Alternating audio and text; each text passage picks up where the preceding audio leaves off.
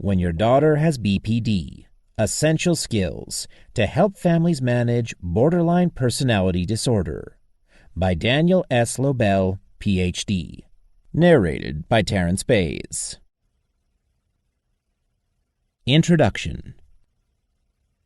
Parenting a child with borderline personality disorder, BPD, presents challenges well beyond the scope of typical parenting. Standard parenting techniques often backfire, leading parents to feel that their child and their family life are out of control. Families of a child with BPD experience tremendous conflict and hostility, resulting in the parents feeling ineffective while the child suffers and her functioning steadily deteriorates.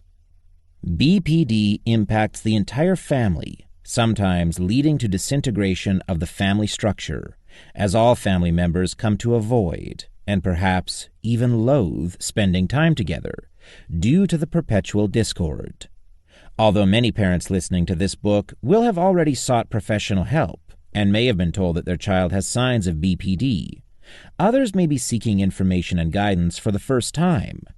This book will offer essential parenting techniques that, if used consistently, will restore control of the family to you, help your child with BPD improve her quality of life, and re-enable your family unit to provide satisfaction and security to all of its members. This book is written for the parents of daughters with BPD, those who are at their breaking point and those who are approaching it. While BPD is rarely diagnosed in children, the patterns of BPD often begin in childhood. This book will help you identify the early signs of BPD and differentiate these behaviors from those of typical children. This is particularly difficult with adolescents due to several factors. One difficulty in diagnosing BPD in teenagers is that their personalities are not yet fully formed, as they are still in a phase of significant brain development. Another difficulty is that these adolescents often have other coexisting conditions, including mood disorders, anxiety disorders, eating disorders, and substance abuse that complicate the diagnosis. Borderline personality disorder is defined as a pervasive pattern of instability of interpersonal relationships, self-image and affects, and marked impulsivity, beginning by early adulthood and present in a variety of contexts. This means that the BPD causes the individual to experience instability in almost all areas of functioning, including perception, mood, behavior, and relationships. These symptoms often show improvement with treatment. In this book, I will describe different forms of impairment that occur to children and families dealing with BPD, utilizing dialogue, illustrations, and case studies compiled from my many years of clinical practice. I will describe essential parenting techniques that will stop the detrimental effects of BPD on your child and your family. This book will allow you to gain a better understanding of specific interpersonal behavior patterns that cause pain and dysfunction to your daughter and your family, and help you to understand why conventional parenting techniques are not effective and can sometimes be counterproductive. Following is a brief overview of how this book is organized. In Chapter 1, I'll discuss the behavior patterns and symptoms associated with BPD and how they affect your child's functioning. Then, in Chapter 2, I'll discuss in detail how the illness causes your daughter to be hurtful to those closest to her. Once we've explored the effects of BPD on your daughter and your family, we'll turn to effective methods to restore healthy functioning to your family. In Chapter 3, I'll present a primer of basic parenting skills that you will need to apply, after which I'll describe a 3-step restorative process in Chapters 4 through 6. The first step offers techniques to help you stop the bleeding. These techniques facilitate setting interpersonal boundaries that allow for healthy interaction while preventing hurtful exchanges between family members.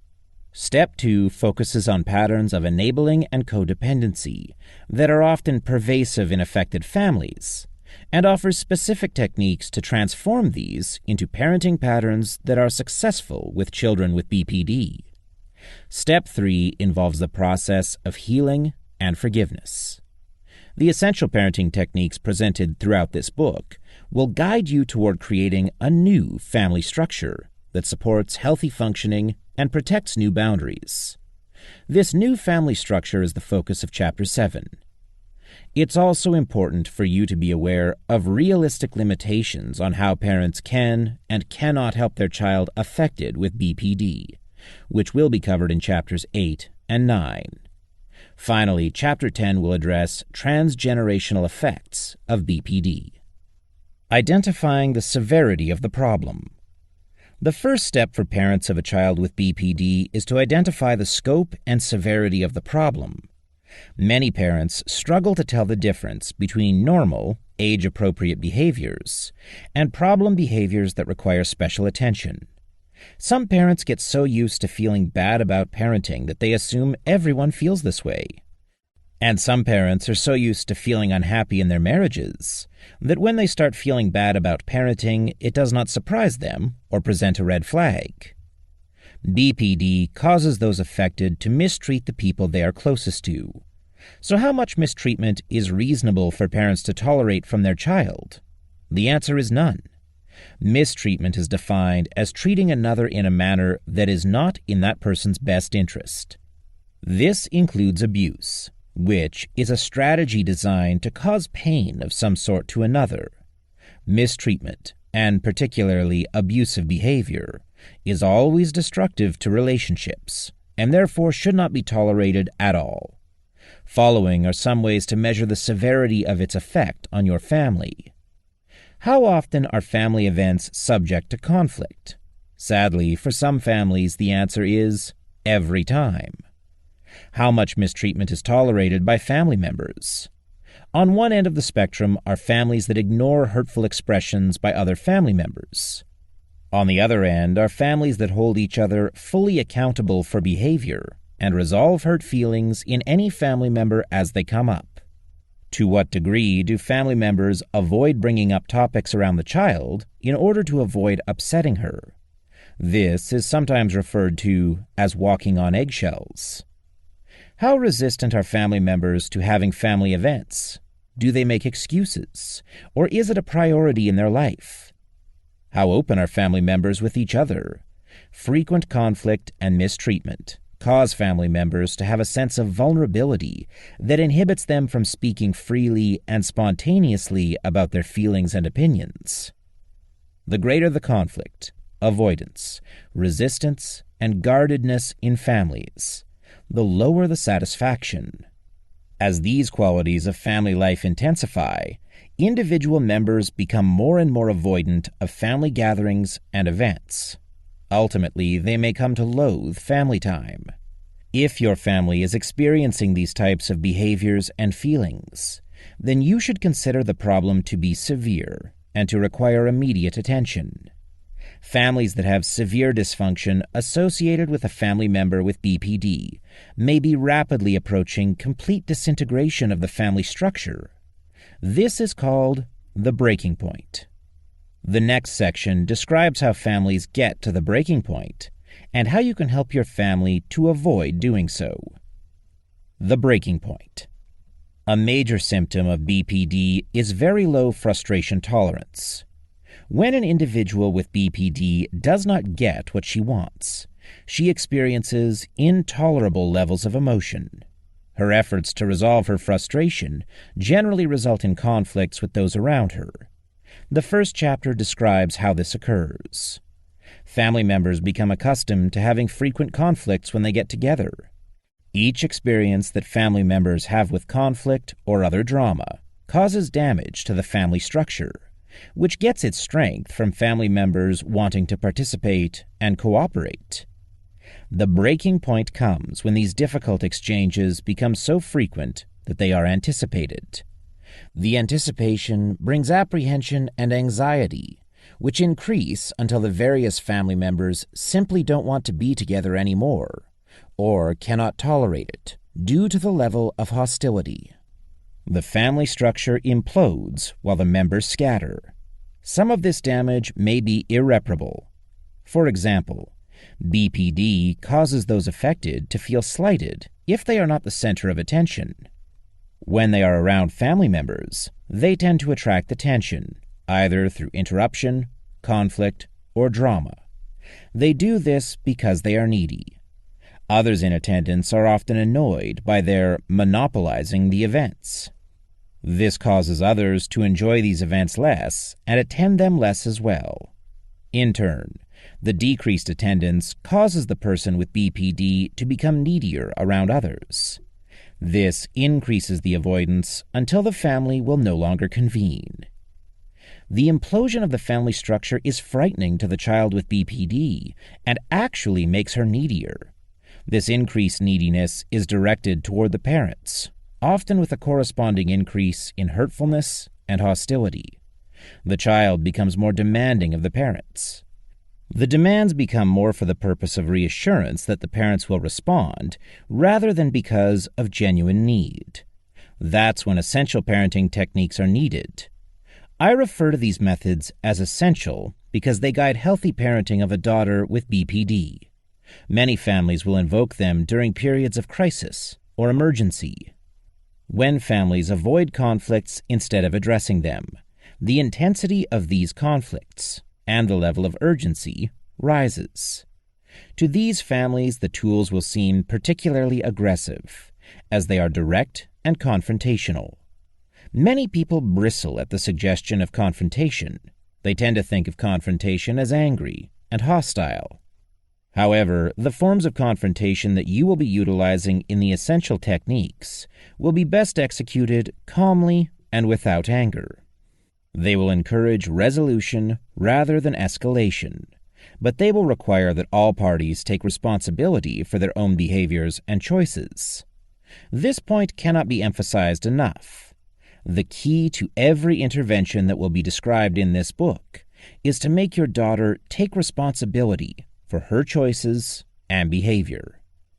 There are several relationship patterns between parents and children with BPD that wear the parents down and bring them toward the breaking point. Here is a partial list of these factors. The child makes the parents feel bad about being a parent if the child does not get what she wants. The child acts out toward the parent if she does not get what she wants. The child discredits the parent if she does not get what she wants. The child isolates the parents from others by behaving differently in public and in private. The child is constantly competitive with siblings for attention and resources. The child does not take responsibility for her behavior or her promises. The child resists independence rather than seeking it. The child pits one family member against another. The sibling of the affected child becomes miserable. The parents experience increased marital conflict as a result of feeling helpless to come up with a strategy for helping the child and the family. If you're listening to this book, it's likely that you recognize several of these factors in your family. Throughout the book, I will describe each of these parenting problems and illustrate them using narratives that I constructed based on my experience treating these families in private practice, clinics, and hospital settings in the New York City area for over 25 years. I have summarized and modified these accounts to provide narratives that simulate your personal experience with parenting a child with BPD. These narratives will help you put into practice, in clear language, the essential parenting techniques utilizing the 3-step restorative process mentioned before. This approach will enable you to embrace a new focus on family interaction and communication that will be healthy for your child and your family as a whole. Persistent use of these techniques will help you transform your family structure into a healthier environment for the entire family, and one that will aid your daughter in her quest for health. Chapter 1. Definitions and Development of BPD. Personality disorders differ from other psychiatric disorders in that they feature a pervasive pattern of behavior that has a dysfunctional effect on relationships with others. For this reason, making effective changes in your family will require you to have an understanding of the effects of BPD, not only on your daughter, but also on you and your spouse or partner, and on your other children. Furthermore, successful interventions must include changes in your daughter's social environment. This almost always involves the entire family. This chapter will describe the effects of BPD on your daughter. The next chapter will describe the effects on the family.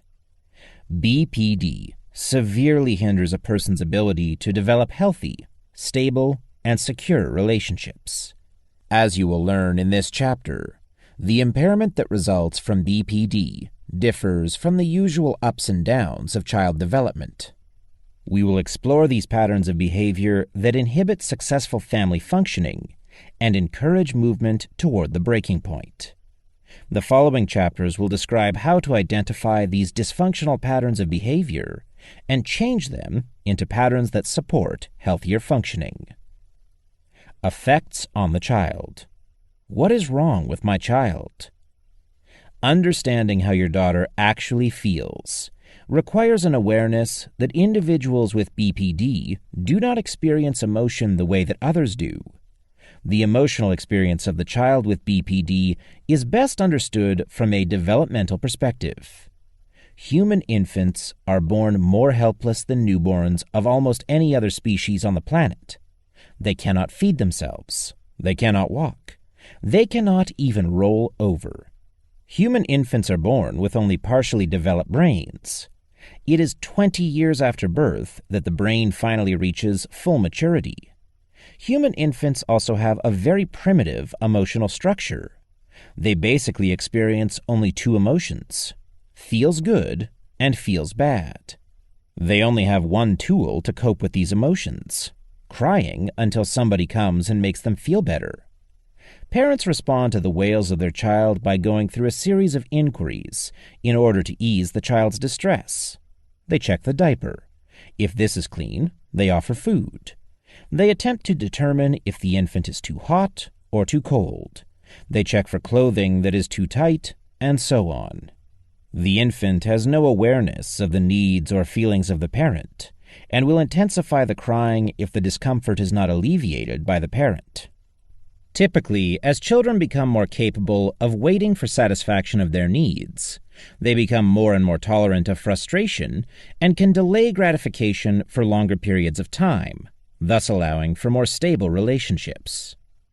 Conversely, individuals with BPD have difficulty accepting that they generally cannot expect instant gratification. The BPD causes them intolerable emotional discomfort when they are frustrated. They continue to fight against it, though their responses mature somewhat. The crying might continue if effective, but it often changes to lashing out at the parents. The child with BPD readily and frequently assumes the victim identity because she has not learned how to attend to her own emotions and continues to expect others to make her bad feelings go away. She holds others responsible for this and acts out against them if they fail. Like the infant, she does not discriminate between minor discomfort and major discomfort. All discomfort is intolerable to her. This underdeveloped emotional system, a central feature of BPD, is manifest in a variety of ways. Following are some of the earliest signs of this emotional immaturity. Separation anxiety. One of the earliest signs displayed by children at risk for developing BPD is exaggerated separation anxiety. It is normal for children to experience some level of anxiety or discomfort when separating from their primary attachment figure, mothers in most families. The child needs the parent for security and hence experiences anxiety when separated. Some children are able to calm themselves fairly quickly after the initial experience of being separated from their parent. Parents can generally ease the child's ability to cope with separation by beginning with brief absences and working their way up to longer periods. But children at risk for developing BPD cannot calm themselves or allow themselves to be calmed by others when separated from their parent. They continue to protest and resist efforts to be calmed. These children may become so upset that they throw up or experience headaches or stomach aches from the stress, often requiring the parent to stop whatever she was doing and come to the child's aid. The resistance to separation and the anger associated with it are the prototype for later exaggerated fears of abandonment that are characteristic of BPD. Frustration tolerance. The term frustration tolerance refers to the ability to manage obstacles in one's life. Thus, a high frustration tolerance is desirable. In fact, it is the cornerstone of most healthy coping mechanisms. It allows individuals to think before they act and to persevere after failure. It allows for inhibition of impulsivity. Children with BPD have a very low frustration tolerance. Many parents, particularly those of children with BPD, give in to their children as a way to decrease conflict and create peace. However, giving in to your daughter, which I refer to as feeding the monster, her illness, decreases her frustration tolerance. This is particularly true when you give in to her mistreatment of others, because your relenting sends the message to her that you cannot tolerate her frustration. If she believes that her parent cannot tolerate her frustration, then it automatically follows that she cannot be expected to tolerate it either. This also adds to her fear that she is incompetent and supports her overdependence on you while undermining her self-confidence. Weak empathy. Most family members come to feel at some point that the child with BPD does not care about their feelings or the feelings of others. The child may convey this directly or indirectly.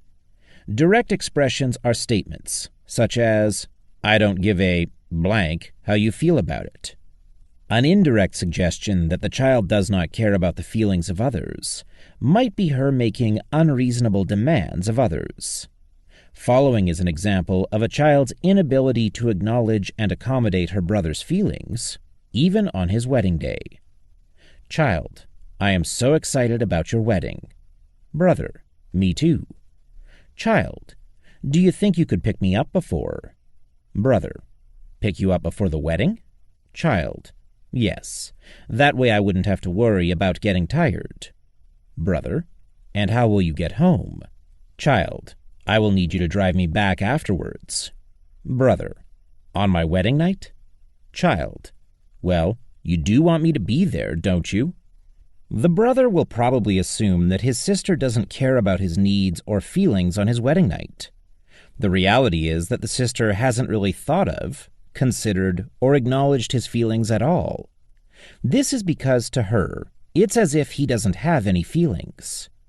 Children with BPD fight a constant war within themselves between self-love and self-hate, and they rely on other people to make themselves feel worthy, for example, by seeking reassurance from them. In practice, this manifests as almost total self-absorption and apparent lack of empathy for others. Children with BPD may ask people how they feel, but often they are more interested in asking than actually finding out. The follow-up responses often betray this disconnect. In the following example, a child with BPD is welcoming home her parents. At first, it sounds like the daughter is interested in how her parents feel. Child, welcome home. How are you guys doing? Mother, I am exhausted. We were delayed at the airport for 3 hours. Father, and then there's the jet lag. We were in the air for 13 hours straight, 4 different time zones. I am exhausted. Child, that's nice. So can one of you give me a ride to the mall and then pick me up at 10 when they close? In this exchange, the child knows that the parents just returned from a long trip, and she asks how they are, which they answer candidly. She then appears to totally disregard what they said and makes an unreasonable request, given how they said they feel. She just did not consider their feelings at all. Perhaps you have noticed times when it appears as though your child is using empathy to find the most painful areas to attack. A common form of this is known as rubbing it in. For example, consider a child with BPD who knows that her brother was just turned down for a job. In anger or frustration, the sister says something like, "No wonder you didn't get hired." This is generally not true empathy, where someone seeks to feel another person's feelings, but rather self-reference, where someone assumes that other people get hurt by the same things that she gets hurt by. The sister is not empathizing with her brother regarding how he must feel about being turned down for a job. She just assumes that he will feel the way that she would feel if turned down for a job. Your child's weak ability to show empathy makes it difficult for her to understand the feelings of others. It's natural for people to want to be understood by those they care about, and for this reason, people put substantial effort into conveying their feelings to others. But efforts to have your daughter empathize with you will generally be fruitless. In fact, individuals with BPD actually resist recognizing the feelings of others, and attempts to have them do so often increase conflict. Therefore, when you tell her how you feel, your daughter may offer repelling responses such as, "Your feelings? What about my feelings? You don't care about my feelings." Or mocking responses such as, "Oh, your little feelings are hurt. Why don't you grow a pair of balls?" The child with BPD resists acknowledging other people's feelings because she needs to be the center of attention, and to acknowledge the feelings of others would feel to her like a slight. However, this avoidance of acknowledging others' feelings restricts her ability to develop empathy, such that, in adulthood, without proper intervention, she will have tremendous difficulty empathizing with others, even if she wants to. Depression. The emotional state of individuals with BPD can be very extreme.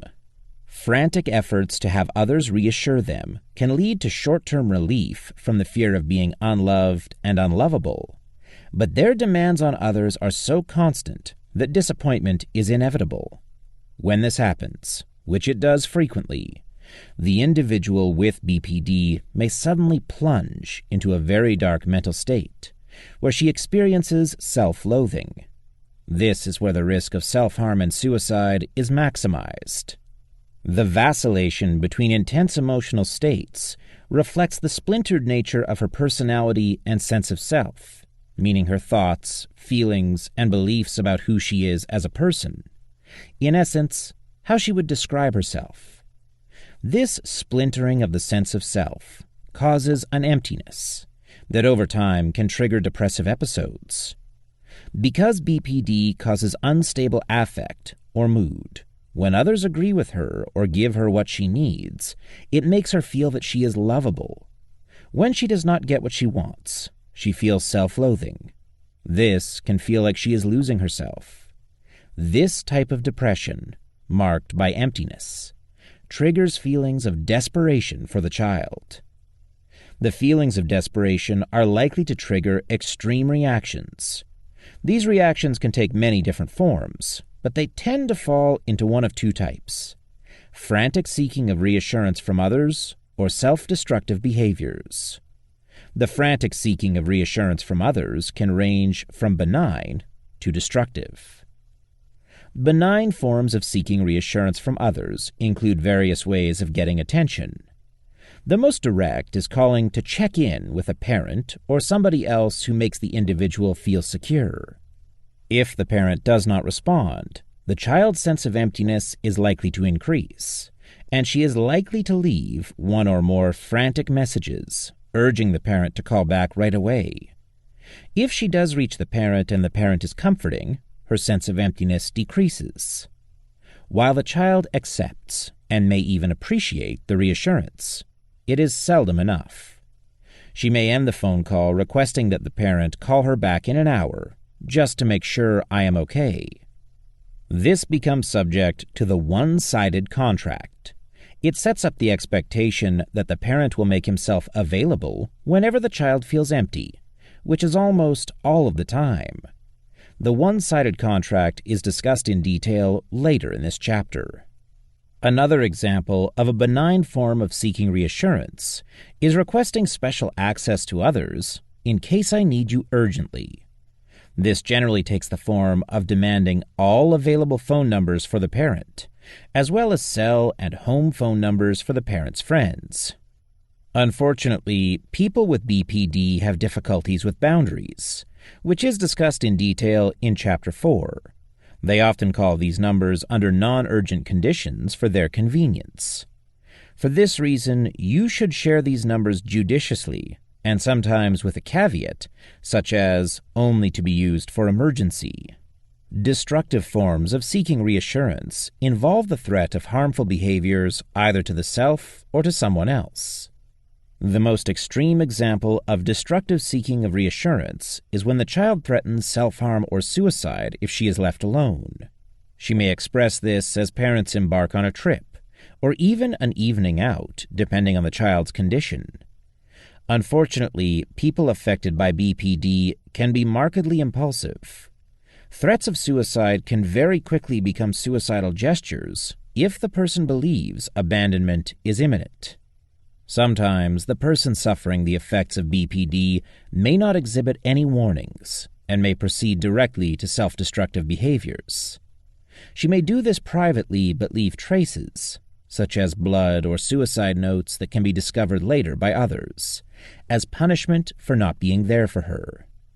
If your child makes any gestures or attempts at self-harm, you should immediately seek emergency medical treatment, either at a hospital or an appropriate acute care facility. Inability to take responsibility for behavior. The core struggle of individuals with BPD is to combat feelings of worthlessness and self-loathing caused by the BPD with constant reassurance from others. This prevents them from acknowledging errors and accepting responsibility for their behaviors when they have erred. Taking responsibility for something they have done wrong reinforces their feelings of worthlessness and increases their self-loathing. Because of their inability to take responsibility for errors or hurtful behaviors, individuals with BPD often feel that they are victims of the errors and hostilities of others. They see themselves as the victim of those around them who are either unwilling or unable to satisfy them. They respond to their disappointment in hurtful ways, thus pushing away those they love. They then interpret this as other people abandoning them, reinforcing their view of themselves as a victim. The struggle for self-definition. Individuals with BPD are genuinely in emotional pain most or all of the time. Underlying their unstable behaviors and emotions is an unstable sense of self. They struggle to consolidate their sense of self from two opposite conceptualizations, at times seeing themselves as loved and lovable, and at other times feeling worthless and unlovable. Their strategy is to grasp onto the positive image and deny the negative, using other people to facilitate this. Perceived slights or perceived rejection can cause them to violently shift their sense of self from one of wellness and superiority to one of worthlessness and self-loathing. They blame others for this when others fail to provide consistent reassurance of their superiority by yielding to their every demand. This creates the black and white, or all-or-nothing demeanor that makes them appear extreme. But bear in mind that your daughter is a person in almost constant pain who teeters on the edge of depression and needs others to help her. Feelings of self-loathing can at times get so intense for the child with BPD that they cause self-injurious and self-destructive behaviors, such as cutting oneself, overdosing on drugs, and even suicide. This is why BPD can be thought of as a boundary disorder. Because individuals with BPD hold other people responsible for how they see and feel about themselves, they tend to blur the line between themselves and others. They do not recognize others as distinctly different whole human beings. Rather, they see others as utilities without feelings of any significance. This affects every area of functioning. Perhaps the most obvious boundary violations are those regarding physical boundaries, which may involve either other people's belongings or other people themselves. It is not uncommon for individuals with BPD to take their sister's or mother's clothes to wear and not return them or return them dirty or damaged. They may go into the wallets of family members and take money if they need it. They often do not seem to be capable of recognizing this sort of behavior as intrusive and offensive. Many feel victimized by the suggestion that they did something wrong by going into other people's belongings. Physical boundary violations are generally more serious when they threaten or infringe upon the other person directly. Volunteering the services of others to gain favor is an example of this. For example, a person with BPD trying to gain favor with a friend might offer her father's help with her taxes without asking him first. A more serious example of violating the physical boundaries of others involves touching them when or where they do not want to be touched. The violations of emotional boundaries can be even more destructive, though they may be more subtle. The individual with BPD may hurt those around her by attempting to make others feel bad about themselves. She does this to feel better about herself. Specifically, she needs her parents to put her on a pedestal, to treat her as though she were special. She demands that her parents put her needs before all else, before siblings, before family, before the parents' personal needs. When she perceives her parents as not putting her before all others, she strikes out at them with statements such as, "You are the worst parent ever," "You never loved me," "You only care about sibling," and "I wish I were dead." Through these statements, the child challenges her parents' need to see themselves as good, responsible, and devoted parents. Often, individuals with BPD are somewhat successful at making their parents feel bad and guilty about not being good parents, and possibly even to hate parenting. At the same time, and as a result of their pain, the child with BPD's behavior draws the entire family toward the breaking point. Testing others. Often, individuals with BPD seek reassurance of their self-worth by constantly testing others, usually without their awareness. Here are some examples of the many different forms this can take. Personalized clock. Individuals with BPD often have their own special clock that determines the quality of their relationships. When they contact somebody or expect somebody to contact them, a clock is set. This clock determines if the person's response is timely or not. Once the threshold for a timely response has passed, they feel slighted and ultimately abandoned, which triggers their feelings of worthlessness and self-loathing. They then blame whomever they were testing for making them feel these feelings. The bias search engine. Another form of constant testing of others is the search for hidden meaning in all that is said and not said. When individuals with BPD listen to those around them, they listen for, rather than listening to, what another is saying. They do not receive information from a neutral perspective. Rather, they listen for slights, disloyalty, or abandonment. These are their search engine keywords. Here is an example where the child hears her father saying that she does not look good in his statement about her friend. Father: I saw your friend Sarah at the library today. She looked great. Child: and I look like a piece of dirt? Father: I didn't say that. Child: you never say, I look great. Father: yes, I have said it. Child: but you didn't mean it. In this exchange, the child hears the father's initial comment about her friend as a slight. To the child, it is as if the father had said, she looked great and you don't. Of course, the father did not say this, but the child hears the hidden meaning in it. She actually creates the hidden meaning by projecting her insecurities, her self-loathing, onto the father, and then gets angry at him for it. This tendency to project her self-loathing onto others is also what drives the need for constant reassurance or reaffirmation that the child is lovable and is loved. It is also why there is never enough. The search engine can seek out behavior as well as words. It can read slights or abandonment into behaviors or the absence of behavior. The following is an example where the child feels slighted by the mother looking at her watch. Child: Why are you looking at your watch? Mother: I wanted to see what time it is. Child: You're bored. You can't wait to get away from me. Mother: Sweetheart, that is just not true. Child: I was just starting to relax and enjoy being with you. Mother: And I was enjoying being with you. Child: People do not look at their watches when they are enjoying themselves. Here, the child projects her fear of abandonment onto the action of her mother looking at her watch. She resists her mother's reassurances so that her mother will repeat them to her. Self-fulfilling prophecy. The constant testing behaviors that persist in relationships with individuals with BPD put tremendous pressure on these relationships. This causes extreme instability in most of the relationships that get beyond casual. It is exhausting for others to have to constantly figure out how they are being tested so they can avoid mistreatment.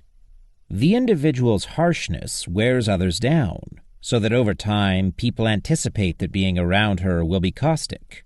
She can sense that others are less than forthcoming or less welcoming, and her greatest fear, that others will retreat from her, becomes reality.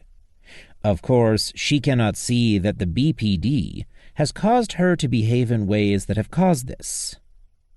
The one-sided contract. Individuals affected by BPD believe that if someone does something for them once, they can assume that the person will continue to provide that service forever. They feel entitled to it.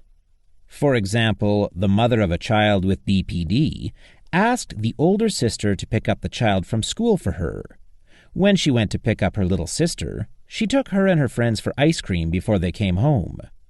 The next day, the child with BPD will probably ask her sister to pick her up again and take her and her friends for ice cream. If the sister is unavailable or says no, the child with BPD is likely to attack her. She may accuse the older sister of having more important things to do or not loving her. She may even use the fact that the sister took her once against her. You had time for me yesterday. Now I'm not important. I wish you would have never bothered. The older sister very quickly learns that trying to do something nice for her sister will set up an expectation of entitlement whenever the younger sister wants something from her, which may seem like all the time. This will cause the older sister to curb her loving gestures toward her sister in the future.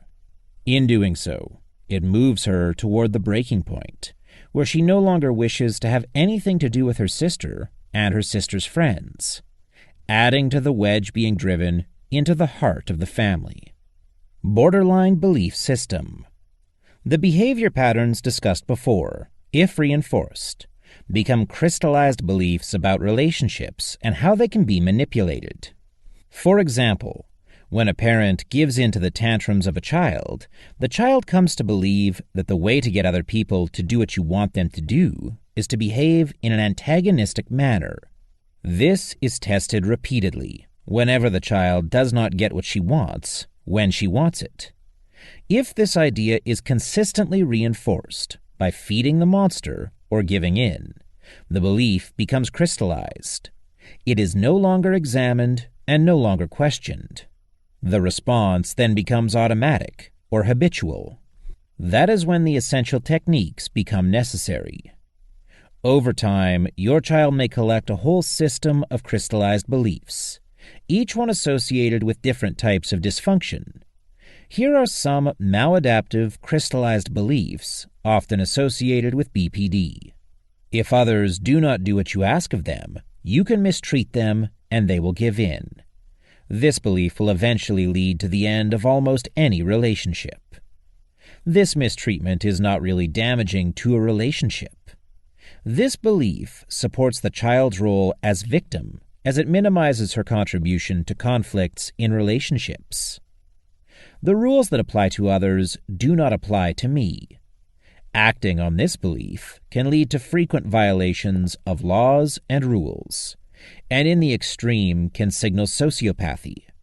Eventually, an individual who acts on this belief is held to task by authorities and punished. Other people will give to me only if I force them to.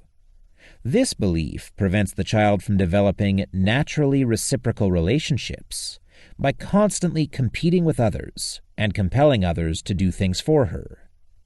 It is not harmful in a loving relationship to force others to do what they do not want to do. This belief causes an individual with BPD to totally discount the feelings and needs of others, ultimately causing others to resent her and withdraw. I cannot tolerate frustration, and therefore I must get what I want when I want it. Otherwise, it is a crisis. This prevents the individual from developing a higher frustration tolerance. I do not need to reciprocate what others do for me. This discourages others from being giving or extending themselves, because it leaves them feeling used and exploited. It does not matter what other people feel.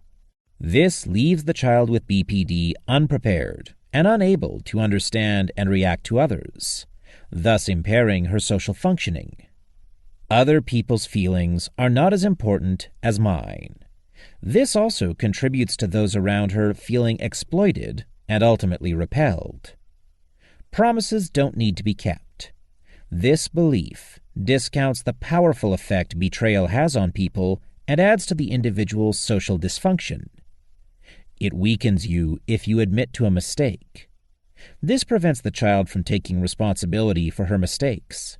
It leaves others feeling blamed and resentful and adds to the instability of relationships. You should never say you are sorry. This belief interferes with the child's social functioning as it discourages trust and increases resentment. I am a victim. This belief also interferes with social functioning by discouraging trust and increasing resentment. I am entitled to expect others to forgive me for anything I must do to get what I want. This undermines the development of healthy boundaries, as it suggests that there are no bounds to her behavior. These beliefs develop over time if they are not challenged by others, leading to repetitive patterns of behavior that are associated with extensive dysfunction in most relationships. Those closest to the child are affected the most. Chapter Summary. This chapter focused on the pervasive effect of BPD on your daughter's functioning and sense of well-being. People with BPD experience considerable emotional pain and tend to exhibit specific behavior patterns as a result of several factors, which include fears of being unloved or abandoned, limited frustration tolerance, and a weak ability to empathize with others. They have tremendous difficulty taking responsibility for their behavior and engage in frequent testing behaviors. Finally, individuals with BPD tend to develop common belief systems that can impede relationships if not challenged. In the next chapter, we will examine the effects of your daughter's BPD on family members. Chapter 2. Effects of BPD on the family. BPD is a disorder that affects the entire family.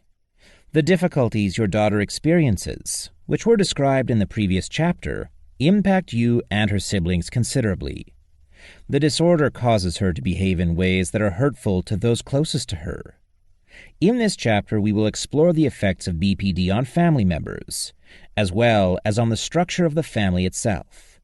The rest of the book is dedicated to helping your daughter cope with the effects of BPD in ways that support better social functioning, while at the same time helping the family resist unhealthy patterns caused by BPD. Effects on parents and parenting. Am I a bad parent?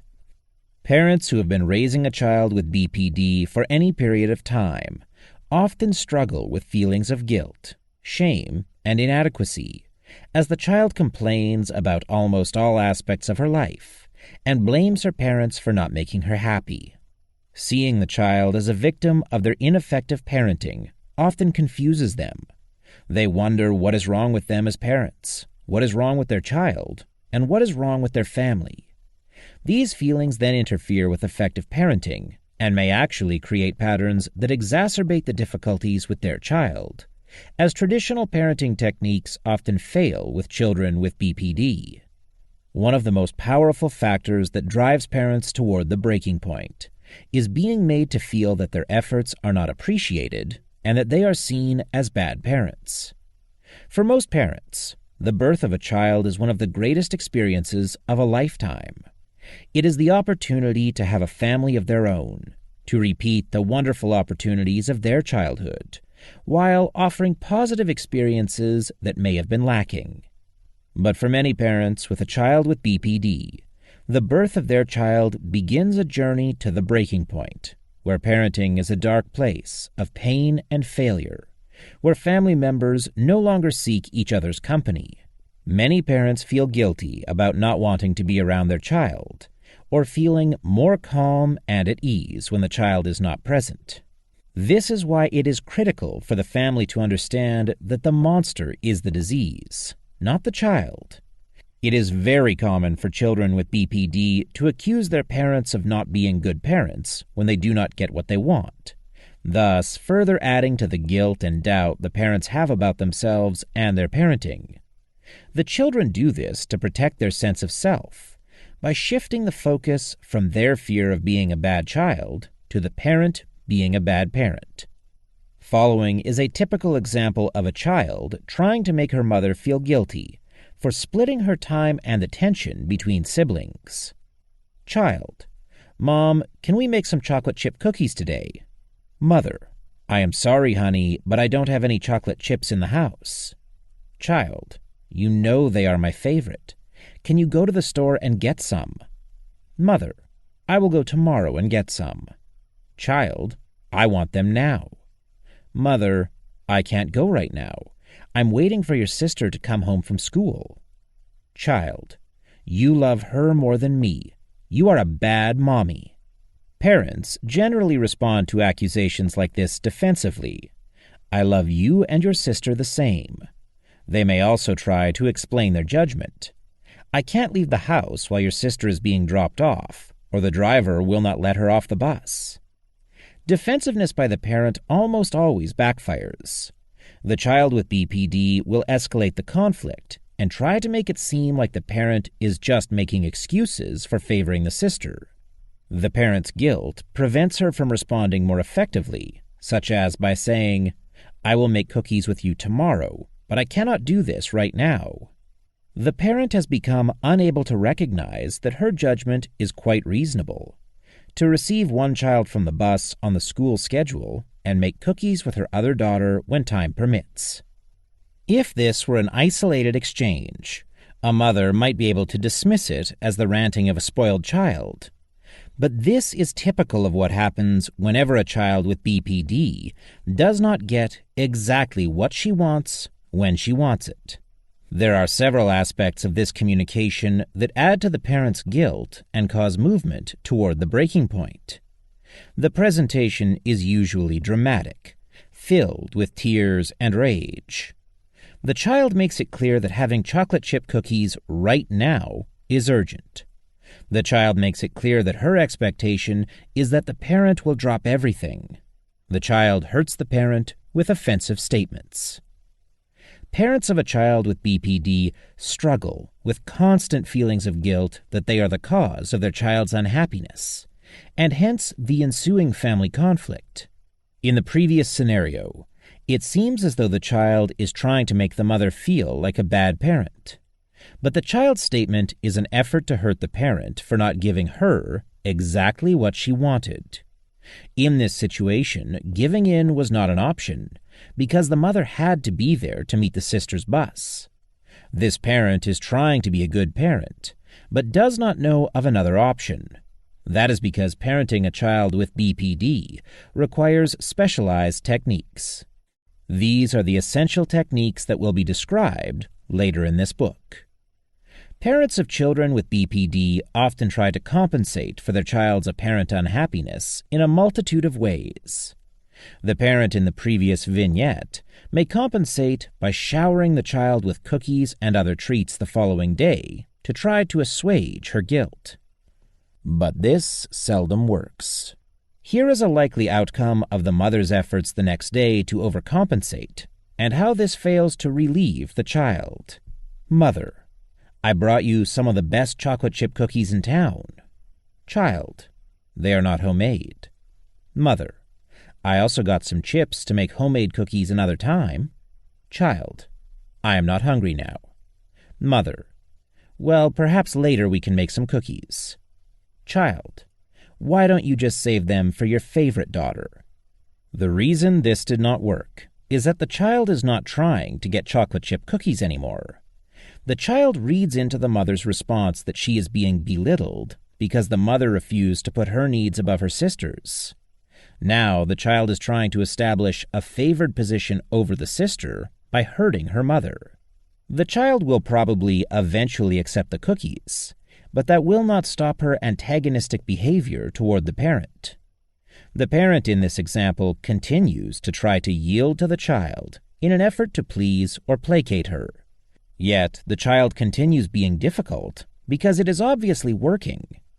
Disrupting this pattern requires a response such as, I understand that you feel hurt that I couldn't make the cookies for you yesterday. It was not because I love you less. It was because your sister needed me that minute to take her off the bus. We can make cookies at another time, but it is just as important to me. Of course, this is very difficult to do if you are feeling guilty because your child accuses you of being a bad parent. Further, the child is not likely to respond to the suggested reply cooperatively. The parent's guilt and the associated overcompensations in parenting result from the failure of traditional techniques and the child's accusations of the parent doing a bad job. The coming chapters will help you overcome this influence and parent with confidence.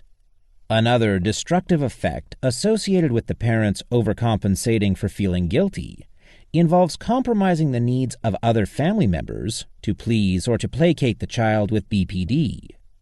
For example, some parents will enter into a pattern where the other sister, without BPD, is asked to give up her needs in order to avoid meltdowns of the affected child. The following example illustrates a typical exchange between a father and the sibling of a child with BPD, where he is asking other family members to suffer in order to placate the child with BPD. Father: Do you mind if we go to the restaurant your sister picked? Sister: But Daddy, she always gets her way. Father: I know, honey, but if we don't go to the restaurant she wants, she will ruin the whole evening. Sister: I know, but it doesn't seem fair. In the previous example, the father appeals to his other child to subordinate her needs to those of the child with BPD for the sake of the family. This only increases his sense of guilt and doubt regarding his parenting, because he knows that his daughter is right. It is not fair. It is also a poor model for the non-affected child, that it is acceptable to give in to people if they push you hard enough. Not feeling like a bad parent requires an understanding of the process of BPD and how those with this disorder use mistreatment to manipulate their parents into doing things they do not want to do or do not think is best. Children with BPD can be so persistent that often the parents no longer know what is appropriate parenting and what is not. They can no longer tell if they are being withholding or enabling. Eventually, parents get worn down by this sort of treatment, and increasingly find it less painful and less difficult to give in than to risk engaging in conflict. Some parents go to extraordinary lengths to prevent their child from having a meltdown. This generally involves doing things for the child that she should be doing for herself, or things that should not be done for her at all. Children with BPD routinely ask others, especially their parents, to do things that they are perfectly capable of doing, but would rather have others do for them. This can include a broad spectrum of requests that, if unchallenged, can lead to total dependency on the parents or others for support. These are some examples of demands that grown children with BPD have made on their parents. Excessive childcare. The adult child with BPD may make her parents primary caregivers to her children. They may be held responsible not only for childcare while she works, but also for watching the children while she spends time with her husband or pursues other leisure activities. The excessive dependency on the parents is generally worse when the individual is a single parent. Primary financial support. Even when the individual works, she often expects her parents to fund whatever lifestyle she feels she is entitled to. Basic logistics. This includes anything required for daily functioning. Grown children with BPD often make their parents or others responsible for making sure they are awake in the morning, cleaning their homes, doing their taxes for them, and so on. When the parents suggest that the child assume these functions, they often experience resistance, frequently in the form of mistreatment, which often leads them to give in. In turn, the consistent giving in supports and reinforces the child's inappropriate and unhealthy dependency. When parents fail to set appropriate boundaries and give in to the child's unreasonable demands, they make the illness worse. This is called feeding the monster. Feeding the monster. Parents of children who have BPD are very often told by the child that they are bad parents. The child holds the parent responsible for her unhappiness. Associated feelings of guilt often cause parents to give in to their child against their better judgment. Sometimes the parents give in because they are worn down by extensive conflict and mistreatment. Giving in to the unreasonable demands of a child, or feeding the monster, only causes the monster, the illness, to grow. If abusive or toxic behavior proves to be successful in getting what she wants, the child will use this method more often. This is the basic behavioral principle of positive reinforcement. The hurtful behavior is reinforced by the parents giving in. Positive reinforcement increases the frequency of the behavior that precedes it. Any giving in to the child's hurtful behavior will thus increase the child's use of this type of behavior in the future as a primary tool to get her way. The behavior will become more hurtful over time, and the parent's task to resist this will become more difficult and more daunting. This is a spiral that leaves the parent feeling more and more helpless and hopeless, and ever closer to the breaking point. Feeding the monster is also a form of enabling. Enabling refers to behaviors that encourage or increase the successful use of an unhealthy process. For example, when a child with BPD gets bad grades, she tends to blame her teachers. She presents herself to the parents as a victim who has been frustrated in her effort to be a good student by a teacher who either does not teach right or has it in for her. She encourages the parents either to ignore her weak performance or to champion for her with the administrators of the school to get some special accommodation. Of course, there are individuals with BPD who do have learning disorders or other conditions that would warrant accommodations. When parents do accept the child's narrative that her weak school performance is because of the teacher rather than insufficient effort, and either ignore it or petition the school administrators, the parent reinforces the child's blaming of others for her shortfalls. This enables the child to effectively use this process to excuse herself from responsibility and blame others when she does not like the outcome. More blaming of others is likely to result. A more serious example of enabling is giving in to a child who threatens self-harm. It is common for children with BPD to threaten self-harm or suicide if they do not get their way. For example, a child may state, "I will kill myself if you don't let me go to the concert." Parents who give in to these threats enable the use of these threats and encourage the child to use the threats whenever she does not get what she wants. The child will quickly see this as an effective tool and use it whenever needed. These statements obviously raise fear in parents, and most parents who find themselves in situations like the one described before feel that they do not have a choice but to give in. They believe that if they do not give in, then the child will hurt herself, and the parent will be responsible and guilty. The child with BPD creates a situation where she gives the parent an ultimatum. Either you give me whatever I want, or I will hurt myself and it will be your fault. Regardless of which choice the parent makes, he or she will feel guilty and inadequate as a parent. In order to see that there is another option, the parent will need to understand how the child shifts responsibility for her behaviors and choices to others.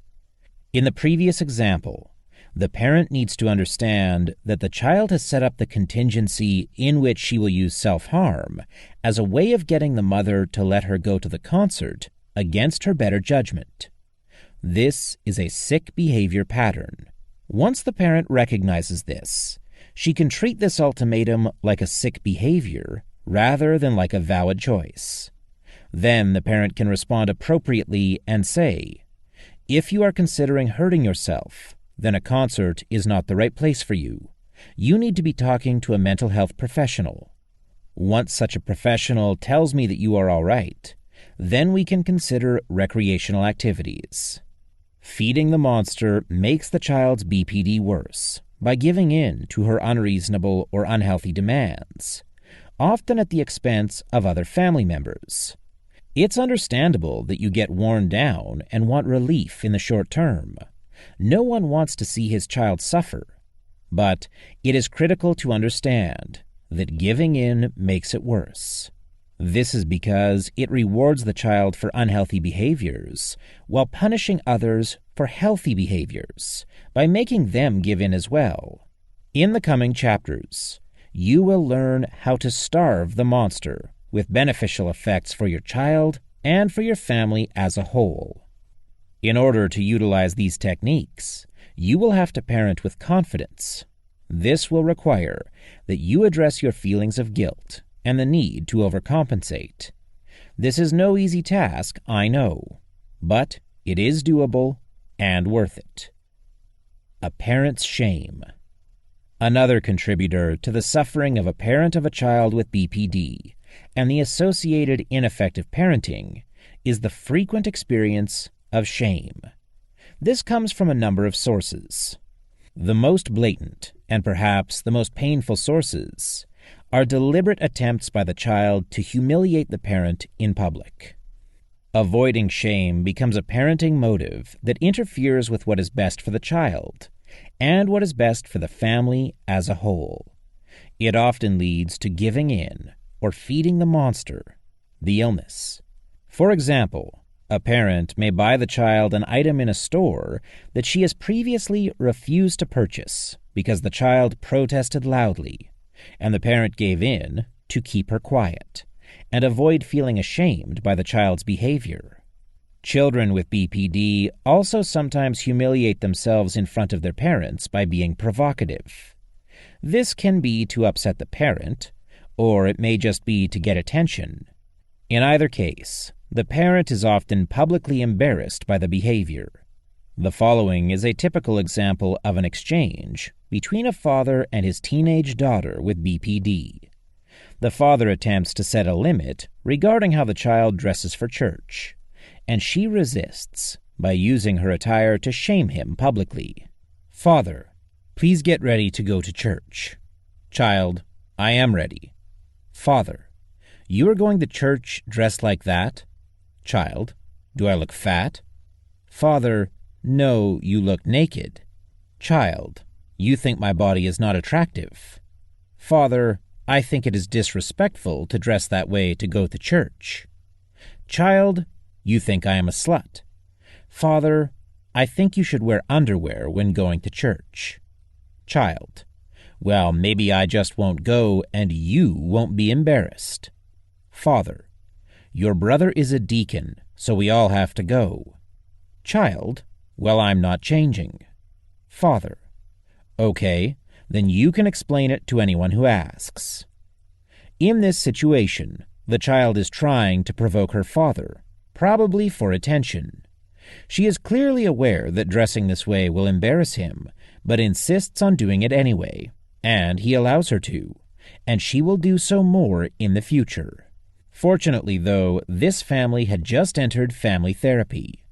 When describing the family's typical struggles, the father shared this example with the therapist.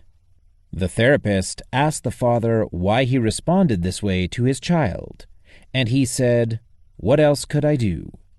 His question clearly reflects the extent of his helplessness and progression to the breaking point. A more effective response would have been to call her bluff. When she threatened not to go, he should have said, "Well, you can't go like that with us." This eliminates the child's power to cause humiliation, but she may end up not going out of spite. This matter will have to be worked out between her and her brother. Most likely, the brother would prefer for her not to go to church than for her to go dressed provocatively anyway. This would be a healthier alternative to choosing to endure humiliation and conflict just to get her to go to church. Parents of children with BPD may also experience shame as a result of feeling that their child's behavior is a reflection on them and their parenting.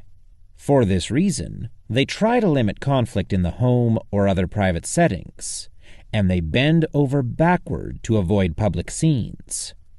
In addition, the child with BPD often behaves differently in non-intimate relationships. Those who know her only casually may experience her demeanor as kind and thoughtful. This is sustainable in casual relationships until the child expresses a need or neediness. Then testing behaviors begin and cause the relationship to become unstable. This isolates the parents of children with this condition. They do not feel that they can discuss their plight with other parents or friends because they are embarrassed. Others may also know the child as someone who is delightful and helpful and may report this to the parents. Some children do this intentionally to isolate the parents or to manage their image for other purposes. For example, a child who refuses to sit in the back of the car with her parents will offer to sit in the back of the car of a friend of the parent. If the parent then attempts to share her frustration with the friend may have difficulty empathizing because of the child's different treatment toward her. Eventually, parents get to the point where they prefer not to be with their child and begin avoiding doing so. This is the breaking point. Depending on the child's age, they may encourage her to go to sleepaway camp or boarding school. If she is an adult, they may ask her to move out of the family home. This often adds to the parent's sense of guilt and feelings of failure as parents. This also aggravates one of the core symptoms of BPD, the fear of abandonment, and makes the child even more needy and insecure. Parents who do not act on the feeling that they want to be away from their child often convey this feeling nonetheless with the same effect. In the following example, the father is trying to go out alone with his wife for dinner, but doesn't want to hurt his child's feelings. Father: Mom and I are going for dinner. There's food in the refrigerator if you get hungry. Child: Oh, so I guess I am not invited. Father: We are going to a French restaurant, and you don't like French food. Child: I am sure I can find something to eat there. Father: We only have a reservation for 2. Child: I get it. You don't want me to come. I don't want to have dinner with you either. You two are the worst jokes of parents that I have ever seen. You are pathetic.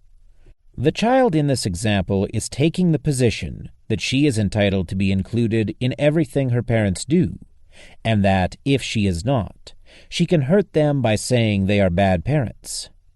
If the parents give in and feed the monster, the child will become even more dependent on her parents for social interaction, and feel both more compelled and more justified in insisting that she remain the focus of her parents' life. That feeds her sickness. This situation is unlikely to resolve on its own.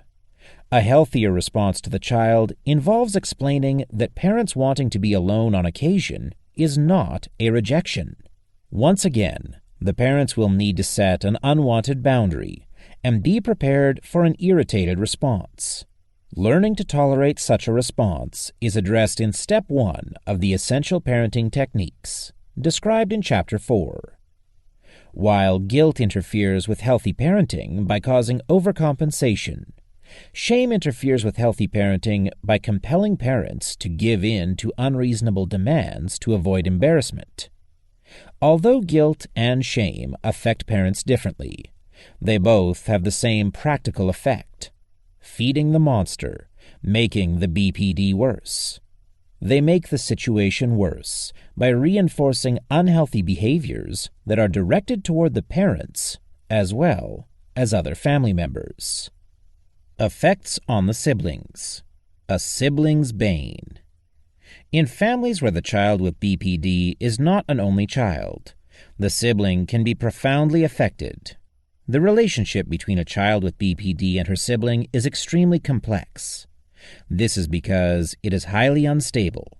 BPD causes individuals to see others as utilities, tools to serve their needs. How they treat others at any given time depends on what their strongest needs are at that moment and may shift frequently.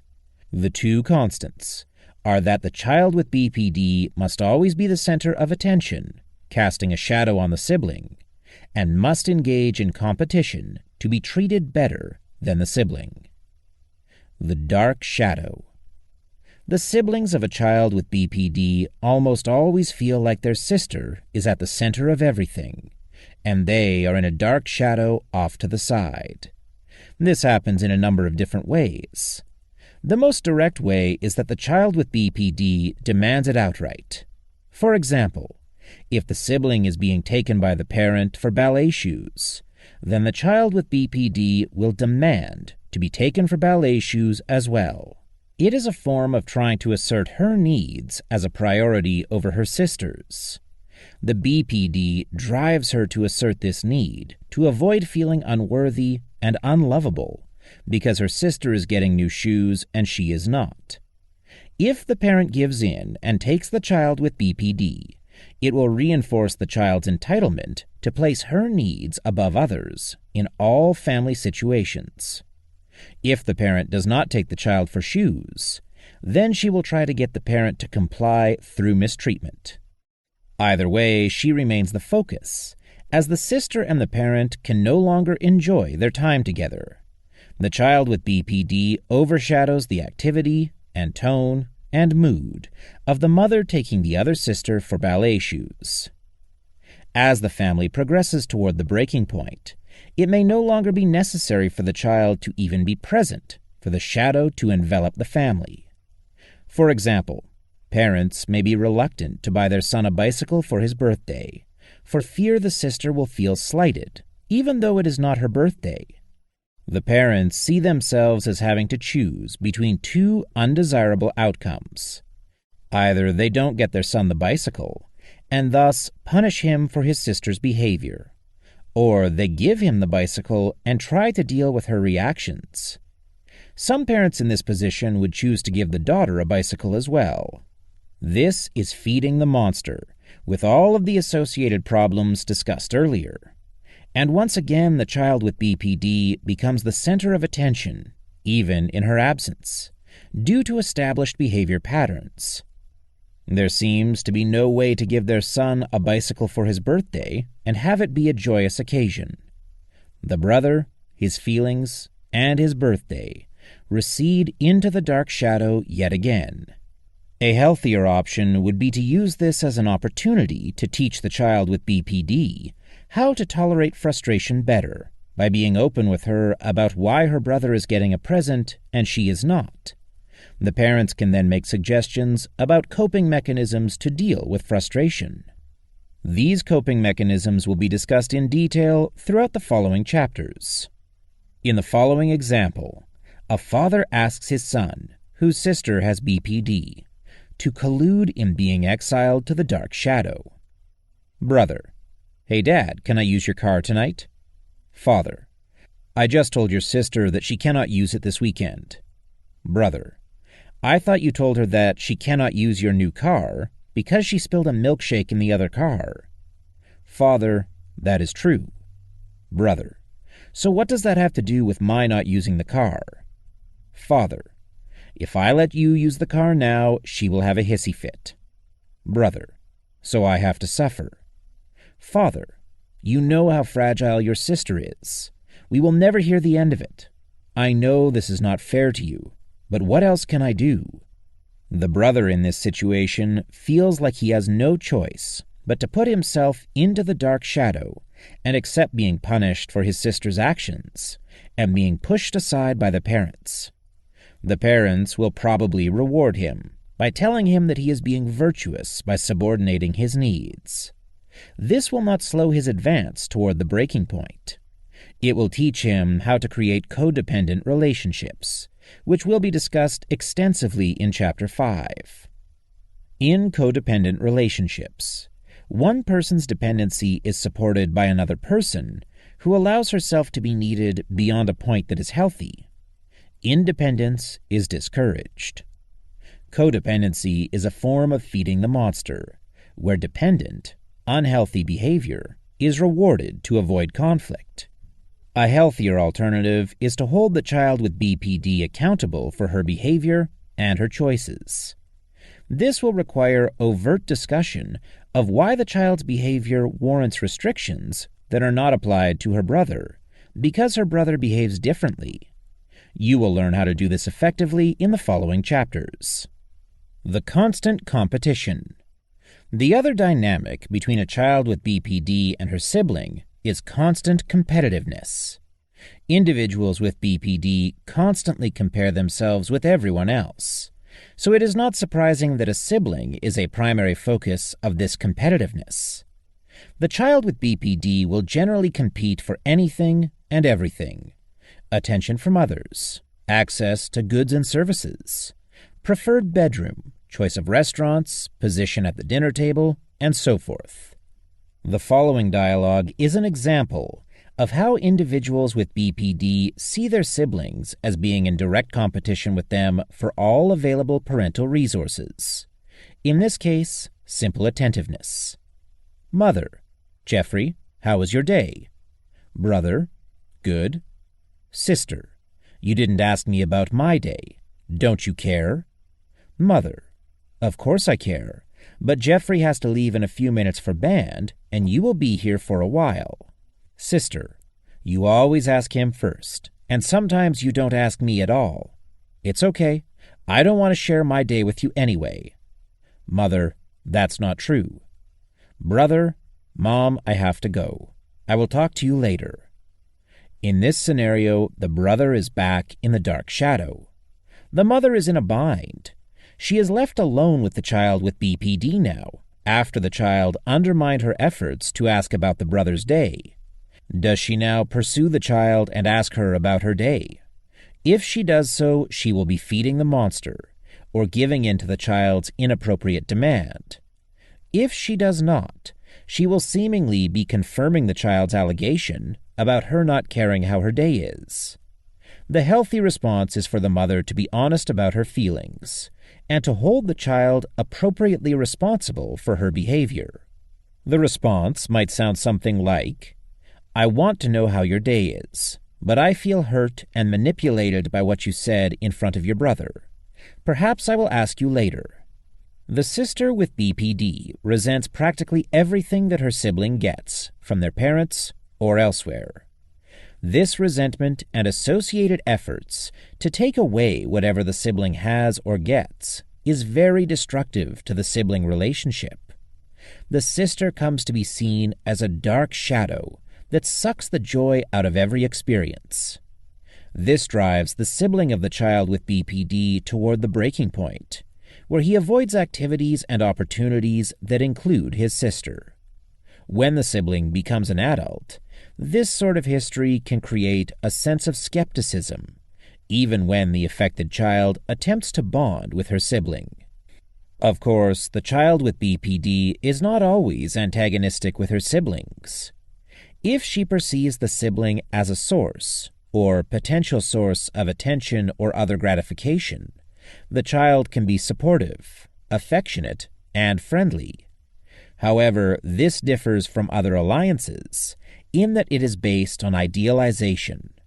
This means that the positive regard will last only as long as the sibling continues to comply with all of her demands. Naturally, this is not sustainable, and as soon as the sibling disappoints the child with BPD, the mistreatment toward the sibling will most likely resume. The triangle. Another reason children with BPD may take a break from antagonizing their siblings is to enlist their support or allegiance against someone else. Triangulation is a form of ganging up on one or more family members by enlisting support of other family members against them. Children with BPD often enlist their siblings to rally against a parent or parents for personal gain. For example, the child may collude with her brother against the parents by planning a party that has been forbidden while the parents are away, or trying to get out of going to church. Most siblings of children with BPD learn early in life that alliances with their sister are conditional and unreliable. They stop willingly entering into triangulation with their sister. This refusal to ally with the sister supports her seeing herself as a victim, and in her mind entitles her to strike out. Siblings can also be drawn into triangulation unwillingly.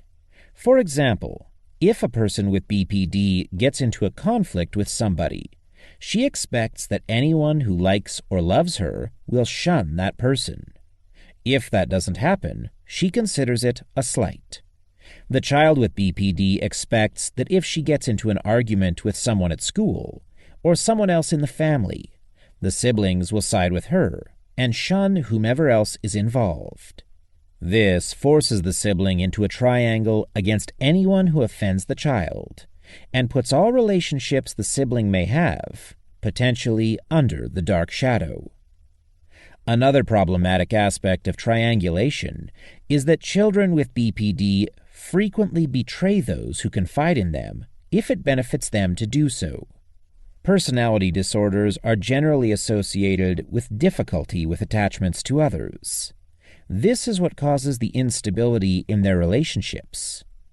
Because of this challenge managing attachment to others, they have difficulty understanding the destructive effect on relationships of not keeping their word or keeping confidences. Siblings of a child with BPD learn early on not to trust their sister to back them up or champion their cause if it in any way conflicts with her wishes or desires. For the sibling of the child with BPD, childhood in its entirety is often tainted by the dark shadow. Every event becomes focused on the affected sister. Every birthday, every celebration, every routine is disrupted. The siblings are constantly vying for the attention and favor of the parents and everyone else who comes in contact with them.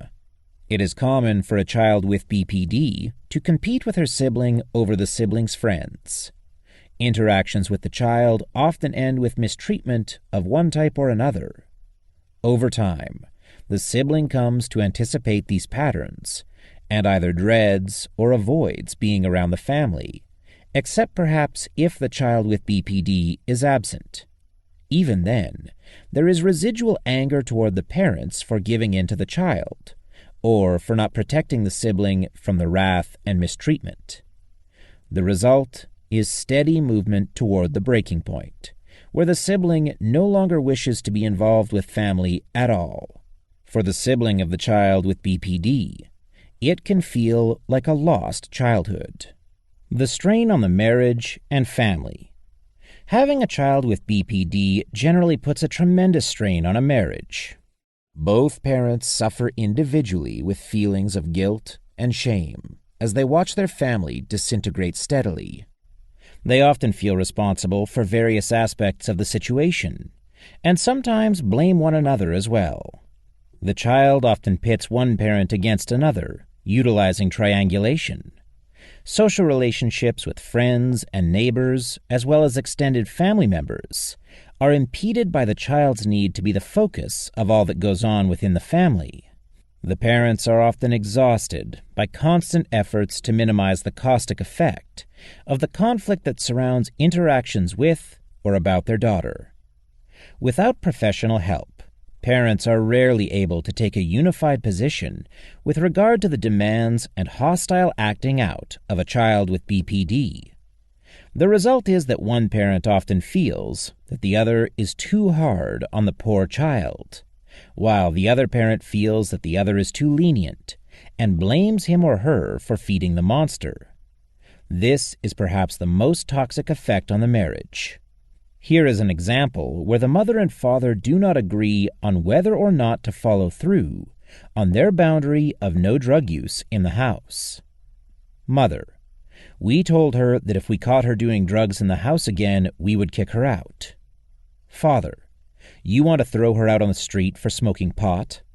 Mother: that's what we told her we were going to do, and she just ignored us. If we don't follow through now, we will have no credibility. Father: but where is she going to go? Mother: probably to her boyfriend's. Father: and you want that? Mother: I don't want that, but I also don't want to lose all control of my home. Father: well, if you want to kick her out, then kick her out. I want no part in it. Mother: but you agreed to it, and so did she. Father: well, I just can't do it. In the previous situation, the father does not agree with the boundary they had set and refuses to execute it. Regardless of whether or not the parents follow through with kicking the child out, the marriage has been effectively polarized. The father is functionally aligned with the daughter and against the mother. Due to repeated incidents, this pattern tends to worsen. If the parents do kick the child out of the house, she will perceive that her mother is driving it. She will then appeal to her father's sympathies in an attempt to form a triangle. If the parents do not kick her out, she will perceive her mother as weak and powerless, and she will continue her entitled behaviors regardless of whether or not they conflict with house rules. The mother's defeat is a form of feeding the monster or rewarding disturbed behaviors. These differences in orientation between the parents, when subject to repeated assault by the child with BPD, cause a buildup in the parents' resentment toward each other. At the same time, the level of hostility in the home rises and rises. This drives a wedge deeper and deeper between the parents, causing the continued weakening of the marriage and hence the family as a whole. The problem in the previous exchange between parents is that they set up a contingency that they cannot enforce. This is particularly puzzling in this example, because there is a history of the child not complying with this specific issue. This pattern of behavior, which involves successive challenges to boundaries and rules, is known as testing limits, and is commonly seen in those affected with BPD. There are several types of testing behaviors that children with BPD often manifest, as described in Chapter 1. In many families, the polarizing effects of having a child with BPD can reach into the extended family. All of those who spend time with the child, her siblings, and her parents, feel the tension and hostility described before. Like the parents, the various family members polarize around those who see the child as a victim and those who don't. Sometimes grandparents get involved, either of their own volition or because the child represents to them that she is a victim of overly harsh or non-loving parents. This can cause grandparents to initiate conflict with the parents over parenting. Sometimes a particularly destructive dynamic occurs when the child complains to the grandparent, who then triangulates with one parent against another. This can cause significant and sometimes irreversible damage to the family structure. It risks driving a wedge between the parent and grandparent, and driving the entire family toward the breaking point. Chapter Summary. This chapter focused on the effects of BPD on the family members of individuals with BPD. The pain, frustration, and shame of parents who have a daughter with BPD can result in patterns of parenting that can actually make BPD worse. This is called feeding the monster. Siblings constantly feel like they are in a dark shadow and struggle to handle the effects of their sister's persistent competitiveness or attempts at triangulation. The marriage and family as a whole are also impacted, in part by family members' often conflicting approaches to responding to the child with BPD. The next chapter will prepare you for the essential parenting techniques that will be presented in the remainder of this book. Chapter 3. A Primer of Parenting Skills. After years of using traditional parenting methods to parent the child with BPD, and finding these methods inadequate or ineffective, parents are often left feeling helpless. They frequently end up feeding the monster, making the BPD worse by giving in to the child against their better judgment, until they reach the breaking point and the family collapses. In this chapter, I will describe necessary parenting tools that have been adapted to the needs of families that have a child with BPD, and that will help you avoid this outcome. Some of these tools you may have tried and abandoned as ineffective. Others will seem brand new. Like most skills people acquire, at first these tools are difficult to use and require considerable focus, and then they eventually become automatic and require less effort. Most of these skills can be used effectively in non-parenting situations as well. However, the focus in this book will be on parenting children with BPD. I will present several core skills, along with specific instructions as to how to acquire them. I'll also describe how you and your partner or spouse can protect and support each other while transitioning to and maintaining parenting methods that are more effective than those you are currently using. Starving the monster. The first step in transitioning to a healthier parenting environment and healthier family life is to reverse the pattern of giving in to your child against your better judgment. This means saying no when it is appropriate to do so and sticking to it. A well-fed monster, a severe disorder that drives your daughter's unhealthy behaviors, is the result of years of giving in to unreasonable demands. If you are like most parents of children with BPD, the giving in usually occurs after your child ramps up her aggressive behavior towards you every time she does not get what she wants when she wants it. Your child learns fairly quickly that she can get you to give in by being more and more aggressive. After years of feeding the monster, your attempts to starve the monster will be met with resistance in the form of escalating aggression. The skills covered in this chapter will be utilized in the 3-step restorative process described in chapters 4 through 6 that will enable you to weather the resistance and transition to a healthier family environment for all family members. Confrontation. When confrontation is introduced as a tool, many people immediately think of angry confrontation.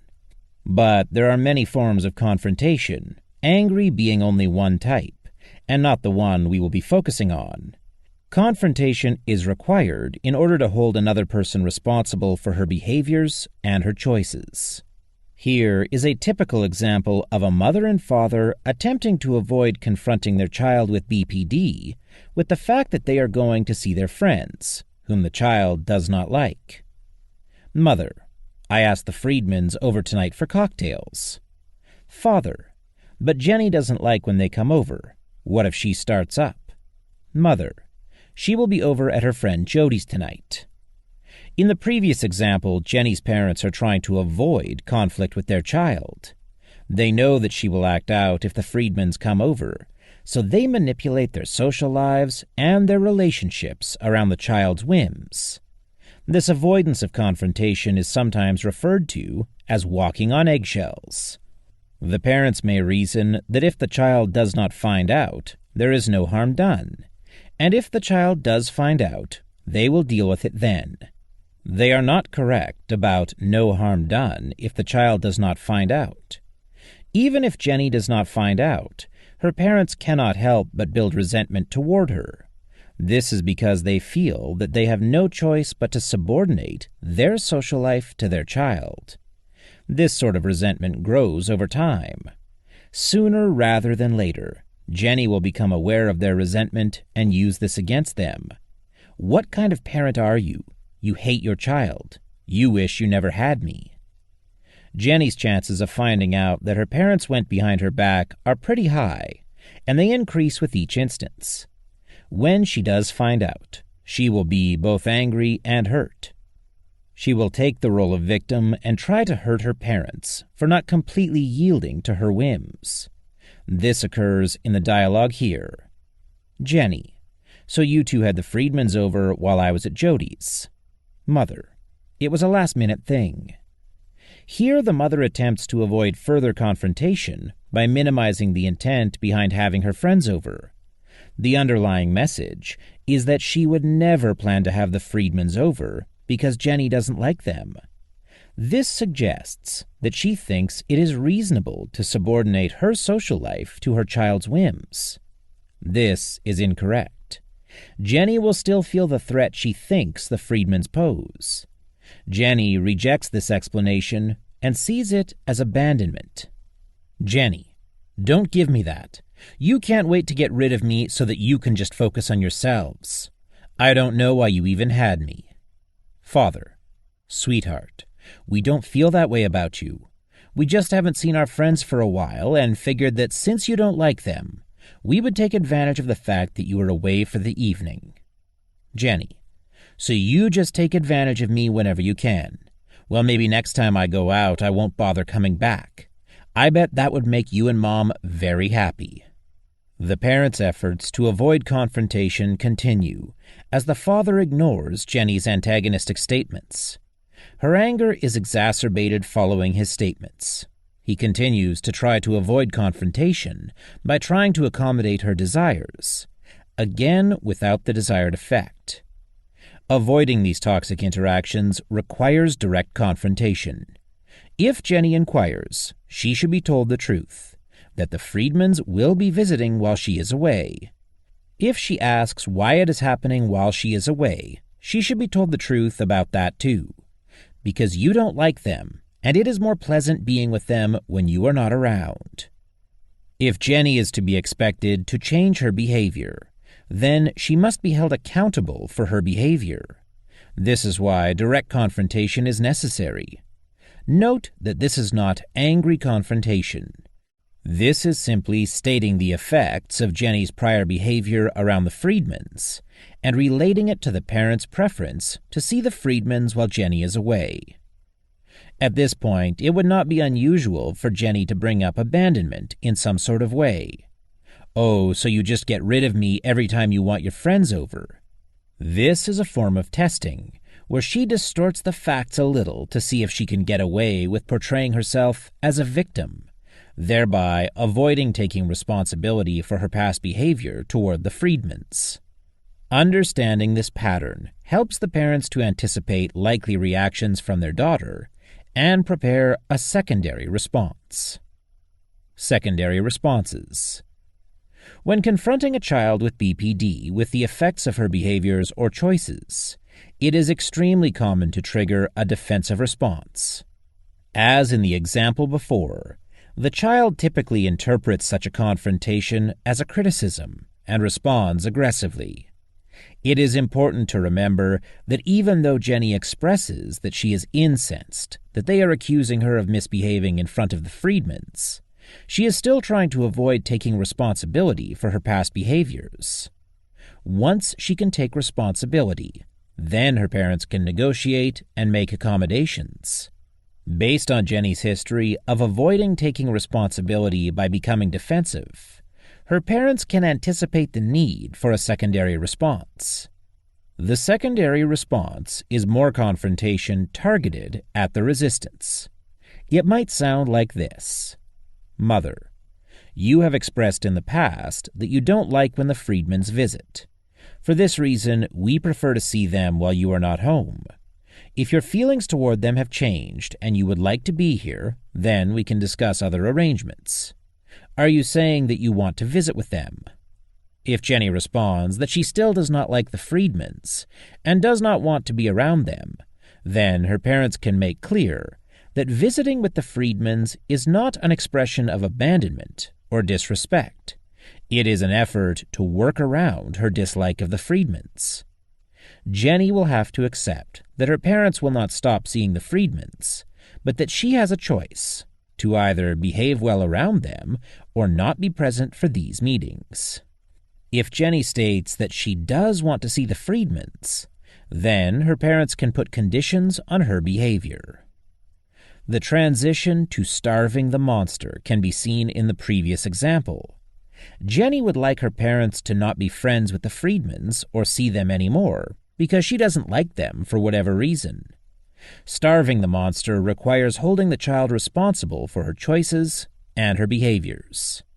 In this case, Jenny has to decide whether or not she would like to be around the Friedmans, and then accept the consequences and limitations of her choice and deal with it.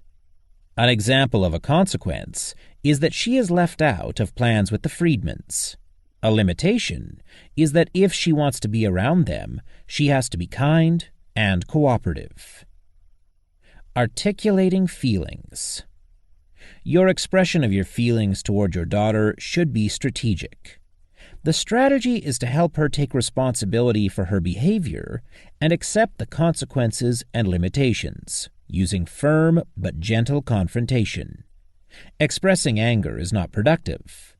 The most effective format is a clear and simple expression of cause and effect, such as, "When you yell at me, I do not like being with you."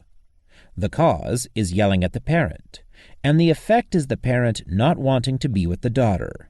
This is the only format that compels her to take responsibility for her behaviors. Once this occurs, she can begin to take control of her life. Many parents of children with BPD give up trying to express their feelings to their child because they have not gotten the desired response from the child. Individuals with BPD have very poorly developed empathic ability, and therefore may not be able to intuit how other people feel. Even if they are told, they have difficulty understanding how other people feel, because their ability to process emotion is so underdeveloped that they may not even know what they feel. For this reason, emotional expressions should be as simple and clear as possible. Perhaps the most basic example of simple and clear expression of emotion is ouch. Whenever possible, you should try to express emotions this simply and this clearly to avoid any chance of misunderstanding or misinterpretation. Your ability to express your feelings clearly to your daughter is critical in order to help her develop empathy. Without this, she will be able to maintain only very casual relationships with others. Many individuals with BPD express anger more often than any other emotion. Unfortunately, the expression of anger pushes others away. Before you can help your daughter express her feelings accurately and productively, it's important to be sure that you have a durable framework for understanding emotions. There are two aspects to every emotion: experience and expression. People do not choose to feel what they feel. If you put a person in a very cold room, he will feel cold. This is not a choice.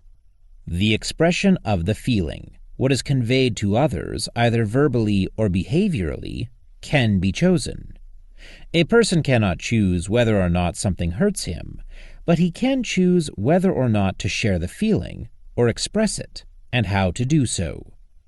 Pragmatic considerations should guide the decision of whether or not to express an emotion, and how to express it and when.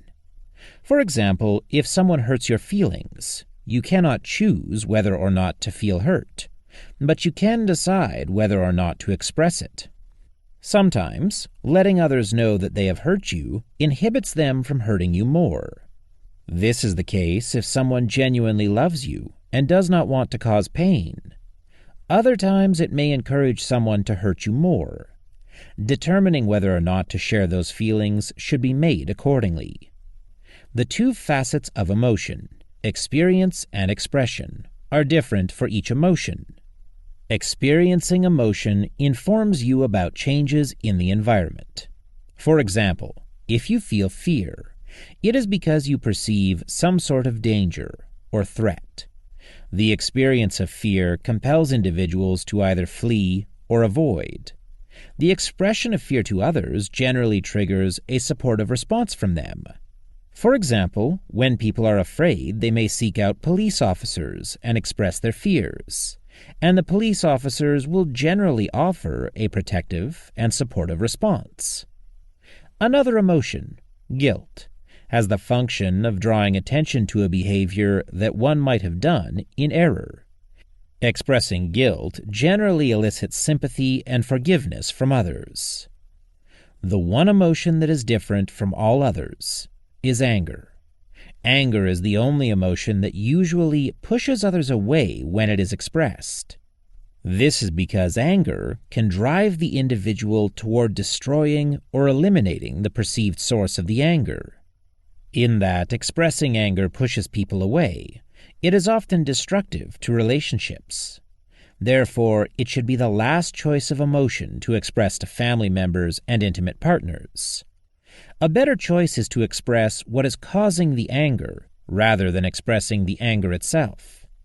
Anger is very often caused by other emotions, such as hurt, disappointment, or humiliation. Generally speaking, expressing any of these other feelings to others does not push them away. Consistency. The core symptom that underlies all of the other symptoms of BPD is instability of mood and social functioning. The individual with BPD experiences frequent fluctuations in the way that she sees herself and others, and tends to fluctuate between extremes with regard to her perceptions of relationships. When she gets what she wants from others, she sees those people as wonderful people, the best. Once someone with BPD sees another person as willing and able to take care of her, she tends to idealize that person. Of course, with that comes extreme expectations of unlimited service.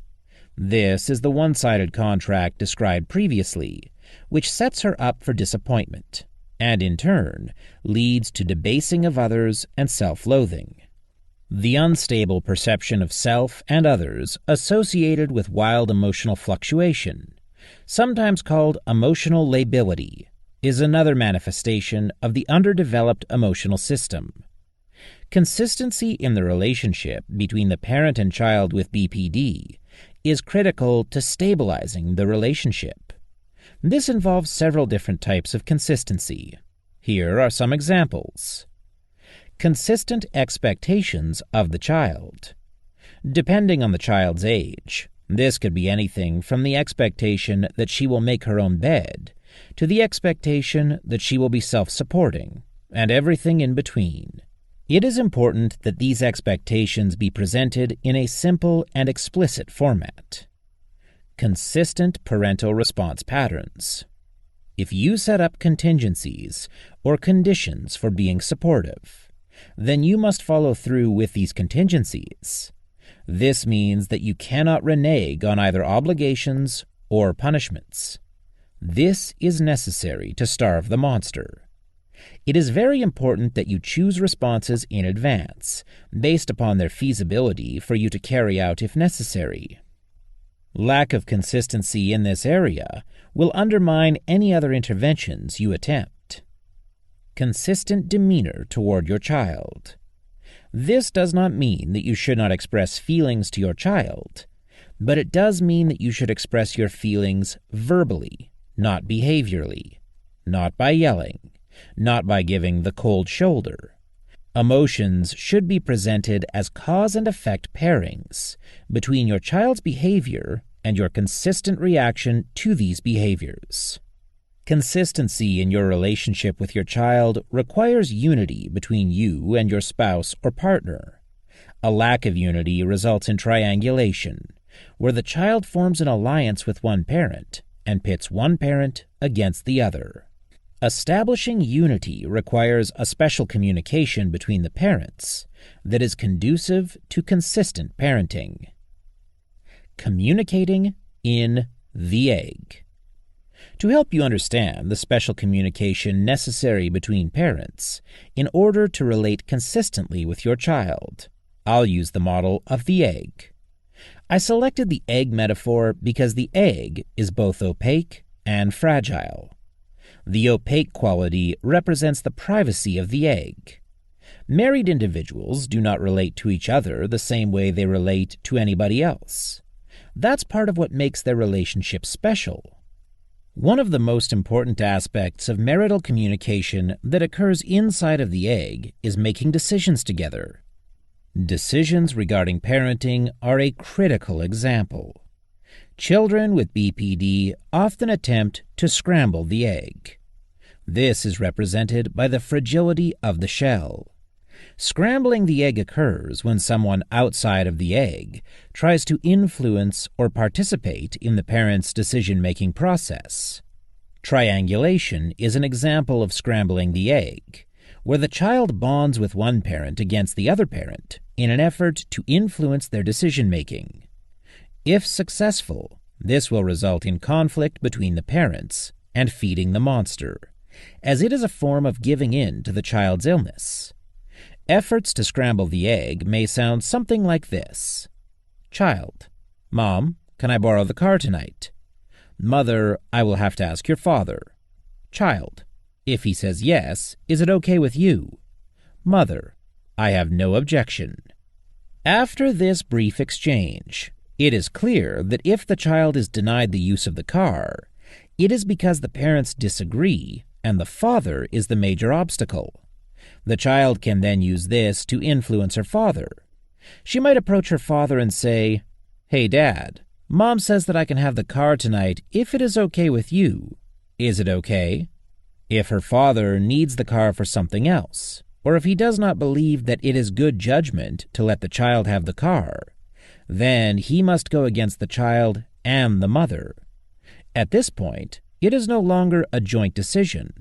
The mother should have told the child, "I will discuss it with your father, and we will get back to you." Nothing more of the process inside the egg should be discussed. Knowing that children with BPD often engage in testing behaviors, it would be reasonable to anticipate that the child will challenge the defending of the egg. For example, the child might reply, "I need to know now." This offers the chance for a secondary response of, "I cannot say yes without discussing this with your father, so if you have to know now, the answer is no. If you wait for your father and me to discuss it, the answer may be different." Once again, the child is given a choice and then held accountable for her decision. The choice is whether or not to wait until the parents have spoken, with a possibility of getting a positive response, or accepting the mother's only possible response without consultation, which is negative. Under these circumstances, even the most persistent children decide to wait. Perhaps the most overt example of a child trying to scramble her parent's egg is asking one parent to keep something from the other parent. These requests are generally made directly, such as, "Can I speak to you about something without you sharing it with Daddy?" This may seem enticing, as it offers the chance to have an exclusive connection with a child who has been difficult to connect with. But it is at the price of the egg. The other parent will almost certainly be hurt when he discovers that his child and spouse are keeping secrets. A healthy response to the child's request is, "Why aren't you comfortable with Daddy knowing?" This forces the child to articulate her fears or concerns about sharing with her father, which should be addressed. For example, if the child articulates, "I am afraid he will be angry and punish me," then the mother can respond, "Daddy and I decide together on punishments." Defending the egg is important even in less overtly divisive situations. Here is a typical example. Child: "I just learned how to make paella, and I would like to cook it for you and Daddy tomorrow night." Mother: "Sounds lovely. I will tell Dad." In this example, the mother makes it very clear that she is interested and excited about having the child prepare the meal, but she did not check with the father. She risks that he might have other plans or not want to eat paella. If this is the case, the child may use her mother's desire to cooperate to triangulate the father as a consequence for rejecting her efforts. Once again, the better response is, Let me check with your father, and we will get back to you. Probably the most harmful assault to the egg is the one initiated by one of the parents. This occurs when one parent goes along with the other, but then lets the child know that he or she does not really agree with the other parent. This not only exposes their differences in opinion, which can then be tested by the child, but it also exposes the power structure and how each parent maintains it. The child can then attack this as a test. Utilizing the paella example, this type of egg scrambling might sound like this. I would love to have paella with you tomorrow night, but it is your father's poker night, and you know that poker always comes first. In this example, the mother is bonding with her daughter over not approving of the father's priorities and feeling helpless to change the circumstances. She does this without even discussing it with her husband first. The child with BPD will capitalize on this by appealing to her mother's sympathy and will encourage further ganging up on the father in order to get her way. For example, she might say, "I will make the paella tomorrow while Daddy is playing poker, and it can be just you and me." This encourages the mother to exclude the father and focus her attention only on the child. While there is nothing wrong with the child wanting to be alone with her mother, or vice versa, this should not be done at the father's expense, or at the cost of weakening the marriage through divisiveness. Contextualization. Contextualization refers to the process of evaluating thoughts, statements, beliefs, accusations, and feelings as part of past events. Children with BPD often take things out of context in order to make their point and get what they want. This always involves some distortion of fact. A simple example of this is using absolute language to describe single events. Thus, the child who is not allowed the second scoop of ice cream retorts, "You never give me anything," or "You always say no." These statements cannot possibly be true in the context of the relationship. The parent will benefit from utilizing context in recognizing that the child's statement is a distortion. It is not likely to be true that the parent never gives the child anything. The child says this with the intention of manipulating the parent's behavior, trying to get the parent to give in by influencing her feelings. By using the terms never and always, the child portrays herself as a victim of some sort of bias by the parent in an effort to make the parent feel guilty and ashamed. The parent can use contextualization to diminish these feelings of guilt and shame, which are based on distortion. The parent must then decide whether or not to confront the child on this distortion, which will depend on timing and other circumstances. Contextualization also helps parents understand the effect that their child's demands will have on other family members. In the following scenario, a child with BPD tries to get her parents to give in to her, even though this would have negative consequences for her brother. Child: "Mom, I want to have some friends over for a sleepover tonight." Mother: "Tonight is not a good night. Your brother is studying for his SAT tomorrow. How about having your friends over tomorrow night?" Child: "Oh, it's always about my brother. His needs always come first." Mother: "You can entertain tomorrow night." Child: "Forget it. Cater to the prince and throw me out with the trash. That's why you are such a bad parent." In this example, the child portrays this one incident as though it were a pattern of events. The mother must identify this distortion in order to protect herself from the guilt and shame associated with those false accusations, and also to protect her son from having his needs subordinated every time they conflict with what his sister wants at that time. Transitioning to healthier, more functional family relationships requires identifying patterns of behavior that need to be modified. Contextualization is necessary to identify these dysfunctional patterns and change them into healthy dynamics. Chapter Summary. The basic parenting skills provided in this chapter: confrontation, consistency, communicating in the egg, and contextualization are a necessary foundation that will enable you to utilize the essential parenting techniques presented in the following chapters. Although they may be difficult to implement at first, they will become more natural with regular use. Practicing these skills in non-urgent situations will give you more confidence in applying the essential parenting techniques when crises arise between you and your daughter. Chapter 4. Step 1. Stop the bleeding. You cannot help your child while she is hurting you. Martyrdom does not work in parenting. This is because out in the real world, if you hurt people, they go away. Allowing your child to be hurtful to you is a form of feeding the monster. It feeds the BPD and makes your daughter sicker. The lesson learned by your child is that hurtful behavior is tolerated in parent-child relationships and is effective in getting one's way. Feeding the monster teaches this lesson at the cost of the relationship itself. You acquiesce to your child, perhaps in order to avoid confrontation and conflict, but internally your resentment builds. Your child realizes that keeping up the irritating behaviors gets you to comply, and she increases the frequency and intensity of those behaviors because they work for her. This is a direct path to the breaking point, the point at which family members dread being together and avoid doing so.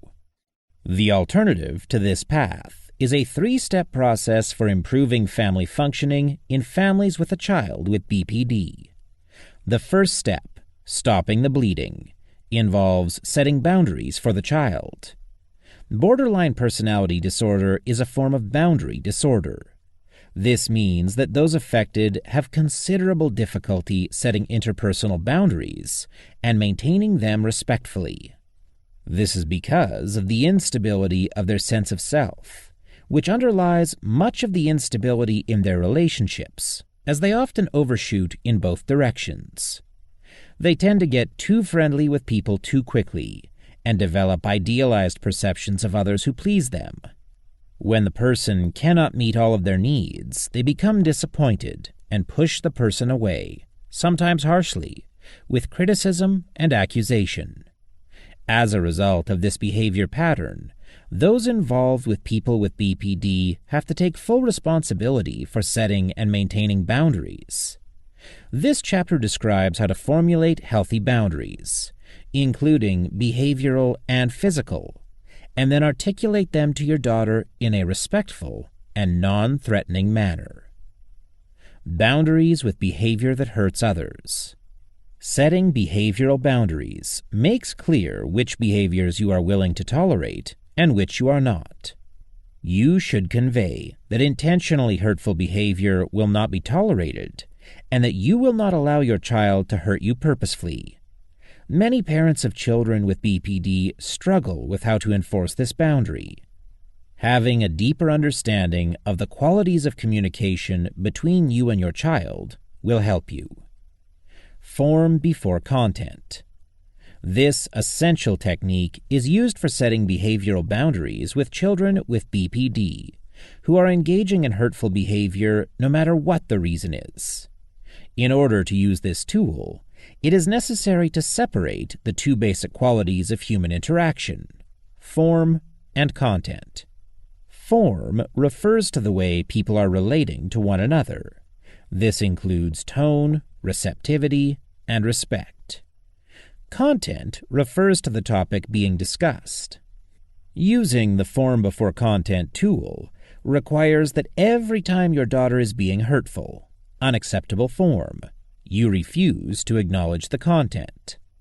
Following is a typical example where a child with BPD does not get what she wants when she wants it, because her mother is protecting the egg by not making a decision without the father. Rather than respecting her mother's response, the child challenges it aggressively. Child: Hey Mom, can Laura and Jesse sleep over?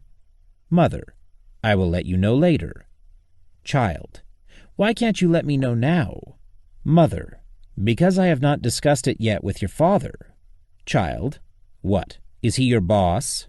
Mother: No, we make decisions together. Child: What the hell kind of person are you? This is where the form before content rule should be invoked. The mother should refuse to discuss the sleepover any further until the child corrects the form. It might sound like this.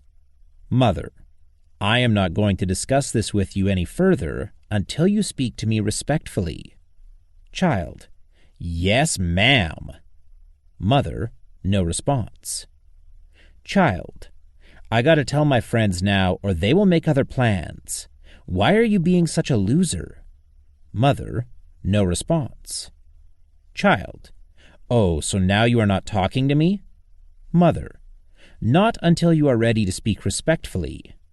Surprisingly, in many families that have a child with BPD, the hurtful behavior is mostly ignored. In the following sample dialogue, the mother ignores her child's rude remarks, as she does routinely. The dialogue begins quite reasonably, with the daughter asking her mother for a ride to a friend's house. Child: Mom, I need a ride to Wendy's. Mother: Right now? Child: Yeah, they're going to the mall and they asked me to go. Mother: I can take you in about 20 minutes. Child: Mom, I need to go now. Mother: I can't just drop what I'm doing. Child: Why not? What's so important? At this juncture, the conversation goes awry.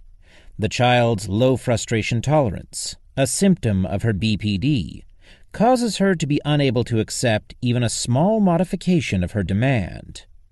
She expresses her frustration as agitation rather than appreciation. The child requires her mother to justify not being able to comply with her demand completely. This is disrespectful toward the mother, but the mother ignores it and proceeds to offer justification. By doing so, she conveys agreement that her child does have the right to demand justifications of her judgment, and ensures that the child will continue to do so whenever she does not get what she wants. The mother should have responded, Mother: I told you that I cannot make it for 20 minutes. If that doesn't work for you, tell Wendy that you cannot go. That probably would have ended the conversation, but instead the mother responded, Mother: I am cooking dinner.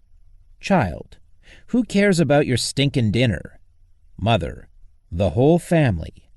Child: You are the worst mother ever. I hate you. The child then retorted with a very offensive statement that seemed to be designed to hurt the mother as much as possible for not meeting the child's demand completely, even though the mother was clearly prepared to give the child the ride. In doing so, the child conveys to the mother that she is not good enough as a parent. The mother ends up feeling that she has let her daughter down, even though she was willing to help, and she feels beat up about it. This makes it difficult to use the form before content technique to refuse to discuss the content any further until her daughter corrects the form. The problem with ignoring these multiple hurtful expressions is that it normalizes this sort of behavior, and it becomes habitual. Normalization refers to the process whereby a dysfunctional behavior pattern is accepted as normal. In families of children with BPD, this means that these behaviors are either ignored or validated. Catering to the person with BPD in order to avoid her outbursts implicitly sends the message that if the child does not get what she wants when she wants it, then it is reasonable for her to hurt others. This is an example of the borderline belief system, a set of beliefs that the individual with BPD comes to follow that cause dysfunction in relationships. The primary goal of setting boundaries is to prevent further hurtful behavior or stop the bleeding. One limitation of the form before content tool is that it works only if the child wants something from the parent. If the parent initiates the conversation, the child may not have reason to continue it. In this circumstance, setting limits might be more effective. Setting limits. This boundary-setting technique involves requiring the child to meet certain pre-specified conditions in order to be eligible for support or access to services or privileges. In the following example, the parents are willing to pay their daughter's living expenses as long as she takes at least 14 credits in college and maintains a B average. However, the child with BPD is disposed to test any limits set for her. This is because the BPD causes her to feel slighted and not in control of her ability to get her needs satisfied. In this situation, it is likely that she will challenge the limit or boundary. For example, she may register for fewer than 12 credits and expect her parents to support her at the same level. This might lead to a dialogue between the child and her mother like the following. Mother: which courses did you register for the fall semester? Child: English 2, music, and drama. Mother: is that 14 credits? Child: I don't know. Mother: you didn't check how many credits you registered for. Child: what difference does it make? Mother: we agreed that you would take at least 14 credits per semester to justify room and board. Child: so? Mother: so I don't think that those 3 classes are 14 credits. Child: 12 credits, 14 credits, what's the difference?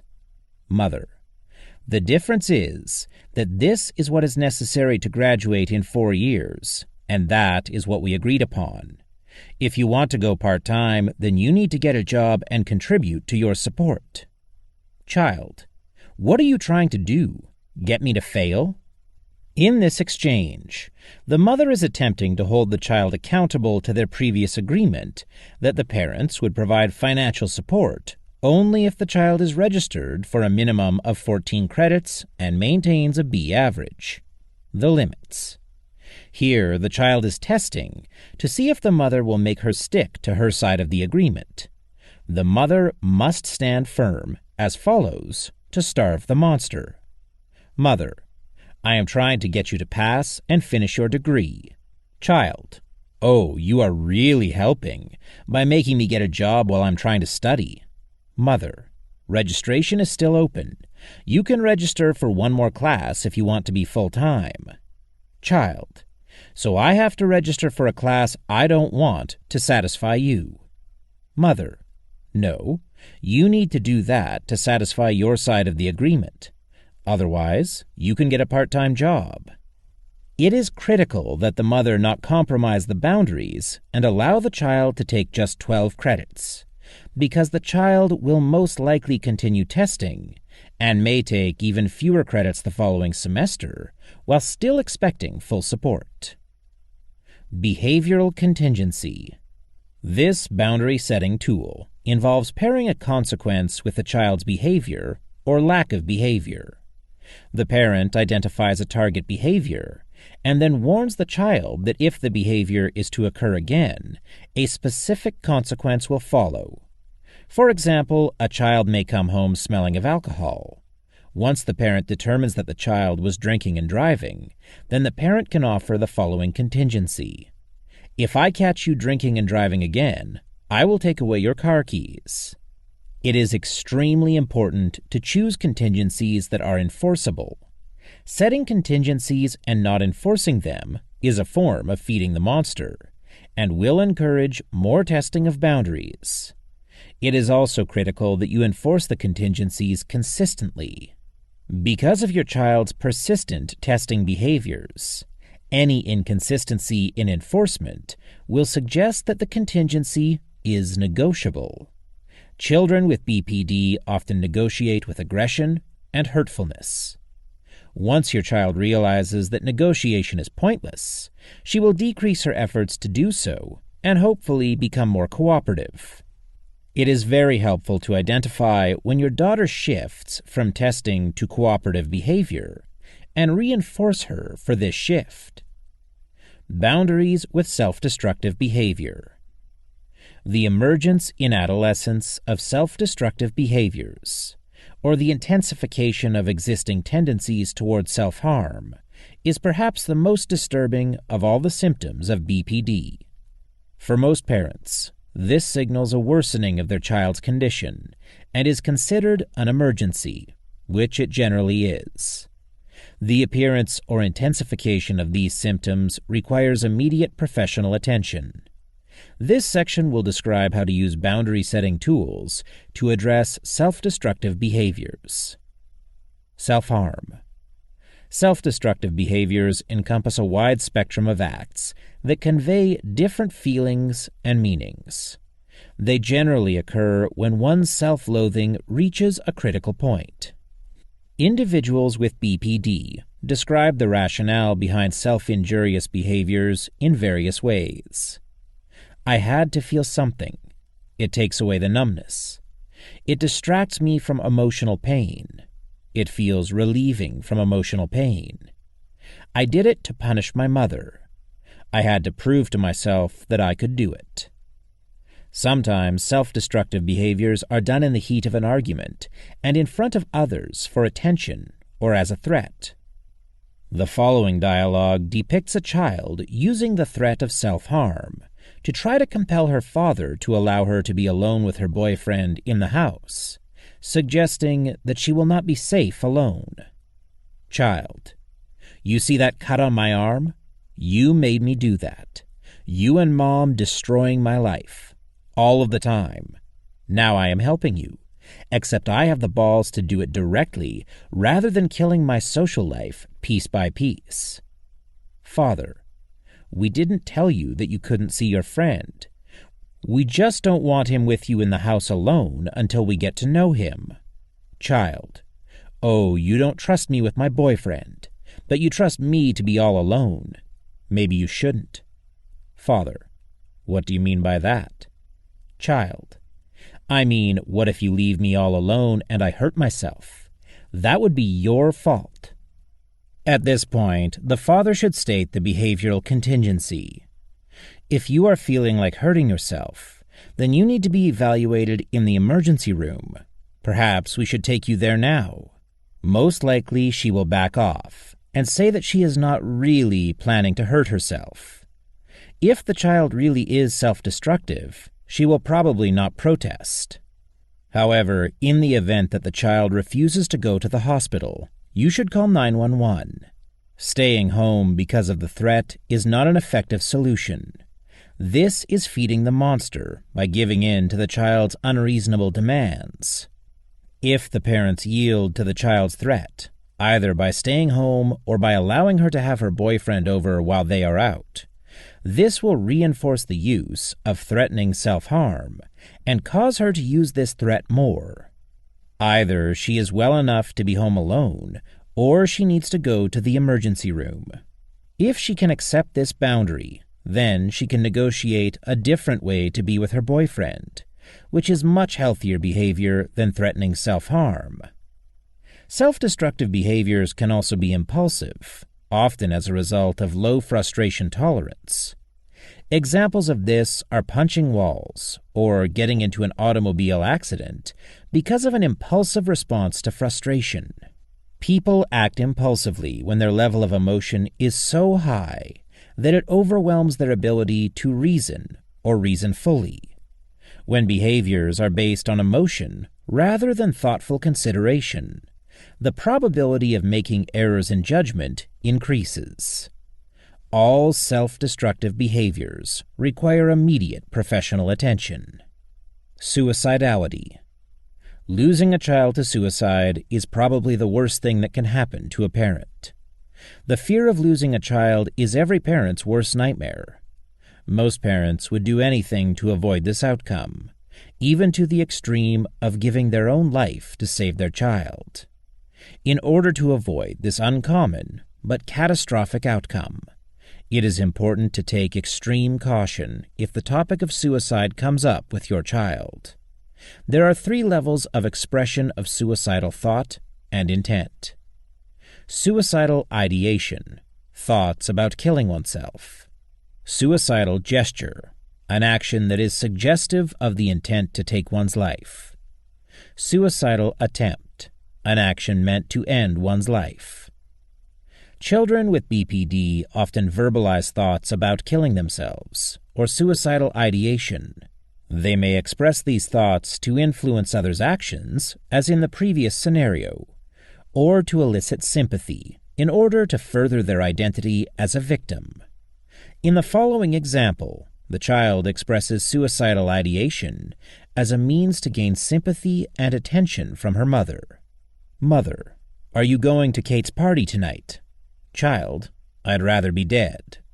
Mother: "I thought she was your BFF, best friend forever." Child: "I can't believe I used to call that tramp my friend." Mother: "Tramp?" Child: "I don't want to talk about it." Mother: "It might help you to get it off your chest." Child: "Talking about it makes me want to kill myself." The mother in this example should reply, "Do you mean that as a figure of speech, or are you really feeling suicidal?" If the child expresses that she is really feeling like killing herself, then emergency services should be sought immediately. If the child acknowledges that it is just a figure of speech, then her mother should tell her that expressing herself this way will not get her the result that she is looking for. She is most likely looking for sympathy, but threats of killing herself will get emergency psychiatric services instead. The mother should suggest healthier expressions of her feelings, such as, "Talking about it really makes me feel upset," which are more likely to get a sympathetic response. A suicidal gesture is far more serious than suicidal ideation without any associated behavior. Gestures include causing self-harm in a way that is not meant to cause death, but could if done more aggressively. Following are some examples: cutting the wrists or other potentially lethal areas, but making shallow cuts that avoid major blood vessels. Taking large but not lethal amounts of chemicals that could be lethal, such as a whole bottle of aspirin or 2 bottles of cough syrup. Taking lethal amounts of a chemical, but then calling for help before the chemical can take full effect. Writing suicide notes. Neglecting serious medical concerns such as pneumonia. This is sometimes referred to as passive suicidal behavior. Suicidal gestures should trigger emergency action, seeking professional help, immediately and without further discussion. Suicide attempts are much more serious than suicidal gestures. A suicide attempt is any behavior that is intended to end one's life, whether successful or not. Suicide attempts are the most serious of all psychiatric emergencies. As with suicidal gestures, if your child attempts suicide, you should take immediate emergency action and take your child to the nearest emergency room or call 911. In the event of any form of self-harm, the first priority is always safety. The second priority is to use the boundary-setting tools to starve the monster. By treating all self-destructive behaviors as emergencies, you send the message to your child that the only thing that she can achieve through self-destruction is to secure a trip to the emergency room. Once she understands this, she will be less likely to use these behaviors for other purposes. Physical boundaries. Physical boundaries are limits on access to a person's body or belongings. A distinct feature of BPD is frequent physical boundary violations, although the type of these violations varies. In all cases, they involve touching something or someone in a way that others are uncomfortable with. Some people with BPD may be too aggressive when touching or hugging others. Once they reach puberty, they may become sexually promiscuous in ways that challenge other people's boundaries. Sleeping with someone else's husband, a friend's father, or a college professor are all examples of challenging or testing physical boundaries. Establishing physical boundaries generally requires taking physical action. The first step is for you to set the boundary verbally, for example by saying, Please don't touch me that way. Given the common testing behaviors of individuals with BPD, your child is likely to test this boundary. If she does, you will need to go away from her so that she cannot continue this sort of touching. If this occurs in school, she may need to be suspended.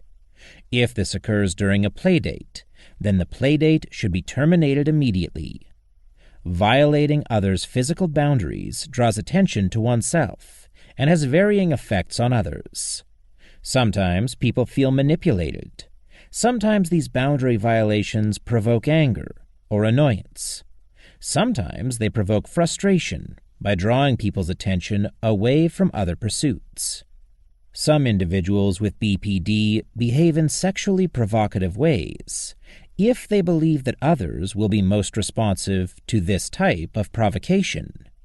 In all of these situations, the individual is likely to draw attention to herself in the short run, but in the long run, her behavior will discourage others from wanting to be around her. Children with BPD also test boundaries with regard to the belongings of other people. It is very common to hear mothers, sisters, and roommates of children with BPD complain about the child borrowing their clothing. Children with BPD are often not good at returning things. Part of the boundary problem is that they sometimes cannot tell the difference between what belongs to them and what belongs to others. They may even offer to give away what belongs to others or offer the services of others without asking them first. For example, a person suffering from BPD might offer her brother's accounting services to her friend, or may offer her friend special treatment at her father's medical office without first asking the brother or father. She may also offer other people's possessions without asking them first, as in this example. You can stay at my parents' summer house while you are out there. Once again, the boundary should initially be set verbally. For example, if a child takes her mother's clothes without permission, she should say, "Please do not take my clothes without asking me." Again, as a result of the BPD, the daughter is likely to test this boundary and take her mother's clothes again. At that point, the mother should have a lock installed on her closet, so that the child cannot get physical access to her clothing. If it becomes necessary to enforce a boundary in this way, it is likely that the child will eventually notice and comment. The conversation might sound something like this. Child: Mom, did you put a lock on your closet door? Mother: Yes. Child: Why? Don't you trust me? It would be futile for the mother to try to deny that this is why she put the lock on the door. Starving the monster would require a response such as, Mother: I would like to trust you, but based on your most recent behaviors, I don't think that I can. Child: So that's it then. You don't trust me. Great. I have a mother that thinks that I am a liar. The tendency for the child with BPD to have black and white thinking causes her to jump to the extreme reaction. The child can only understand trusting someone completely or not at all. This is related to her underlying instability in mood and sense of self. To the child with BPD, being trusted is an indication of being lovable, and lack of trust is an indication of loathing. The child is not connecting her mother's reaction to her behavior. Rather, she is connecting it to her self-worth. The mother then has the opportunity to offer the child the ability to choose a better outcome, if she can take responsibility for her behavior. The mother might respond, "If you show that you can respect my things, then I might be able to start to trust you more." In order to starve the monster, the child must be held responsible for her behavior and for her choices. The monster, the BPD, the child's illness, causes her to avoid taking responsibility for her behavior and demand to have her needs met at all times. The disorder causes her to need the constant reassurance of having the parent respond to her without regard for her behavior. If the mother allows this to occur, for example by opening her closet to her daughter, she is feeding the monster. She is encouraging the child to continue to be demanding and to not take responsibility for her behavior, which worsens the BPD. Starving the monster, which weakens the illness, requires that the child be held responsible for her behaviors. Once that occurs, she can slowly earn trust back. In this case, this may be done one garment at a time, rather than by opening the whole closet. Not holding the child responsible for her behaviors and choices perpetuates a codependent relationship in which no boundaries can be set. Chapter Summary. This chapter described the first step in the three-step restorative process. Essential parenting techniques to stop the damage that is occurring to the family as a result of the BPD. The techniques in this step involve setting behavioral and physical boundaries that protect you and other family members while healthier relationship patterns are established. Before these healthier patterns can become firm, unhealthy patterns such as codependency must be removed. The next chapter will discuss codependency and its role in maintaining the dysfunctional relationship between the child with BPD and her parents, and how to remove it. Chapter 5. Step 2. End codependency and enabling. The failure of standard parenting techniques to work with children with BPD is often the result of a codependent relationship between the parents and the child. BPD causes individuals to have unstable perceptions of themselves. These fluctuations are often determined by how they are treated by others. When other people meet their needs, they see themselves as lovable. When other people do not meet their needs, they experience self-loathing. In order to feel good about themselves, they require that others constantly meet their needs. This creates a strong dependency on others. It also causes an almost constant fear of abandonment and need for reassurance from others that they are not being abandoned. The first such dependency is on the parents. Typical child development involves the child becoming increasingly independent, and the parents supporting this independence as the child matures. Parents gradually withdraw support of their child while encouraging the child to be more independent by reassuring her that she is capable of taking care of herself. The child is then driven by a natural desire to be self-reliant, while being fortified by her parents' confidence in her. This happens whenever a parent turns over to the child an aspect of the child's care that the parents were previously responsible for. For example, parents take their children to the doctor and interact with the doctor on the child's behalf so that they can make decisions for the child. At some point, the parent should allow the child to visit the doctor by herself, while encouraging her to ask whatever questions are necessary to make good medical decisions for herself. Ideally, the parent should reassure the child that she is now mature enough to do this competently, but that the parent will be available to help if needed.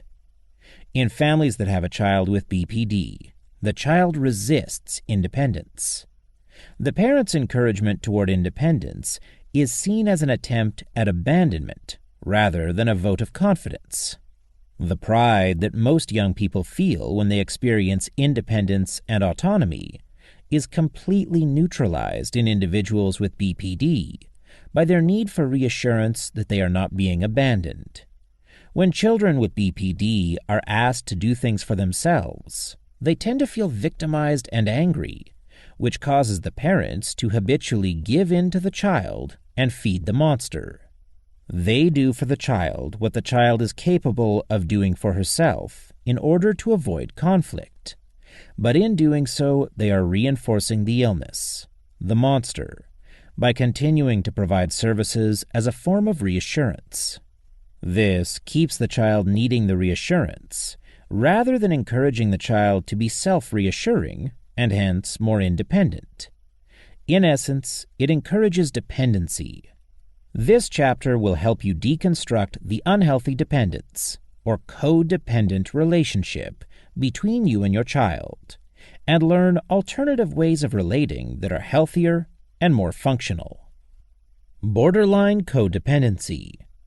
The codependency that tends to develop between children with BPD and their parents is different from codependency as it appears in other types of relationships. By definition, codependency involves one person, the dependent person, who is overly reliant on another person, the codependent person, who encourages or enables the dependent person to remain dependent. The codependent person generally enables the dependency in order to retain control and loyalty. The traditional model is the spouse of the alcoholic, who enables the drinking in order to keep control of the family and avoid conflict with the alcoholic. Borderline codependency differs from traditional codependency in that, in most instances, the parents do not want the child to continue to be dependent on them. They want the opposite. They want the child to become independent and take care of herself. So why then do they give in to her unreasonable demands? Why do they continue to feed the monster? They are doing so to avoid conflict, which they likely perceive as being a hopeless proposition, and they are responding to the assertions by their child that they are bad parents. Thus, the parents are reluctant codependents rather than voluntary ones. This adds another level of complexity to the codependent dynamic. Children with BPD tend to push their parents into a codependent relationship by mistreating them if they don't give in to their demands. These parents often try to set boundaries and follow through with discipline, but they have been beaten down by their child's persistent resistance to independence, combined with hurtful behavior toward the parent as a tool to get what she wants. The result is that the illness, the monster, grows in strength and in resolve. Consider the example of a father of a child with BPD who had driven his daughter to her classes at a nearby college. After a while, the father suggested that the daughter get her driver's license and be able to drive herself. When he suggested this, she got hurt and angry and replied, "Why, you don't want to drive me anymore? What kind of parent are you?" The BPD causes such a strong need for reassurance that the parent is available to meet her needs, that she can only hear that her parent no longer wants to drive her. This makes her feel unlovable. Rather than embracing the encouragement to be independent, she attempts to make her parent feel guilty for not being a loving parent. The child's primary tool for influencing her environment is mistreatment of others when she doesn't get what she wants. Historically, the child has found that this sort of behavior is highly effective at getting others to give in. Hence, the child handles most conflicts this way. Deconstructing the codependent relationship. As ingrained as this pattern may be, it can be broken. The first step, which we covered in Chapter 4, is to stop the bleeding, or set up boundaries that prohibit further hurtful behavior. This means altering the situation so that you will no longer tolerate hurtful behaviors. This can be as simple as walking away from your daughter when she is speaking in a hurtful way. Once you have established boundaries, you can begin to deconstruct the codependent relationship. This must be wholly driven by you and your spouse or partner. Your child will resist this process in the ways that you have been accustomed to: aggression and mistreatment. Improving the family functioning will require that you change the existing enabling into efforts to support your child's independent functioning, despite her protests. In the previous example of the daughter who was reliant on her father to take her to school, this will require that the father tell his child before she registers for the next term that he is no longer available to take her to class each week, and that she should find other transportation. The daughter is likely to get angry and accuse him of being a bad parent or of undermining her education. The guilt many parents feel in these situations is unbearable and causes them to give in and feed the monster. However, using the specific, essential parenting techniques discussed in this chapter will help you transition from codependency to healthy supportiveness, aspects of which will likely involve conflict and may be uncomfortable. For this reason, it is imperative that you have a clear understanding as to what you are trying to accomplish and what your role is. It is also imperative that you have a plan and maintain consistency in your position with regard to your child. The transition from codependency to healthy supportiveness will require 3 phases. Phase 1. Identifying codependent patterns. It is important to have a clear understanding of the difference between enabling codependent behaviors, feeding the monster, and supporting healthy behaviors. Phase 2. Breaking existing codependent patterns. This involves changing existing behavioral contingencies, breaking the one-sided contract, and refusing to participate in activities that are destructive or against your better judgment. Phase 3. Setting new patterns of behavior, discipline, and responses that foster your child's independent functioning and create harmony in the family structure as a whole. Phase 1. Identifying codependent patterns. Successful completion of this phase requires parents to be rigorously self-examining. You must take a frank inventory of your motivations for your responses to your child under various circumstances. The purpose of this examination is to clearly distinguish between behaviors that enable codependence and those that support independence and healthy functioning. This self-examination is a process of personal growth, one that will lead you to become more aware and thereby more in control of how you affect others.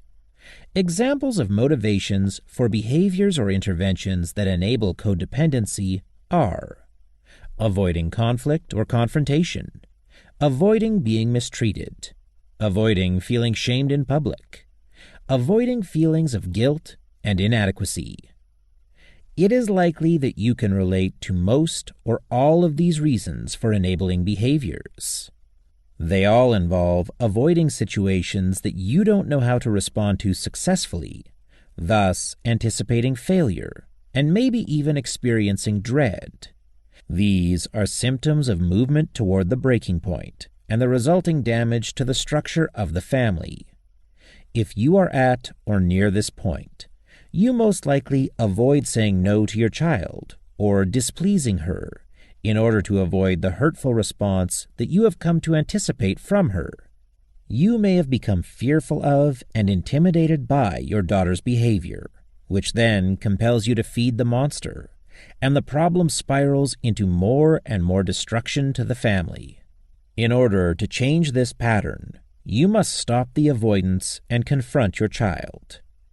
For example, when Linda refuses to eat healthily, her mother can either challenge Linda's judgment or avoid doing so and allow her to eat unhealthy foods.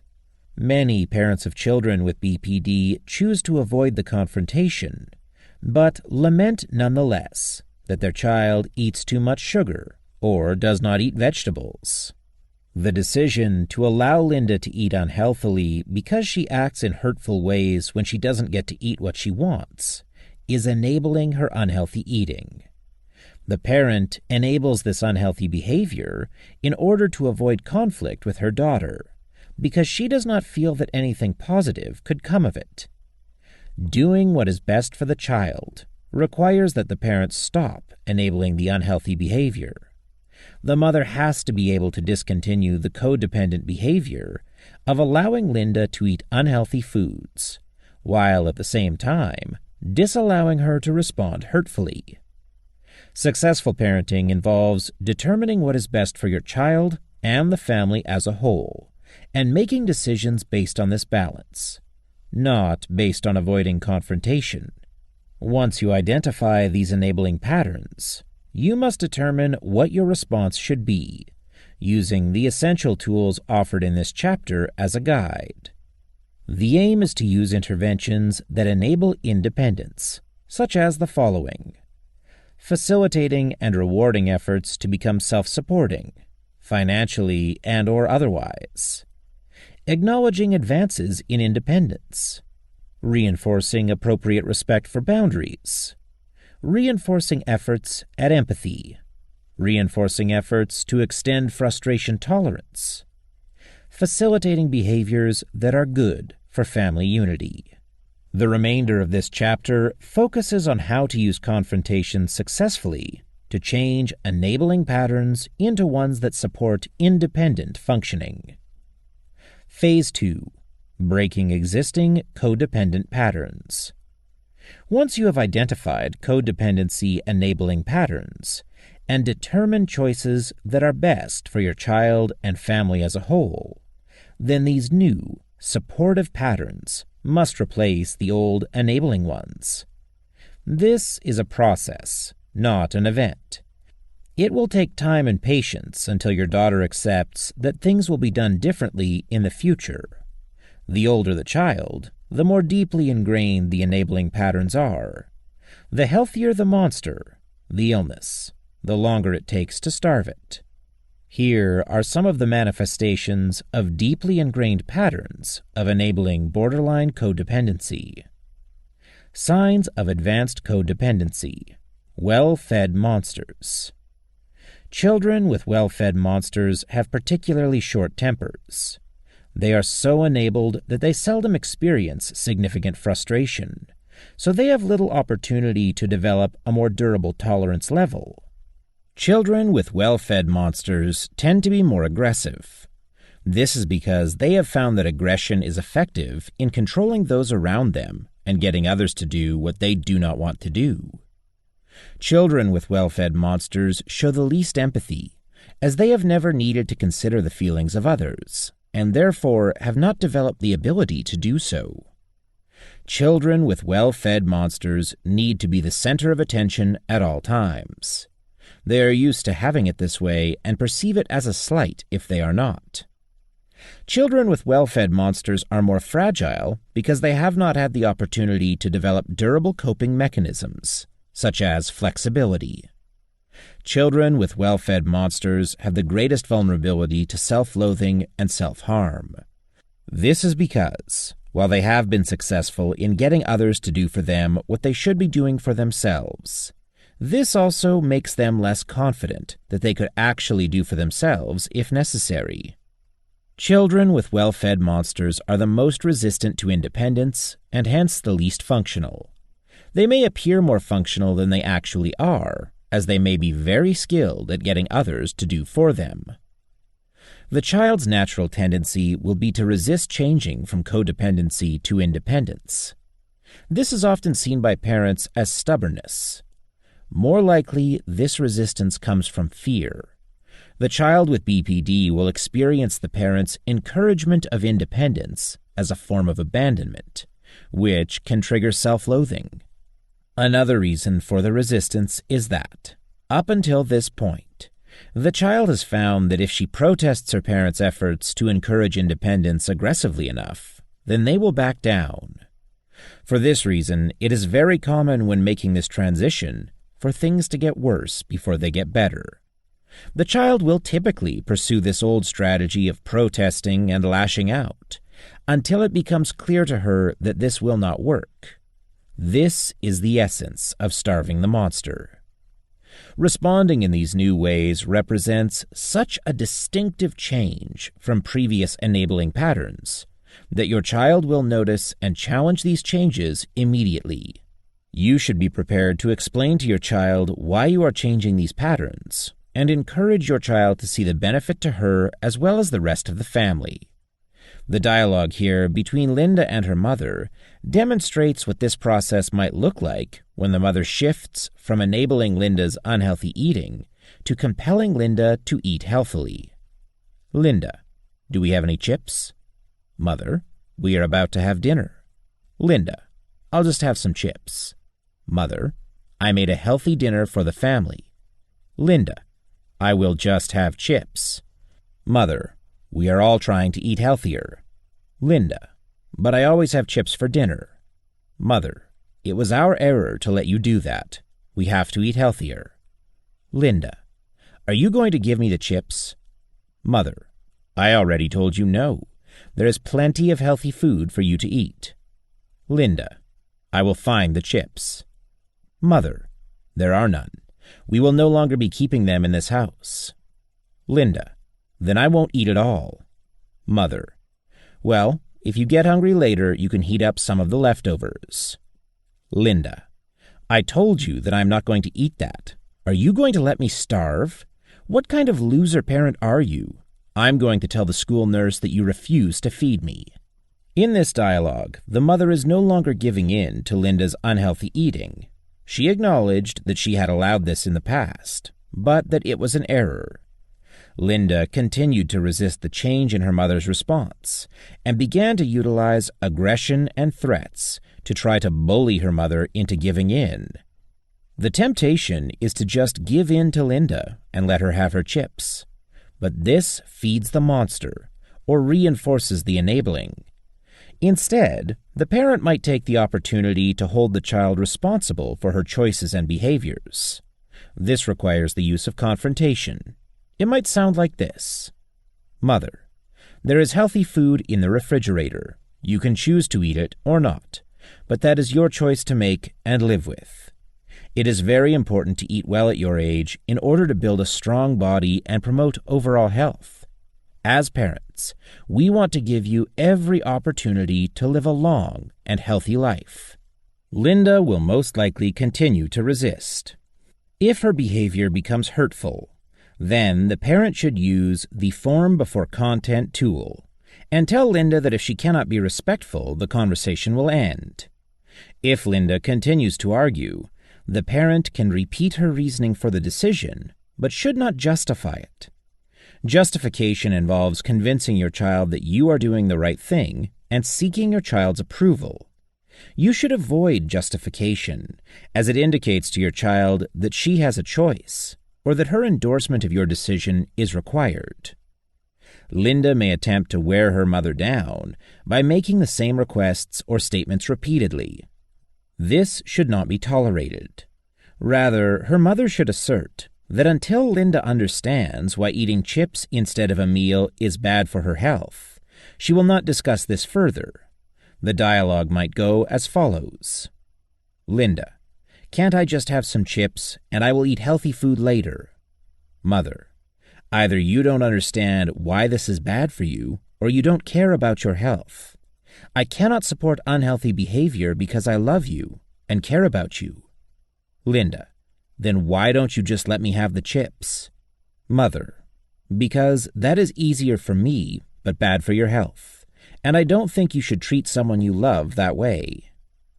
This type of response pattern forces Linda to see a more mature perspective, and hence supports her growth and maturation. Linda's resistance is childish, as it prioritizes immediate gratification, eating chips, over long-term health. The mother shares her reasoning with her daughter, so that the daughter can ultimately learn to think that way herself. This is the first step to supporting independence and eliminating the enabling effects of codependency. Once the child accepts that she must relate in a more mature manner in order to be successful in relationships, then Phase 3 can be initiated. Phase 3. Setting new behavior patterns that promote independence. Setting and maintaining the boundary that Linda is not going to be allowed to eat potato chips instead of dinner forces Linda to accept this as well. She will probably initially test her mother's resolve by escalating her mistreatment of her mother, such as by accusing her of being a bad parent or saying other hurtful things to her or about her. Here is where the parent must starve the monster. The BPD compels the child to seek immediate gratification of her needs, based on the belief that this is the only way to get others to cooperate. As soon as the child finds that this no longer works, which may take some time if she is used to this process working nearly perfectly, she will seek a different method that will work better. The child's need for immediate gratification must go through a process known as extinction, whereby reinforcement of behaviors is withheld in order to discourage those behaviors by taking away their benefit. In this instance, the behavior we wish to extinguish is mistreatment of others. In the past, this has been successful in getting others to yield or compromise their boundaries. At this phase, it is critical that behaviors involving mistreatment of others not be rewarded. This will then compel the child to seek other methods of influence. In the example with Linda, it might sound like this. Linda, so I can never eat chips again because you have decided that it is not good for the family. This question marks an inflection in the child's approach, from attacking the mother's boundary to exploring the boundary. This represents a fundamental shift in the child from opposing the parent to working with the parent. The parent can then take this opportunity to introduce a new behavior pattern that is cooperative rather than competitive. A response from the parent that would serve this function is, Mother, I didn't say that you can never eat chips again. I said that you cannot eat chips instead of dinner. Linda, so when can I have them? Mother, when they are part of a healthy meal and not a replacement for one.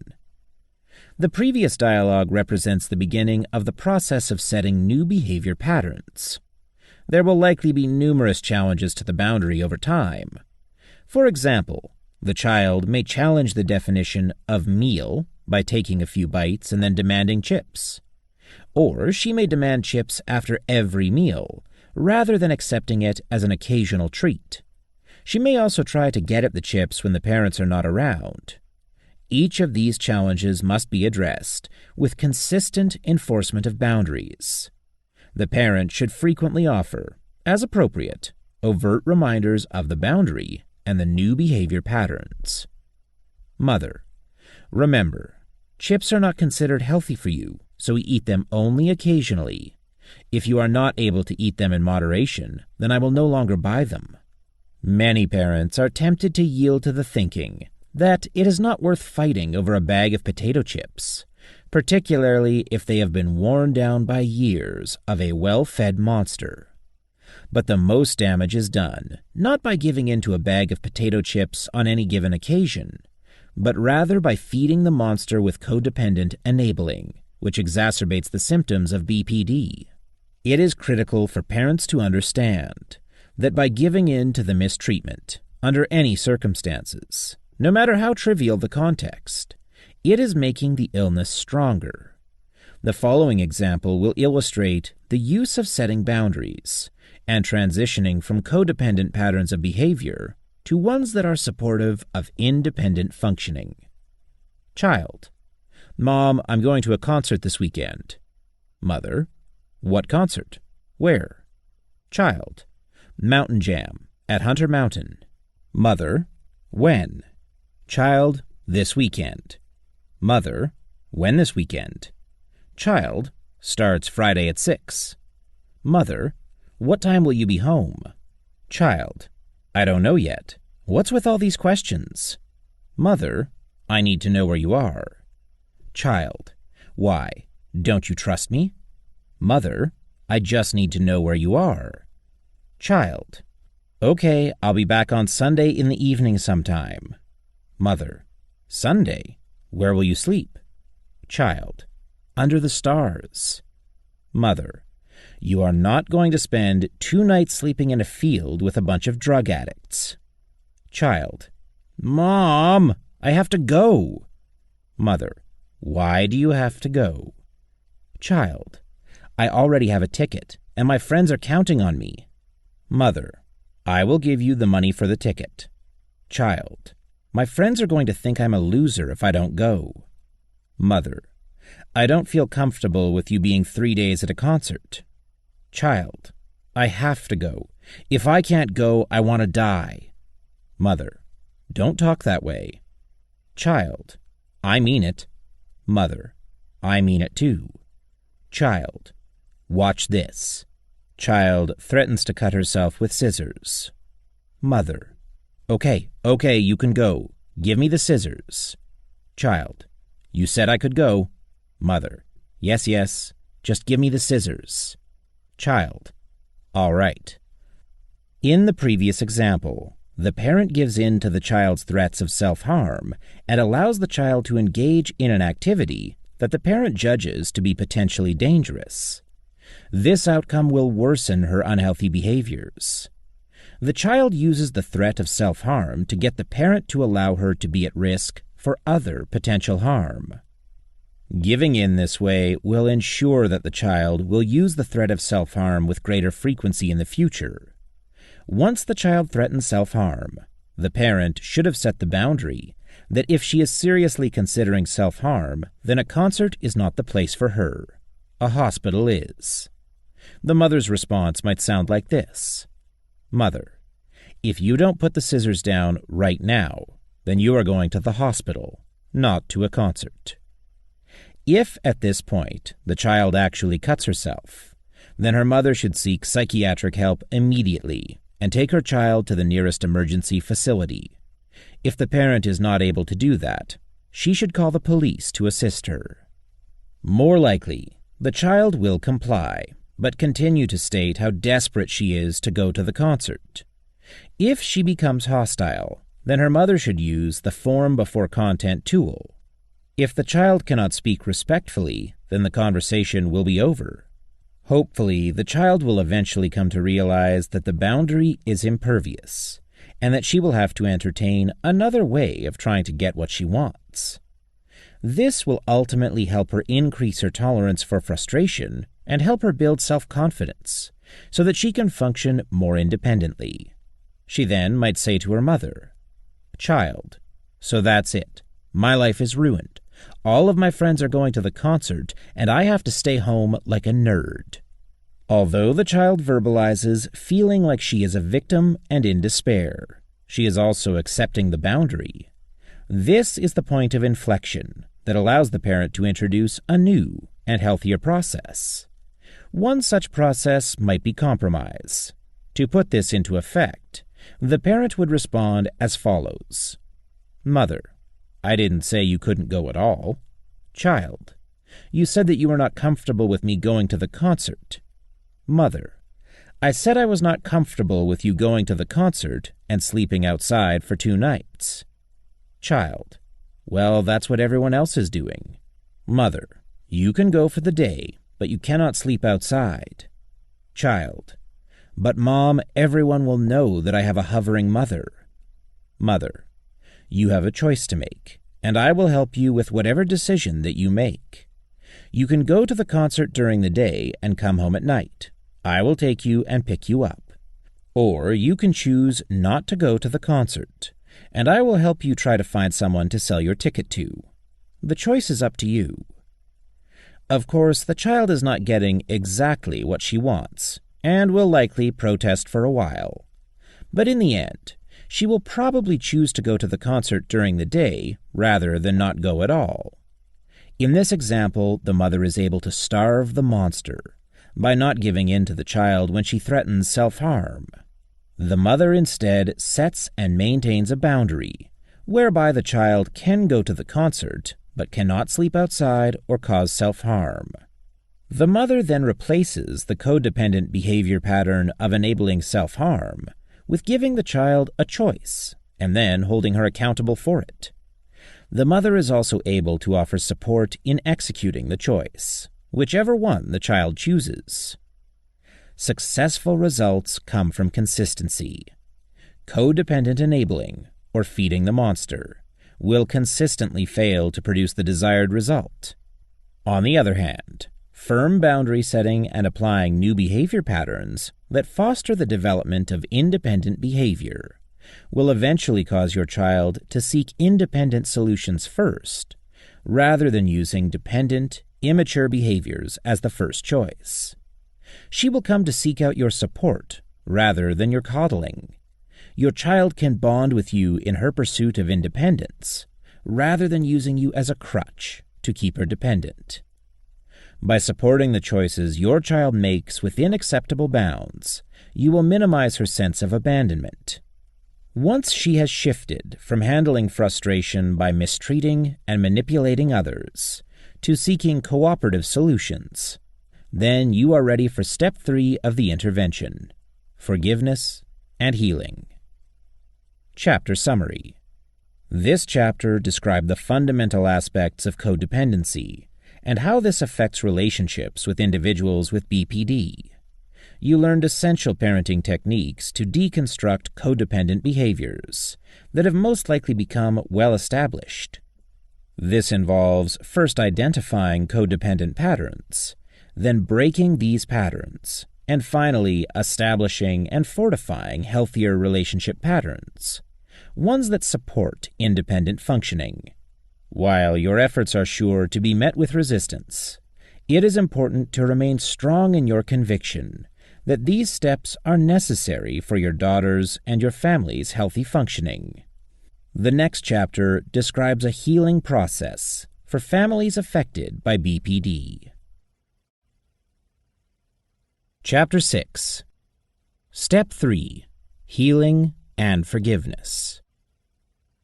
The essential parenting techniques offered thus far involve setting healthy boundaries and replacing codependent patterns of behavior with patterns that encourage independence, which, in essence, forces the child to participate in the recovery process. The processes of healing and forgiveness require cooperation from the individual with BPD. Therefore, the amount of progress you can make in this area is limited by the extent of your child's cooperation. The more motivating and reinforcing the techniques that you craft for your child, the more that she can see the benefits of cooperation and appreciate the rewards of success through persistent effort. Because having a child with BPD affects the entire family, multiple aspects of healing and forgiveness must be considered. Forgiveness with trust involves having faith that someone will not be hurtful again. Forgiveness without trust involves pardoning the person for past wounds, but not relaxing your protection or defensiveness toward the person you've forgiven. This applies when that person is not fully in control of her behavior, and hence cannot substantially reassure you that she will not cause further injury. This chapter will look at the healing and forgiveness of you, your child, and of your family as a whole. While this phase of recovery offers the most potential for relief, it also offers some additional challenges. One such challenge is the need to take risks in situations where doing so in the past had an undesirable result. Traditional parenting techniques that encourage independence and healthy, respectful functioning in and outside of the family can produce hurtful responses from a child with BPD. In this phase of recovery, you will reapply a modified version of many of these techniques. This will require you to risk being mistreated again, and will therefore be uncomfortable at first. But the discomfort will diminish over time as your child accepts independence and healthy relationships as goals and pursues them cooperatively. While working with Step 3, you will have to revisit boundaries.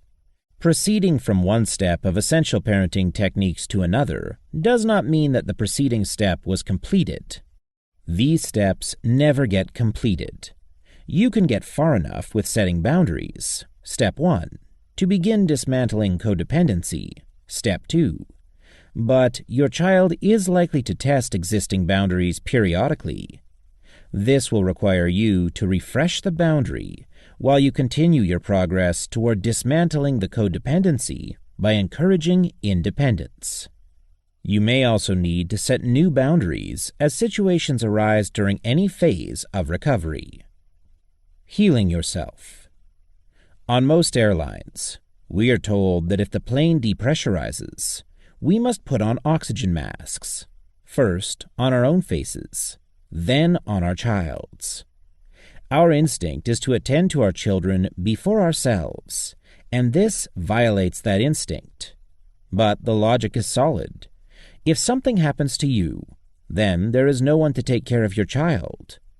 In the same vein, It's necessary to heal yourself first in order to help your child with BPD and your family heal. The first step in healing is identifying the wound.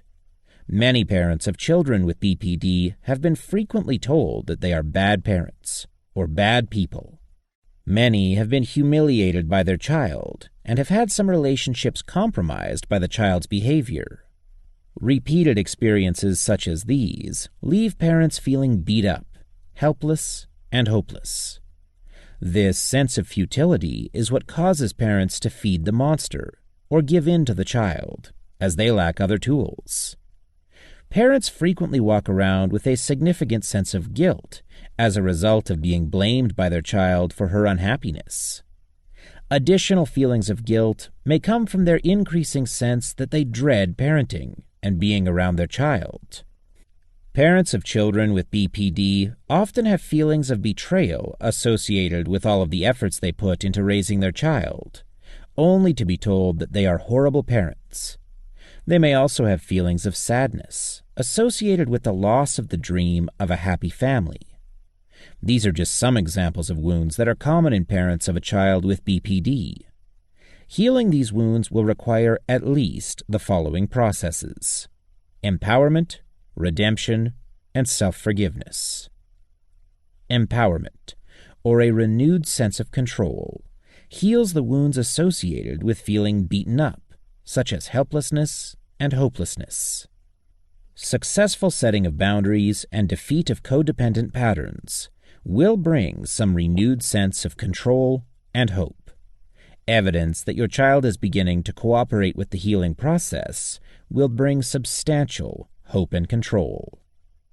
Redemption, meaning a renewed affirmation of yourself as a parent, and sometimes as a person in general, is necessary to restore confidence in your parenting, judgment, and ability. Your child's frequent criticisms have likely led to feelings of guilt, loss of confidence, low self-esteem, and possibly depression. Healing these wounds requires recognition that the feedback you receive from your child is not reliable. For example, when your child calls you the worst parent ever, she is trying to pressure you into yielding to her demands, not offering an objective evaluation of your parenting skills. Self-forgiveness requires that you stop holding yourself responsible for everything that goes wrong in your life.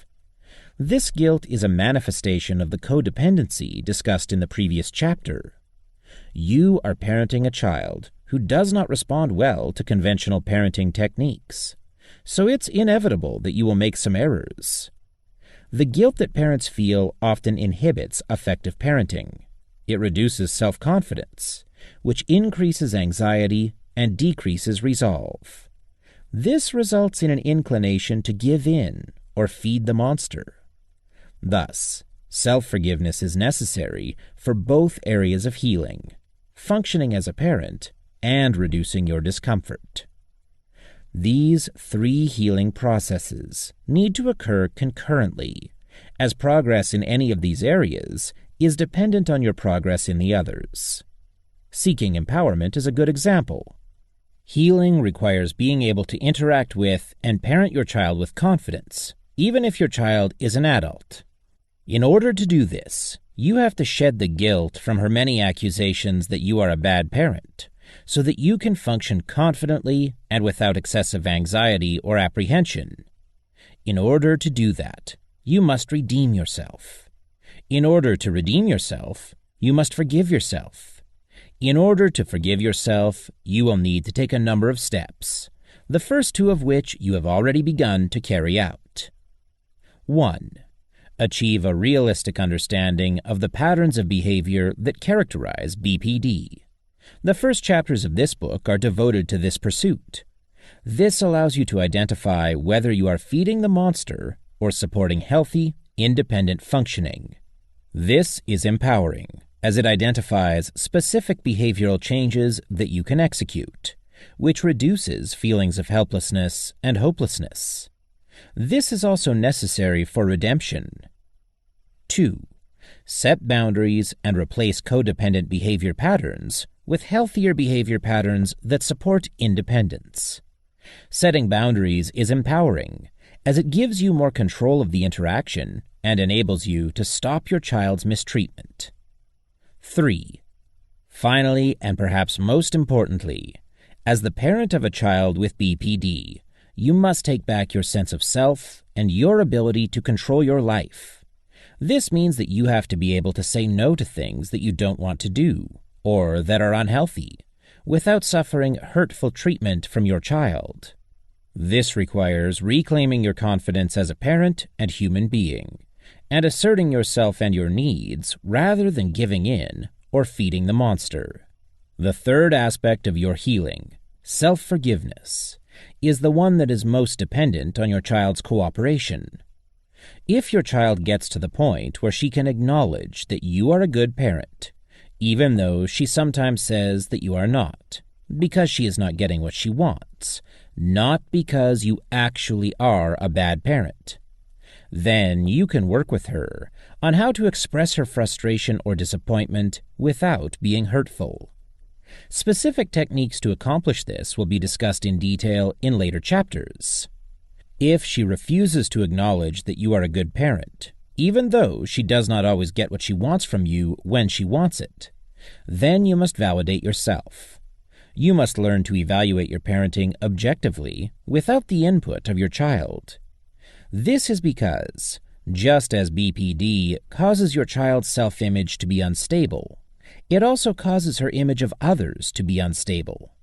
In the same way that your daughter's sense of self is highly dependent on how others treat her, her sense of who you are is dependent on whether or not you meet her needs. When she sees you as not meeting her needs, she sees you as a bad parent. When she feels that you meet her needs, then she sees you as a good parent. Basing one's image of another only on single acts is a distortion of the relationship as a whole.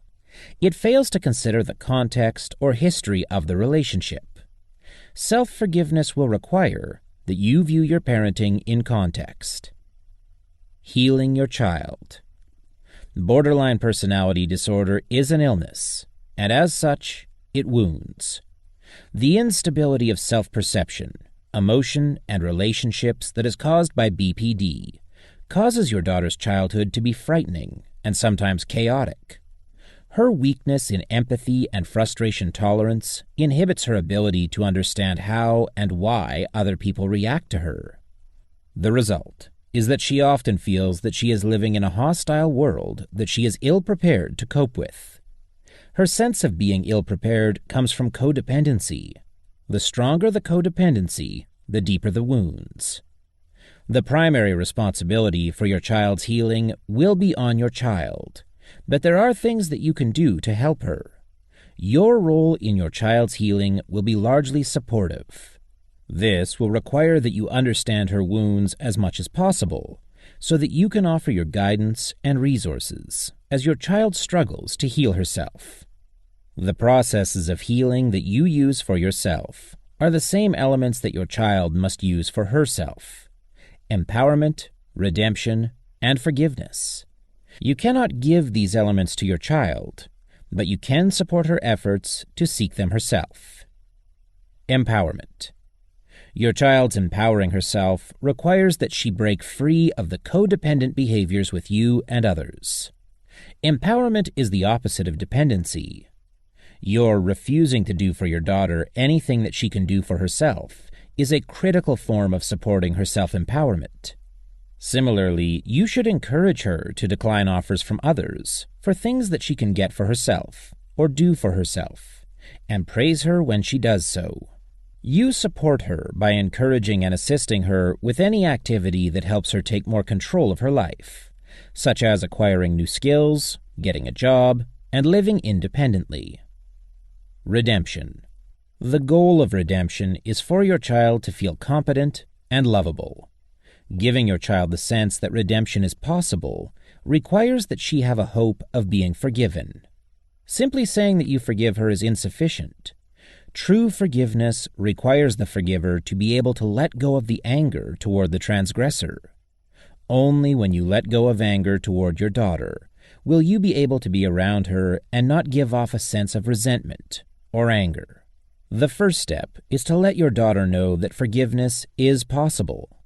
This can be conveyed through general statements such as, "I try to look for the best in you," or through specific statements such as, "I wish we didn't have these arguments so that we could feel closer to each other." The second step is to let her know under what conditions you can forgive her. A general framework for forgiveness is offered here. Forgiveness. For you to forgive your daughter, you must identify for her what behavior she will be forgiven for, and then request the following three components. 1. Take responsibility. She must take responsibility for whatever she did that hurt you. 2. Commit to remediation. She must state that she will make efforts to stop these behaviors and detail what they are. 3. Follow through consistently. She must show evidence of efforts to do so. It's important that you consider any of your daughter's consistent efforts to follow through as an achievement, and acknowledge these efforts accordingly. Successful efforts at stopping hurtful behaviors, such as not verbalizing unkind thoughts, will allow you to begin to restore trust. Unsuccessful efforts, such as a promise to refrain from self-harm that she is ultimately unable to keep, will allow for forgiveness, but not restore trust. For example, one parent felt wounded and betrayed when she found out that her daughter with BPD had been stealing money from her to spend on drugs and alcohol. The daughter went to Alcoholics Anonymous, AA meetings, and, as part of her recovery, had taken responsibility for the hurt she caused associated with her substance abuse. She promised never to steal from her mother again. The child kept that promise not to steal from her mother for several months. But during that period of time, she stopped going to AA and started using substances again. In this instance, the mother was no longer angry at her child, but she was very sad about her child's addiction. She was able to forgive her child's stealing, as the behavior had not resumed, but she was not able to trust her daughter because the condition that caused the stealing was not remedied. So, while the daughter was using drugs and alcohol, the mother did not trust her with her car or her home unsupervised. Once her daughter was able to get sober and maintain sobriety, then the mother was able to trust her with the car and the home. This permitted both of them to heal individually, while at the same time healing the relationship. The daughter's healing was facilitated by regaining the trust of her parent, which is a healthy form of reassurance that replaces the codependent reassurance. This is a form of redemption, in that it helps her to feel competent and worthy. The reassurance based on trust is healthy because it is a consequence of independent behavior, in this case becoming sober and respecting boundaries. The mother's healing came from being able to trust her daughter again, which made her feel more successful as a mother. The relationship was healed by reintroducing of trust and respect. This level of healing was based on the mother being able to forgive her child fully, which required the daughter to take responsibility for her behavior and change certain aspects of it. Healing your family. The degree to which your family will be able to heal depends in part on how close you are to the breaking point. Family members need to be convinced that there is still some hope of having a positive family experience. They have to be willing to give it another chance. They will need to see some evidence that things will be different, that things will be better. They need to see that there is improvement in the relationship between you and your child with BPD. Without this improvement, attempts at healing the family are very likely to make the relationship between you and your child worse. This is because healing these relationships without the parent-child relationship being healed is fundamentally triangulating, as it excludes the parents. Grandparents sometimes attempt to compensate for conflicts between their son and his daughter with BPD. They attempt to mediate, which risks putting their son and granddaughter on equal status, thus undermining his parental authority. They also risk reinforcing their granddaughter's position as victim. Attempts to have healing family experiences should wait until your relationship with your child with BPD has stabilized, as this relationship will serve as an anchor to the new family structure and a model for the rest of the family members. The elements of healing, empowerment, redemption, and forgiveness can be adapted to the healing of the family unit. Applying these concepts to the family is more complex than applying them to individuals, because each family member experiences events in his own way. Each family member is impacted differently by effects of BPD, so each effort at helping the family heal will be experienced differently by each family member. For example, giving your child with BPD a chance at forgiveness or redemption may be seen by siblings as feeding into old behaviors. In the example before, when the mother resumes lending the car and residence to her daughter, once sober, the siblings may see this as giving in to her, or feeding the monster. This pattern of indulgence is what they have seen for as long as they can remember, so they are prone to continue seeing it the way they are used to. Helping other family members to understand the context, or why the child with BPD is being given another chance, is necessary for the family as a unit to heal.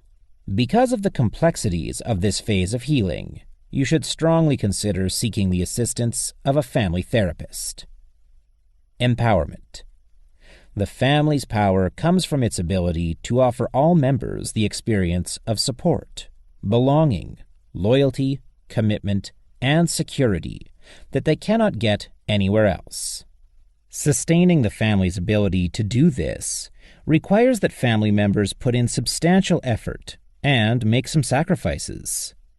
In healthy families, individuals typically make tremendous efforts and sacrifices to maintain the family structure. They live their lives around the family and around each other. To become empowered as a family, members must feel that being part of the family is self-reinforcing. It is critical that participation in family gatherings and exchanges not be toxic. When planning family events, you and your family should consider the following factors to maximize the chances of a healthy outcome. Length of time spent together. If there has been damage to the family structure, then having shorter, successful visits is better than having extended visits. The longer the family is together, particularly if the family has not been functioning successfully for some time, the more likely that a conflict will spark. Where you meet. Public areas, such as restaurants, events, and libraries, tend to be safer than private homes, but they also risk embarrassment if conflict does flare up. Who's included? Starting with just the nuclear family, parents and children, is optimal. Inclusion of grandparents, boyfriends, girlfriends, spouses, grandchildren, and so on complicates the dynamics and should be delayed until after the nuclear family is stabilized. Once other family members can be included, this will strengthen the nuclear family. Redemption. Redemption is closely linked to empowerment, in that in order for the family to empower itself, it needs to redeem itself as a source of support, comfort, and security. Redemption occurs over multiple gatherings and interactions that are healthy, resulting in family members being more comfortable. This strengthens the family structure, as members become more motivated to invest their time and energy. As a result, the family structure becomes more durable and more adaptable, which will allow for more time together and more flexibility with regard to the place and makeup of family meetings. Forgiveness. We are born to naturally seek support, comfort, and security from family, and most cultures reinforce this tendency. When people find that being part of a family does not provide these qualities and is actually harmful, they experience disappointment and often anger toward the family.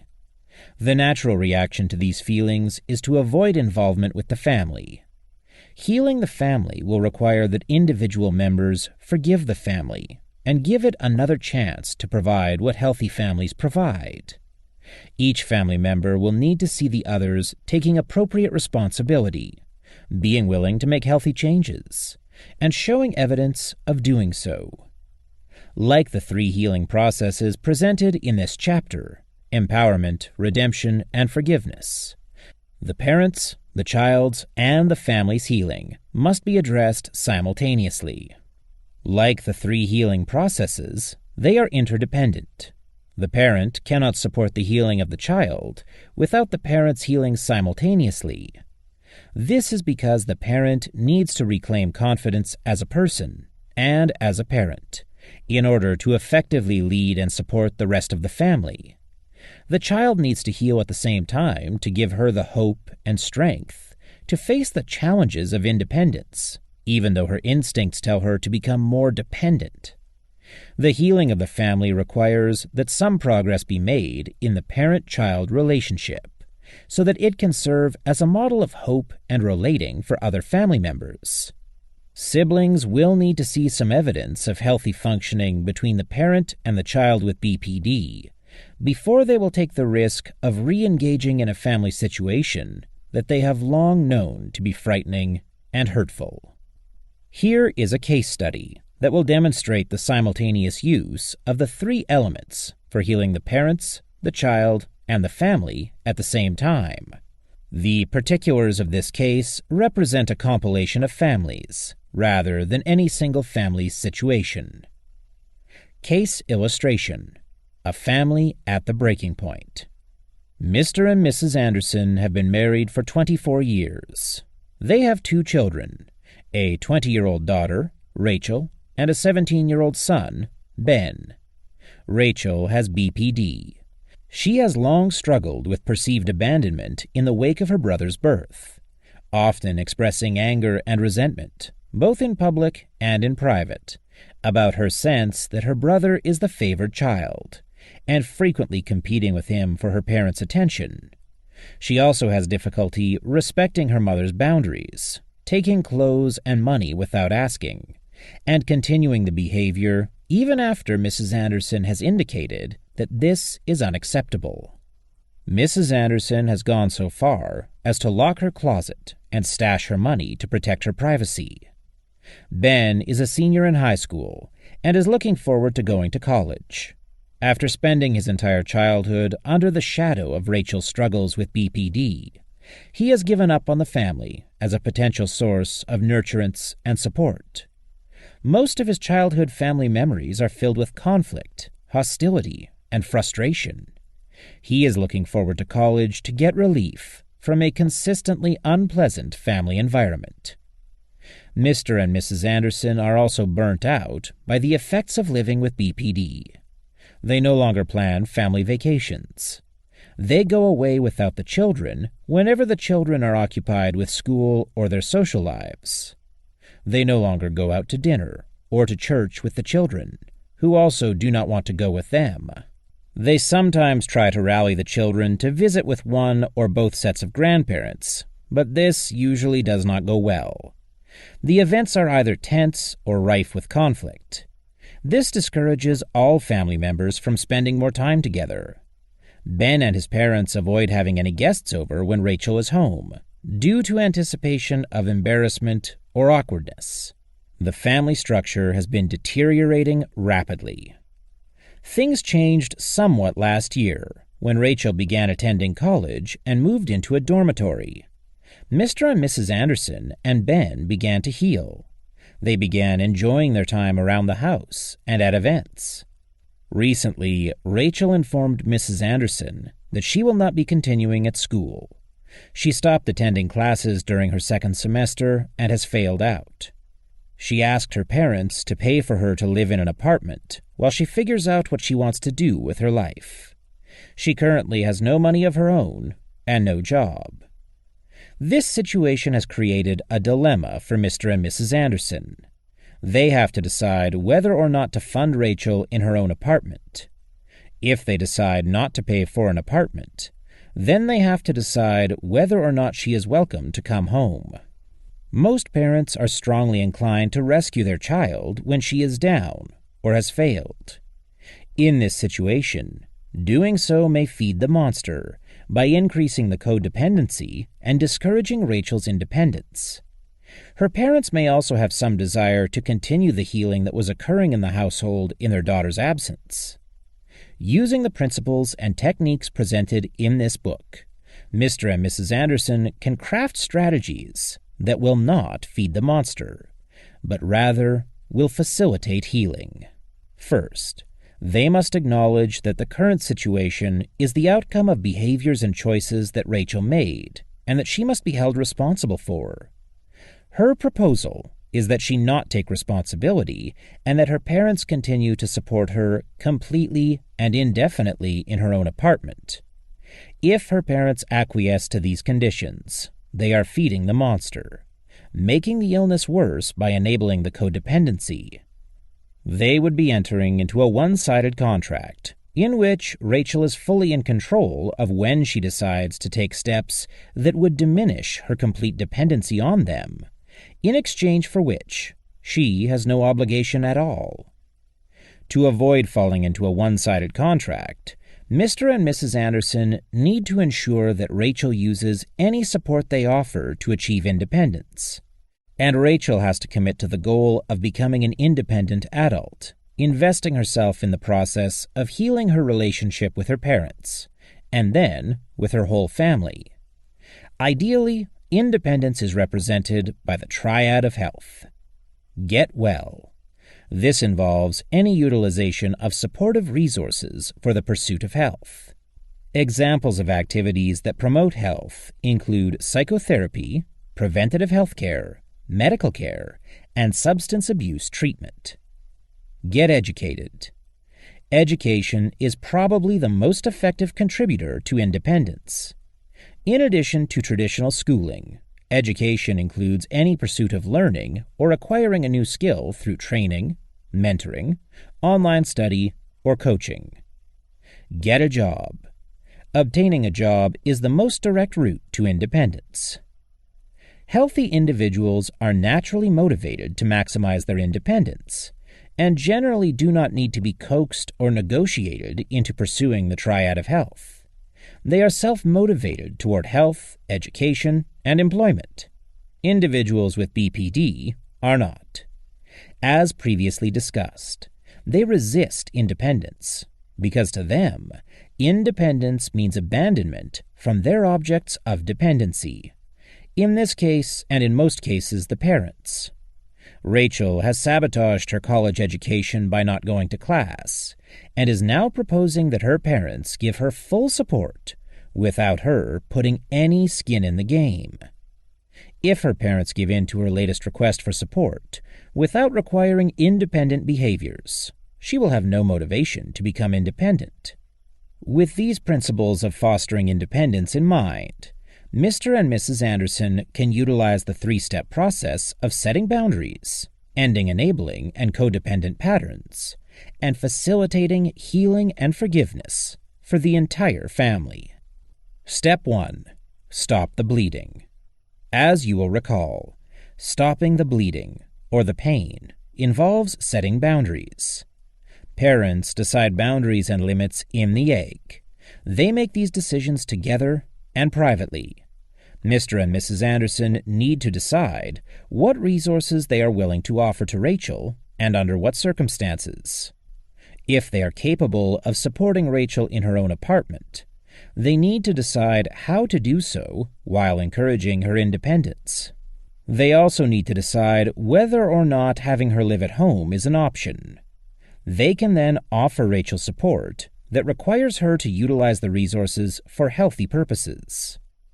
Of course, under most circumstances, it is not reasonable to expect the child who dropped out of college to be able to fully support herself immediately. For this reason, they should gradually withdraw support as Rachel becomes increasingly self-supporting.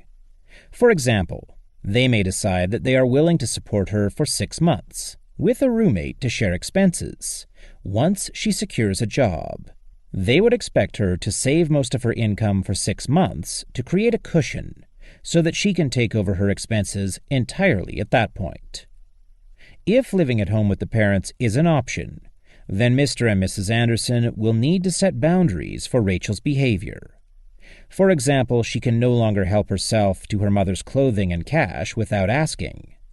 Her competitive behavior toward her brother will no longer be tolerated. The only way to enforce the boundaries that concern living at home is to be willing to have her not live at home if she consistently disregards the boundary. They will need to directly outline for Rachel the behaviors that are intolerable to them and to explicitly state that she will be forced to leave if she violates them. She is likely to test their resolve in this area, so they should not make contingencies that they cannot enforce. Step 2. End codependency and enabling. Because Rachel dropped out of college, Mr. and Mrs. Anderson should be aware that making her comfortable, either living with them or living in an apartment partially supported by them, is a form of feeding the monster, or enabling. Therefore, their support should be aimed at facilitating her functioning, not her comfort. Adults provide their own comforts through the fruits of their labor. Things such as cable TV and nice furnishings not only are unnecessary for functioning, but they can actually distract someone from functioning. Rachel is likely to challenge her parents' determination to not enable codependent behavior. One common way that young adults test this is by allowing some bills to accumulate while diverting funds to other non-health triad uses. For example, Rachel may use money her parents provided for her utility bill for going out with her friends, and then expect her parents to make up the shortfall. Her parents can avoid this by paying for subsidized items directly and not allowing Rachel access to credit. If she accumulates debt in spite of these precautions, they must hold her responsible for having done so. They should offer Rachel guidance about how to either reduce other debts or increase her earnings to cover the existing debt, but they should not settle the debt for their daughter without having her take responsibility for it. Step 3. Healing and forgiveness. Rachel is empowered by being given the opportunity to utilize the family resources she needs to be independent. Additional empowerment will come from her succeeding in becoming independent, as it will afford her more control of her life, and hence more choices. This will also allow her to experience redemption as she begins to meet her parents' expectations that she will become a fully functioning adult.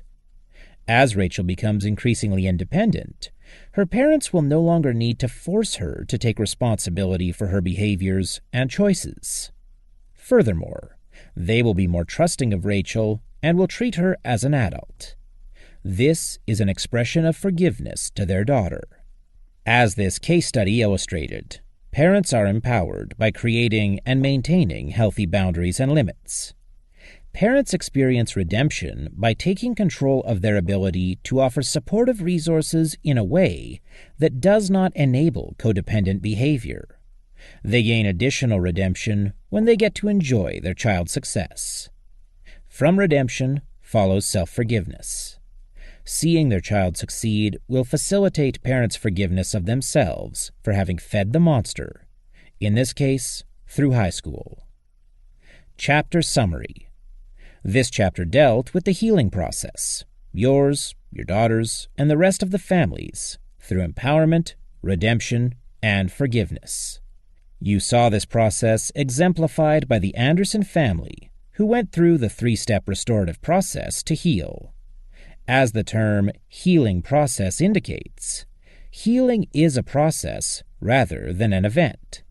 That means the healing continues forever, even as additional essential techniques are applied, as we will hear in the next chapter.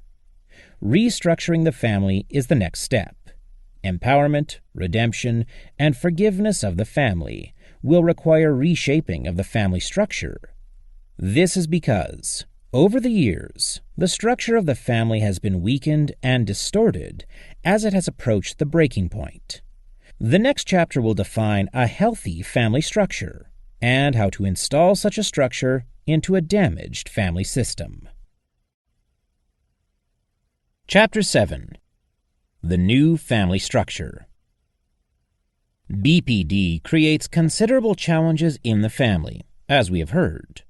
The accumulated struggles over time bring the family to the breaking point, which is the total collapse of the family structure. The term family structure refers to the social organization that defines the family and how it functions. It consists of patterns of ways that family members treat each other and the underlying understanding of what is expected and what is tolerated. These patterns determine the experience of each member of the family. Some will experience their family as supportive, warm, and nurturing. Others will experience their family as harsh and conflictual. A healthy family structure perpetuates itself because it is self-reinforcing. It feels good. Unpleasant family experiences discourage participation and weaken the structure. This chapter describes the negative effects on the family structure as well as the components of a healthy family structure. You will learn techniques to transition an unhealthy family structure into a healthy one, while healing your family at the same time. Competition versus cooperation. The entire family structure is built on the concept of cooperation. The family is a group of individuals who agree to treat each other specially, different from all other relationships. They expect loyalty, support, and kindness that is beyond what would be expected from non-family members. Family members must value this relationship enough to put in effort and to make sacrifices in order to be part of the family. Achieving this requires cooperative goals, values, beliefs, and preferences. Such a level of cooperation is challenged by competitiveness among family members. Individuals with BPD are competitive in most situations.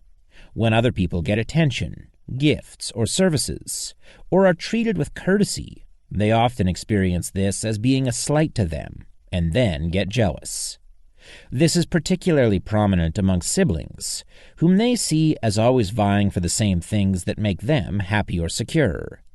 A common example of this is competition for attention at family gatherings, where individuals with BPD might interrupt, correct, or mock others, such as by rolling their eyes while other people are talking.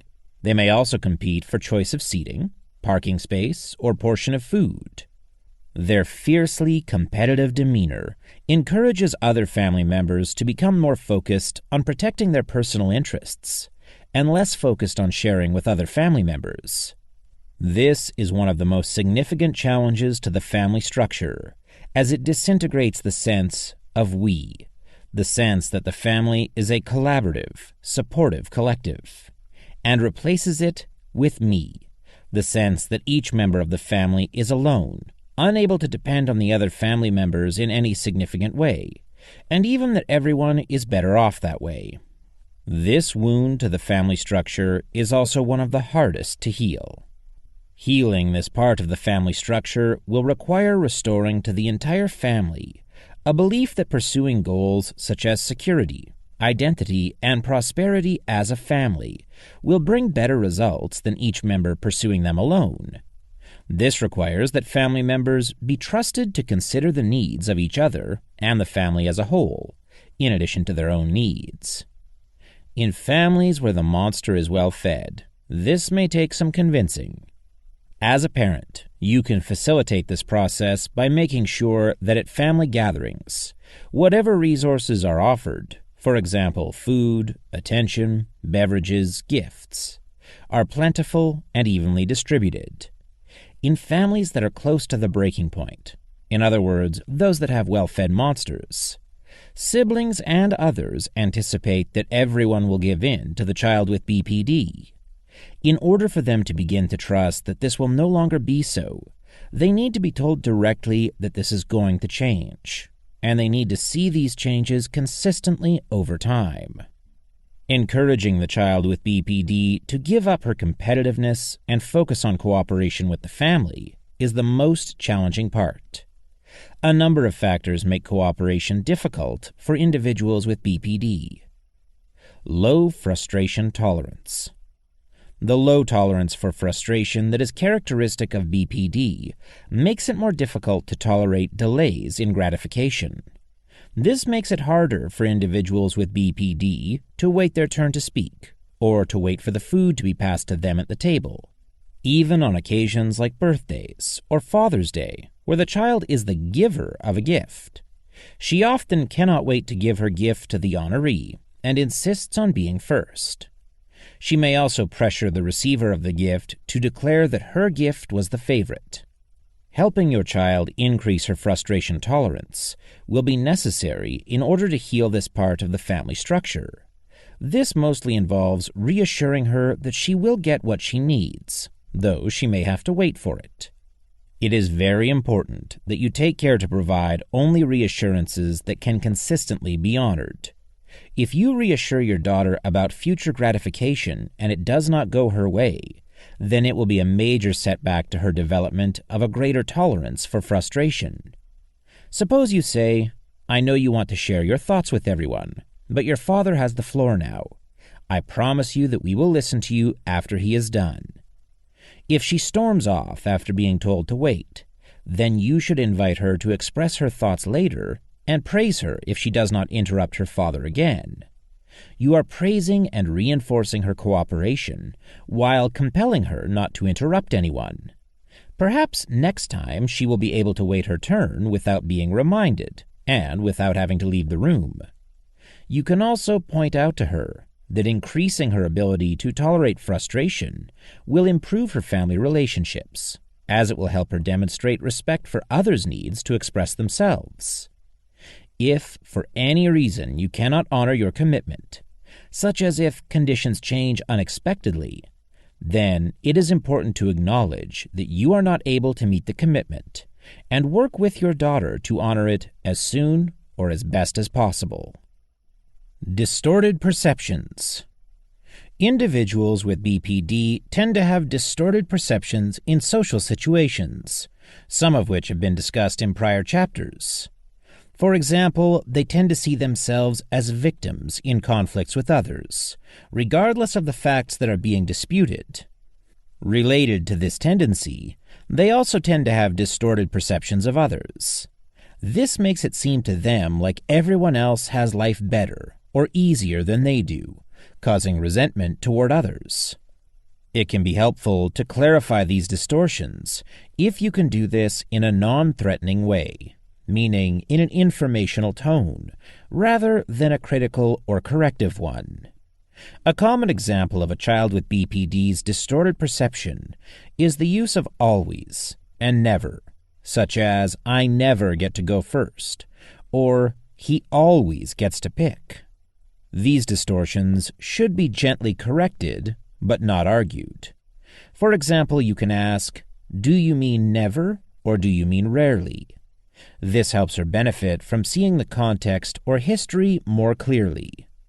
Arguing with your daughter by saying, "It's not true that you never go first," is most likely to ramp up the conflict rather than produce insight. Weak empathy. The weak empathic ability of individuals with BPD causes them to be largely self-focused. For this reason, they may be largely unaware that they are competing with others. This is a form of distorted perception, in that half of the information, the emotions and emotional reactions of others, is missing. Clarifying this sort of distortion by providing information about others' feelings and reactions is helpful. Exclusivity versus equality. The strength of the family structure depends upon a social contract. This is a set of rules, customs, and behavioral guidelines that members agree to live by. In voluntary groupings such as clubs, jobs, and religious organizations, members are expelled for not following the rules. In involuntary groupings such as municipalities, members are punished for not following the rules or laws.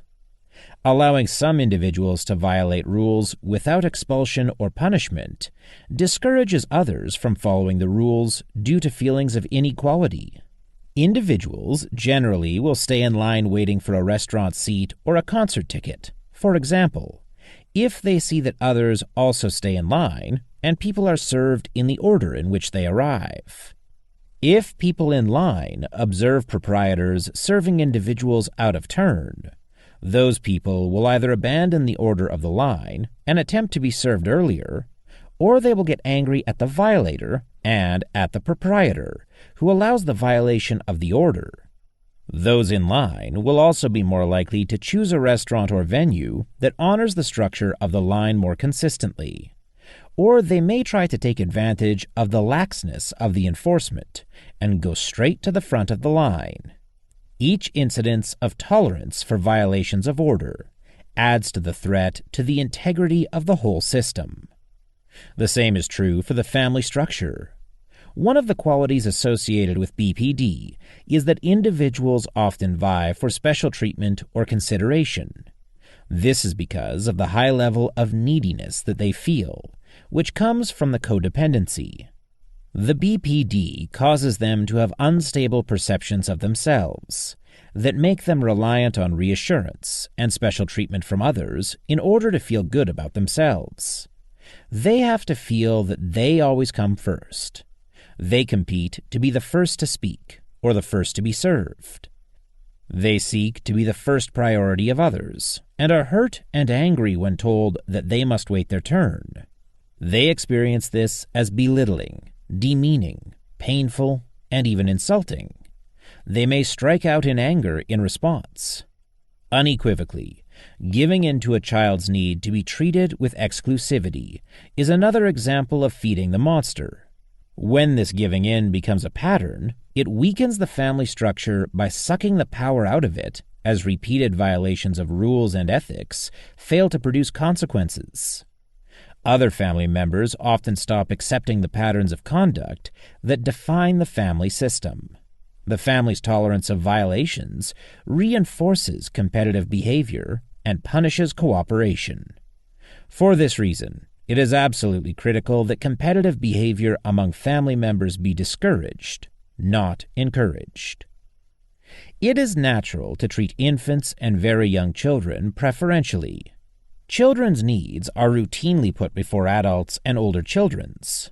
But as children become older, they must develop a greater tolerance for frustration. This is a form of independence that the child with BPD characteristically resists. The competitive behavior is a way of resisting growing up. You can support your daughter's development of more mature, cooperative behavior by suggesting cooperative solutions to problems and rewarding her efforts in this area, even if they are incidental. An example of an incidental effort would be letting other people speak first because she is unfamiliar with a topic, or letting others serve themselves first because she is not hungry. Utilizing these opportunities to provide feedback for these desirable outcomes will reinforce future efforts and support the new family structure. A new family structure. There are two forms of resistance that are routinely encountered when attempting to change a social structure, such as a family: generalized and specific. Generalized resistance refers to the human tendency to embrace the known and avoid the unknown. Uncertainty is one of the major drivers of anxiety, and most people cope with it by avoiding it and clinging onto routine and familiarity. This does not mean that social structures cannot transform. They obviously do. But it does mean that the transition is a process, not an event. Specific resistance to changes in the family structure can come from many sources. The child with BPD is likely to resist several aspects of the new family structure. Depending on how far along the process toward the breaking point is, the child may be accustomed to having her way at the family's expense and will have to give this up. She will no longer be the center of attention, and she will be held accountable for her behaviors and her choices. Other family members may also resist aspects of the change of family structure. Besides the general resistance to change, many family members have probably been hurt by the effects of the BPD on the family. Many of them blame the child rather than the disorder, and will be loath to give the child an opportunity at redemption for fear of getting hurt more. This is why it is critical for the family to understand that the monster is the disease, not the child. The remainder of this chapter will define the new family structure and then give techniques for overcoming resistance to the transition. Each family structure is unique because it reflects the needs, personalities, histories, and preferences of all of the members.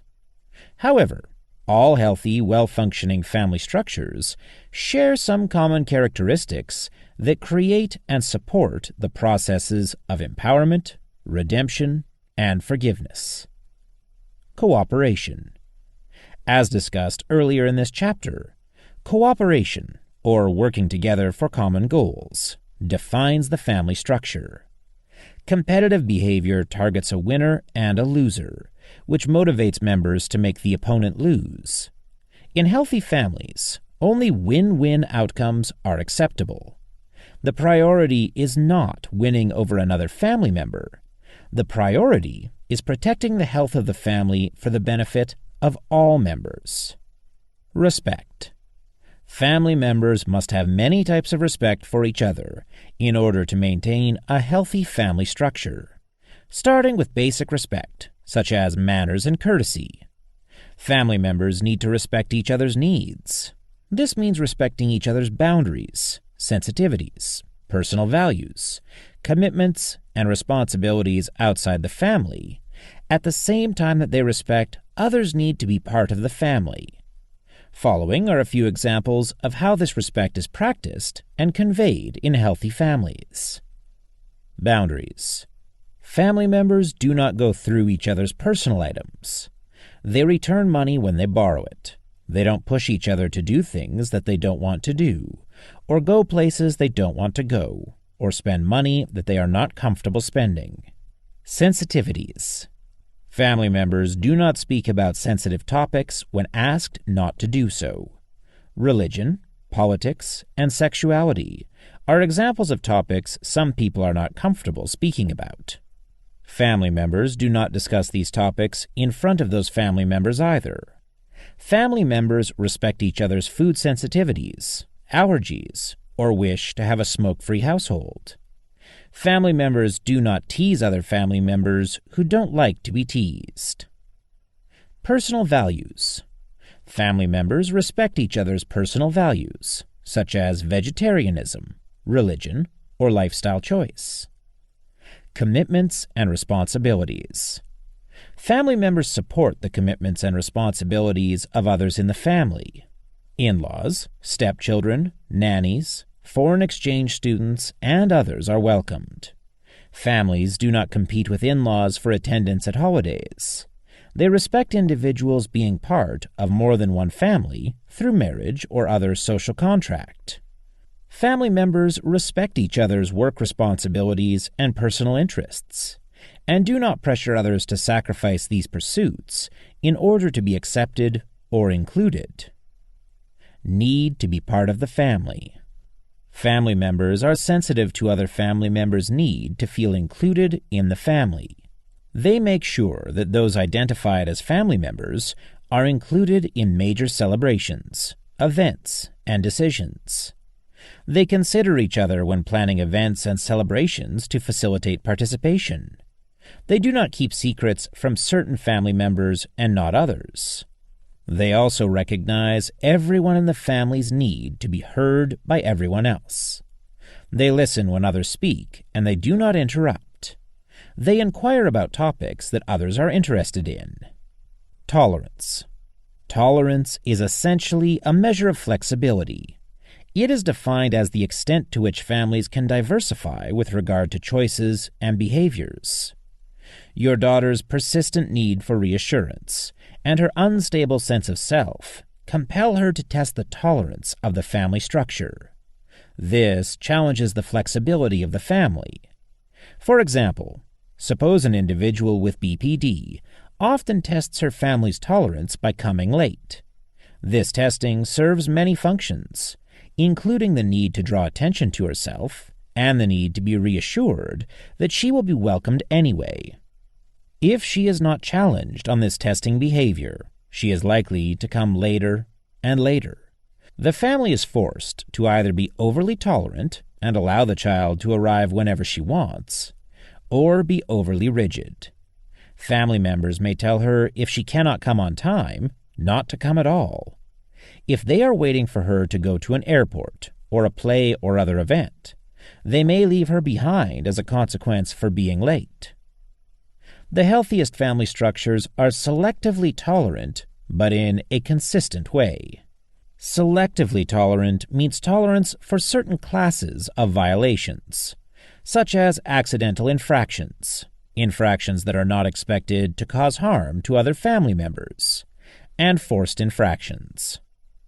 Examples of accidental infractions include accidentally damaging someone else's property, such as when taking a car out of the garage, and bringing up painful topics that are not known to be painful. An example of an infraction that is not expected to bring harm to other family members is missing an important family event due to a major work commitment or other family obligation. An example of a forced infraction is missing an important family event due to poor health. Healthy family structures need to be tolerant of these types of infractions.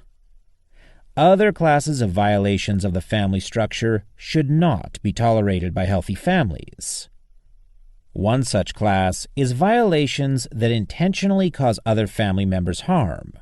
Another is repeating violations that have already been clearly shown to cause harm to other family members.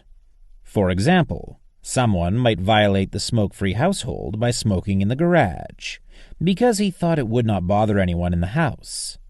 The first time, this should be tolerated and forgiven. But if the person continues to smoke in the garage, even after being told that it aggravates someone's asthma, then it can no longer be tolerated. In this case, the person needs to be told that if he cannot be at family events without smoking, then he will only be welcome at outdoor events. Consistency. Each family member's sense of comfort and ease depends on the ability to have consistently positive experiences with family interactions.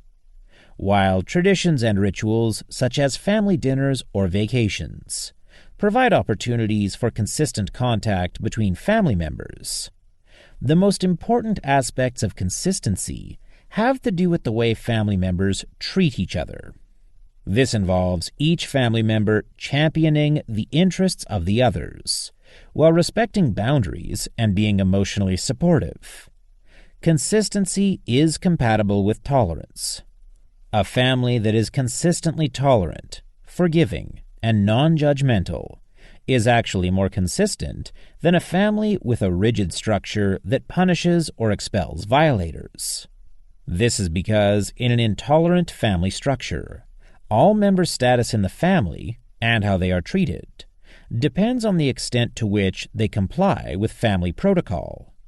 For example, it is not uncommon for siblings to receive different amounts of money from their parents' inheritance, based upon the parents' perception of different levels of cooperation and conformity between siblings. This often leads to conflict and resentment between siblings.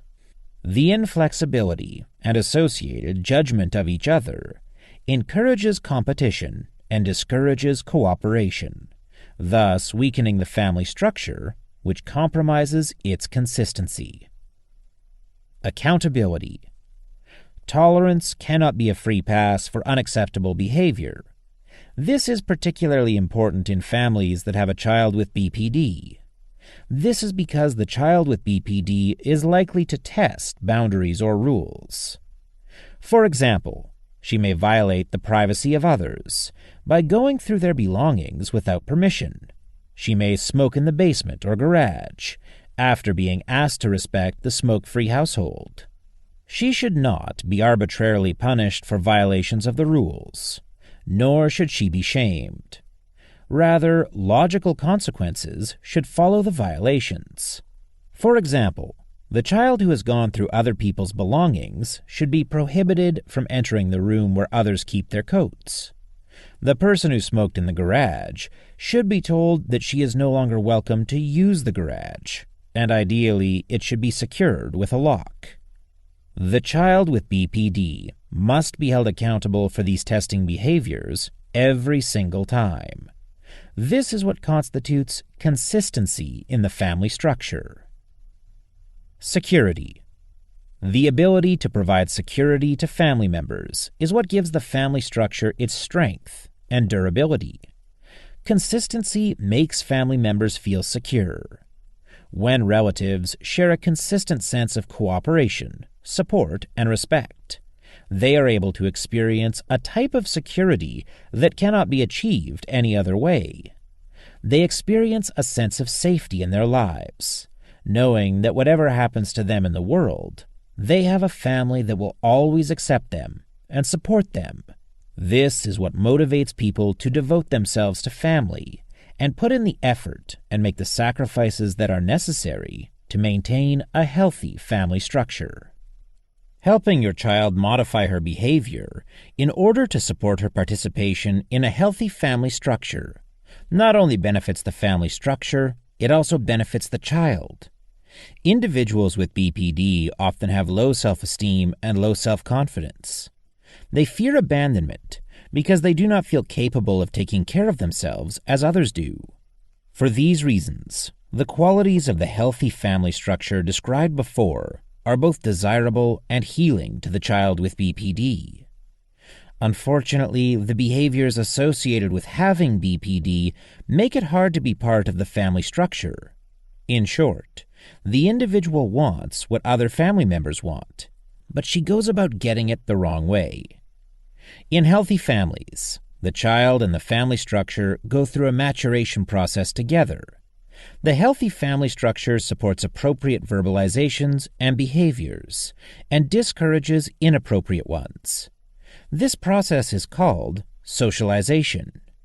Children generally do not resist the socialization. In fact, they will discover that the social skills they learn within the family structure also work well outside of the family and become self-reinforcing.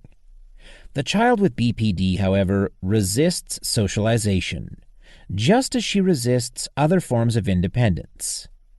Accommodating the resistance, giving in to the child, causes codependency, and either weakens the family structure or destroys it completely. Transitioning the family structure from codependent to healthy and secure will support the child's personal healing while at the same time healing the family itself. Initiating the transition. The transition from a codependent family structure to a healthy and secure family structure by setting and maintaining boundaries, breaking codependent behavior patterns, and forgiving and learning to trust again, is a process rather than an event. The pace of the process will be determined by the amount of resistance, which is related to the complexity and size of the family. In many families, this transition can take years, and some remain perpetually in transition. This is because the family structure is dynamic, always changing. Patience is imperative. Success in transition is self-reinforcing. When children with BPD get reinforcement for behaving cooperatively and independently, it motivates them to sustain such behavior. For this reason, early experiences with success are important. The remainder of this chapter will focus on this transition, with the goal of initiating a process that will be self-reinforcing and thus can gain momentum. While the transition is itself a process, the initiation must be an event. The transition begins when the new expectations are explicitly announced. In the example of the Anderson family, the child's re-entry into the family from college provided an event that served as an opportunity to change the expectations. New expectations can also be introduced at a family meeting, or even in a one-on-one conversation, depending on the circumstances. The tone of the presentation must not be punitive, and for this reason should not immediately follow a transgression. Aspects of the new family structure should be presented in a way that brings hope of personal healing and a better family experience. Following are some techniques that will help with the initiation process. Reinforce strengths. Focus on your child's strengths and reassure her that success is within reach. The very first statement should be one that recognizes this and might sound like, "Your father and I feel that you are ready to begin to pay some of your own bills. Of course, we will still subsidize you, but you are doing so well in your job." Point out benefits. Make explicit both short-term and long-term benefits. For example, you might say, "One of the big benefits of paying some of your own bills is that you get to make your own choices and do not have to ask your mother and me for permission, although you are welcome to ask our opinions." Or, "Once you are fully self-supporting, you will be able to file your own taxes and get a tax refund." Explain, don't justify. Part of reinforcing strengths and pointing out benefits involves explaining why the changes are being implemented. Your child is likely to offer resistance. While it's important to provide explanations, you should not offer justification. Justification is an effort to get your child to agree and gives your child the power not to agree. This is why you should only offer the explanation. In the previous examples, the child is given explanations as to why her parents feel that it is best for her to start paying her own bills. Here is an explanation of a justification. Again, it is not recommended that this be used. It's only fair, after supporting you all of these years, that you start to take some responsibility for yourself. Justification statements such as these convey to the child the message, "You should have already been doing this," without directly saying so. This message focuses on weakness, not having done so already, rather than strength, the ability to do so now, and decreases the child's confidence, which discourages success. Don't compare your child with others. Parents often use siblings or other peers of their child as examples of how they want their child to behave. This usually backfires and adds to the child's sense of inferiority and incompetence. Give realistic expectations. Convey to your daughter that you expect consistent effort on her part, and that as long as that is the case, you will help her manage the results. Once the new family structure is introduced, it is extremely beneficial to set up some experiences that are likely to create positive results for your child. In the example before, this might mean letting your child take over a bill that is easily manageable for her financially, and that gives her control of something that will bring her great satisfaction, such as her car payment or wardrobe budget. When you're making any shift in family structure, consistency is key. Once expectations are changed, they must be changed permanently. Vacillation between codependent and independent behavior patterns is very confusing for a child with BPD. It will cause her to regress because it keeps alive the possibility that her parents will give in, so it keeps the child trying to get them to do so. Each episode of giving in reopens the possibility of future giving in and feeds the monster or strengthens the illness. Initiating the transition of codependent family structure into a healthy and secure family structure begins a difficult and frustrating process for the parents of a child with BPD, largely because they cannot control the process. The success of a healthy family structure depends on all of the family members, including the child, cooperating and putting in effort. Considering this and the natural types of resistance discussed before, it is most reasonable to expect fluctuations in the family's ability to maintain the structure. Chapter Summary. This chapter guided you to begin the process of creating a new, healthy family structure. The tools you learned in the previous chapters will enable you to help your child shift from competition to cooperation, and from exclusivity to equality, both vital components of this new structure. Using the techniques offered in this chapter will help you initiate the transition to this new family structure. Additionally, understanding and being prepared for various forms of resistance will increase your chances of success. The next 2 chapters will give specific supportive techniques that you can use to help your child, along with limitations in your role. Chapter 8. What you can do to help your daughter. Helping your daughter by providing supportive parenting requires a comprehensive understanding of her condition. One of the greatest risks of offering support to a person with BPD without substantial knowledge of how the disorder works is feeding the monster or making her sicker. When offering support or assistance to an individual who has an illness that causes her to resist independence, great care must be taken to avoid increasing codependency, as we discussed extensively in prior chapters. In order to gain a comprehensive understanding of your daughter's difficulty, you need to consider that she also has difficulties with relationships outside of the family setting. The role of these other relationships increases as your child gets older. School, camp, scouts, sports, and socializing with friends are all activities that draw adolescents out of the family unit. In adulthood, it is higher education, marriage, and pursuit of a career that become a focus of attention and affection. At that point, relationships outside of the family of origin become primary, and the child moves out. This is a critical step toward independence. All of the essential techniques presented in this chapter will target encouraging your daughter to be independent and to be successful. Your role is to support her independent functioning, not her comfort. She must learn to provide her own comfort so that she is motivated to seek independent strategies to accomplish this.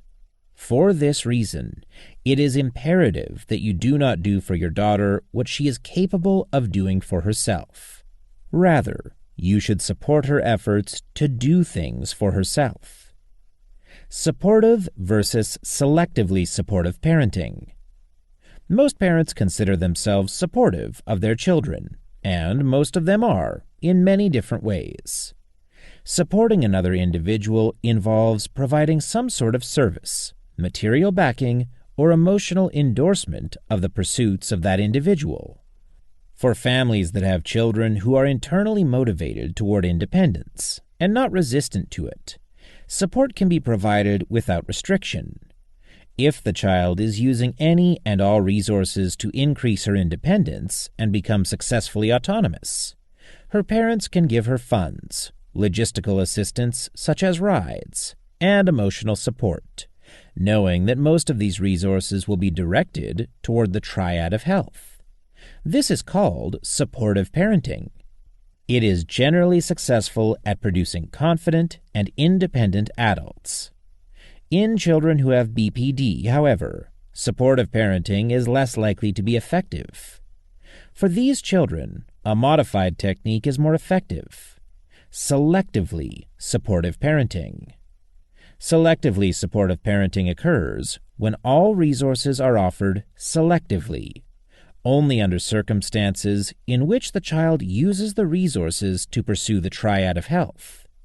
Since this is not the inclination of the child with BPD, you will need to monitor and hold her accountable for her use of resources. Selectively supportive parenting is much harder than generally supportive parenting. As a selectively supportive parent, you will need to consider every offer of assistance as to whether it encourages or discourages codependency. A guiding principle should be that whenever you offer support, your daughter must have some skin in the game.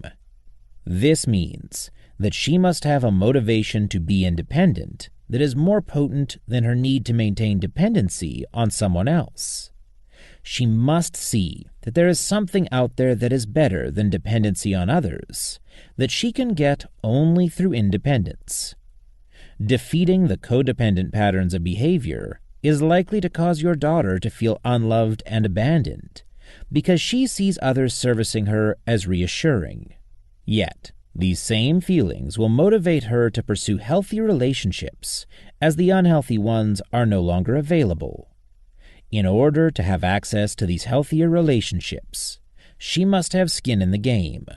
She must respect the boundaries of others and pursue the triad of health.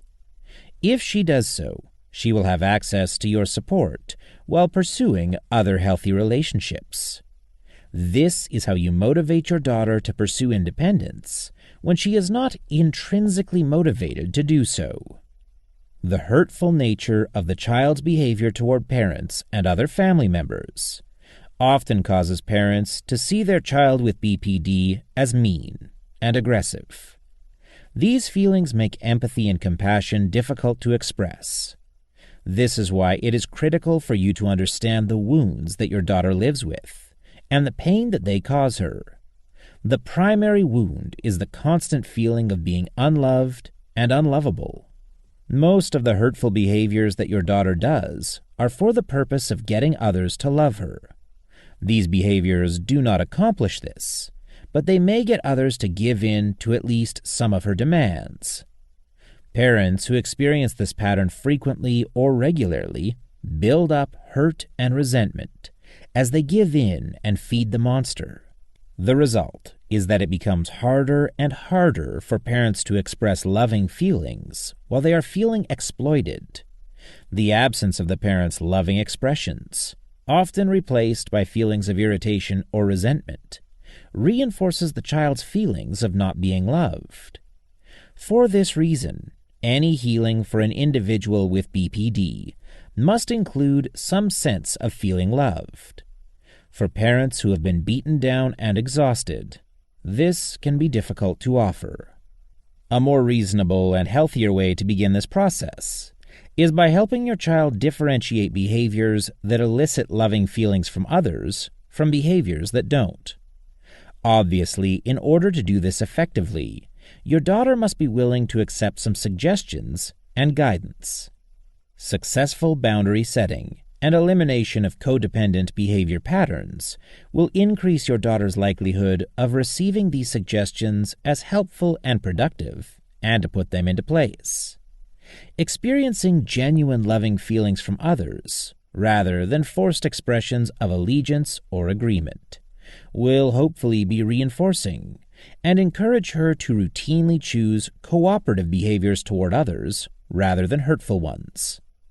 The following techniques will allow you to help your daughter acquire and consistently demonstrate behaviors that will elicit genuine affection from others. Create situations where your daughter is likely to be successful in eliciting positive feedback from you. Give your child tasks that she feels confident and comfortable with, and hence likely to succeed with. For example, ask her opinion about something that she is interested in and good at. You might ask your daughter's opinion about clothing or a gift for someone. If your daughter has an aptitude for math, ask her to help with bookkeeping. Asking her to accompany you almost anywhere gives her an opportunity to be helpful just by showing up. Suggesting and supporting her volunteering for public service of any kind gives your daughter the opportunity to participate in an activity that is very likely to provide positive feedback. And participating with her is an example of being supportive without encouraging codependency.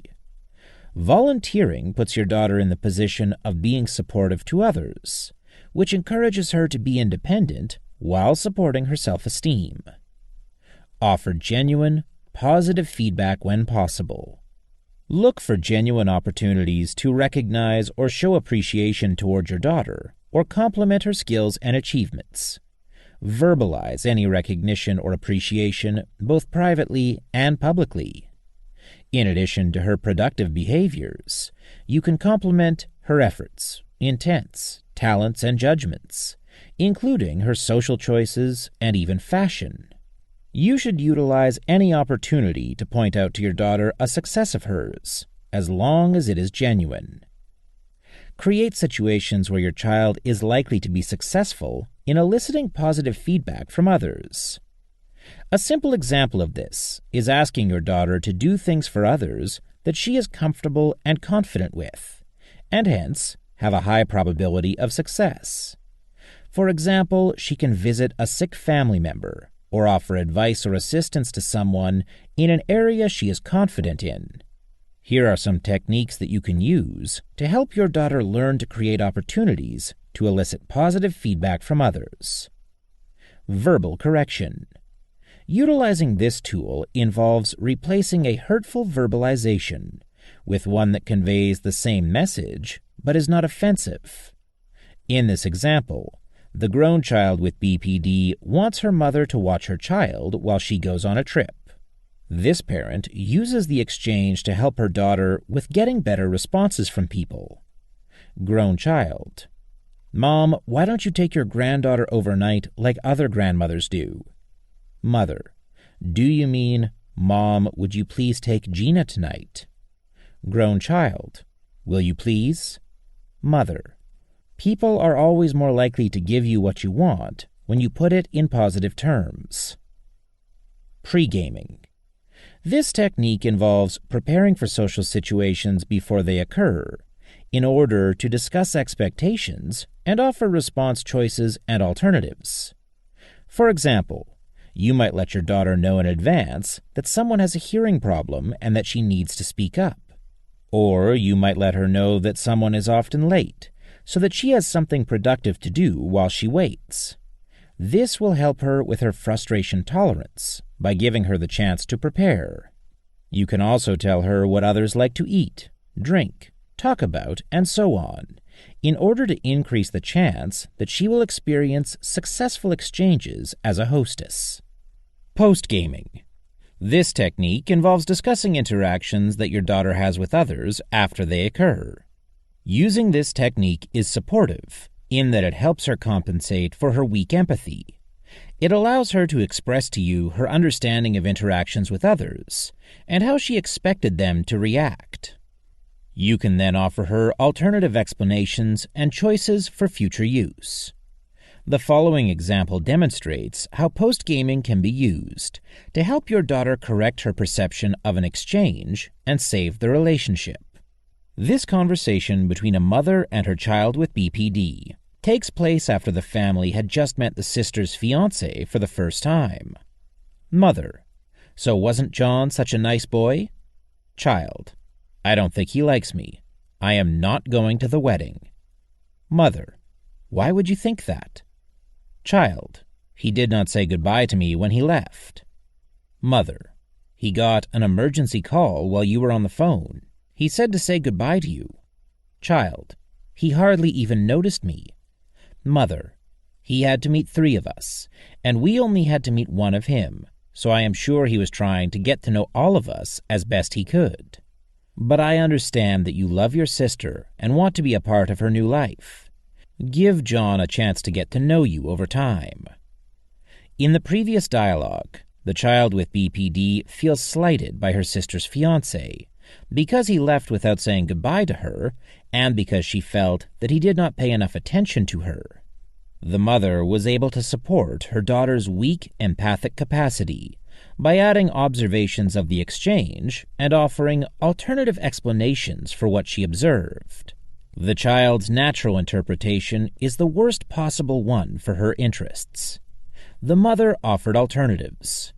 The post-gaming is more risky than pre-gaming, in that the child is more likely to feel criticized for not seeing things correctly. The mother in the previous example mitigates this reaction by validating her child's feelings. I understand that you love your sister and want to be a part of her new life, and by not telling her that her perception is wrong. Rather, she offers other, plausible interpretations with a process for compensation, giving John a chance to get to know her over time. The mother can also increase the chances of a successful outcome by letting her other daughter know that it is important to her sister that she get to know John, and suggest that she make him aware of that. This can all be done in a positive tone to encourage a stronger family structure as the sister's new husband is integrated into the family. The child with BPD may reject the empathic support of her mother and cling on to her own interpretation of the exchange with her future brother-in-law and maintain that she is a victim. If this does occur, it is best not to challenge her view. This will only cause her to embrace her view more rigidly. Rather, the focus should be on disconfirming her view as opportunities arise. The future brother-in-law's next visit may be the next opportunity. You can then use pre-gaming to help her create situations that would encourage the response that she wants from her future brother-in-law. For example, she may prepare a special appetizer for him, or be prepared to share an interest with him, either hers or his. Resist overparenting. Overparenting is the essence of codependency, doing for your daughter anything that she is capable of doing for herself. It is not uncommon for grown daughters with BPD to have their mothers provide full-time child care for their children while they work, and in some cases clean the house as well. It is also not uncommon for parents of daughters with BPD to pay their rent, mortgage, or other bills indefinitely. This does not mean that you cannot help your daughter with aspects of her life, but assistance must be carefully considered so that it does not create a form of dependency. The one-sided contract, the belief of the individual with BPD that if something is done for her once, then she can expect that service as an entitlement, encourages codependency. For this reason, it is important that any assistance you offer be clearly defined. This requires setting a boundary, which your daughter will probably test. For example, a mother gave her daughter a credit card to buy a sofa when she moved into a new apartment. The daughter charged furnishings for the entire apartment on her mother's credit card. When her mother confronted her on this, she became incensed and enraged. A better strategy would have been for the mother to tell her daughter to pick out a sofa and give the information to the mother, who could then arrange the purchase and shipment. Alternatively, the parent could have the daughter pay for the sofa herself and then reimburse her for the purchase. The parent must establish the boundary that this is a one-time purchase, not open-ended access to funds. Another example is a father who gave his daughter his emergency phone number. He instructed her that it should be used only for emergencies, and that she should call his secretary or email him with non-emergency matters. The daughter found that she liked being able to reach him directly, regardless of what he was doing. She began calling his emergency phone line for non-emergency issues, like asking for rides or other favors. When he confronted her about using that number for non-emergencies, she stated that these issues were important to her, and therefore she was justified in using the phone line. A better solution would have been for the father to tell his daughter to call his secretary in an emergency, and the secretary would contact him on his emergency line. That would allow the secretary to screen non-emergency calls. In both of the previous examples, the parent attempts to be supportive to the daughter, either by giving her money or emergency access. In both of these examples, the daughter, using the one-sided contract, attempts to take control over the support and turn it into an entitlement, which allows her to become dependent on that support. This is how codependency interferes with the development of independence, and why it must be avoided under all circumstances. Let the child fail. Most codependent relationships between parents and their children occur because the parents do not want their children to fail or to get hurt. Parents go to great lengths to protect their children from hurt and failure, including getting hurt themselves so that their child can be spared. This is done out of love and an effort to be as good a parent as they can be. Unfortunately, with daughters with BPD, the efforts to protect them from failure and pain result in them becoming overly sensitive to failure and pain. They avoid experiencing failure and pain by avoiding challenges. Rather, they compel others to do their bidding for them. This allows them to blame others for their failures and avoid the associated pain. Letting the child fail is for many parents the most difficult technique to use. This is because it goes against the natural protectiveness that parents have toward their child. But it is critical that parents understand that this type of protectiveness is damaging to the daughter who has BPD. Overprotectiveness feeds the monster by inhibiting independent behavior.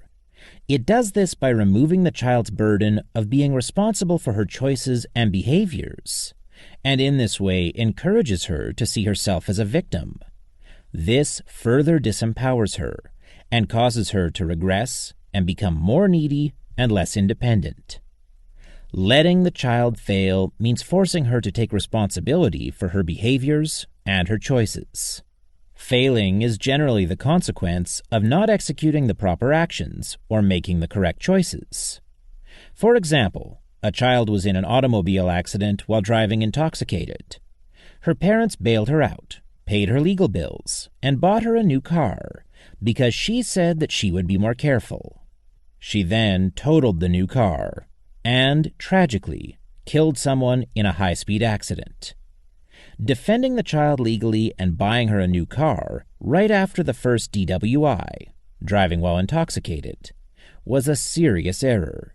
It prevented the child from taking responsibility for her behavior and failed to compel her to improve her judgment. A non-codependent response by the parents would have been to require their child to pay for her own legal defense. They should have also required her to go to AA meetings before considering a replacement car. This might have meant that the child would miss certain social events because she couldn't transport herself. Offering her rides to these events would undermine her learning to take responsibility for herself.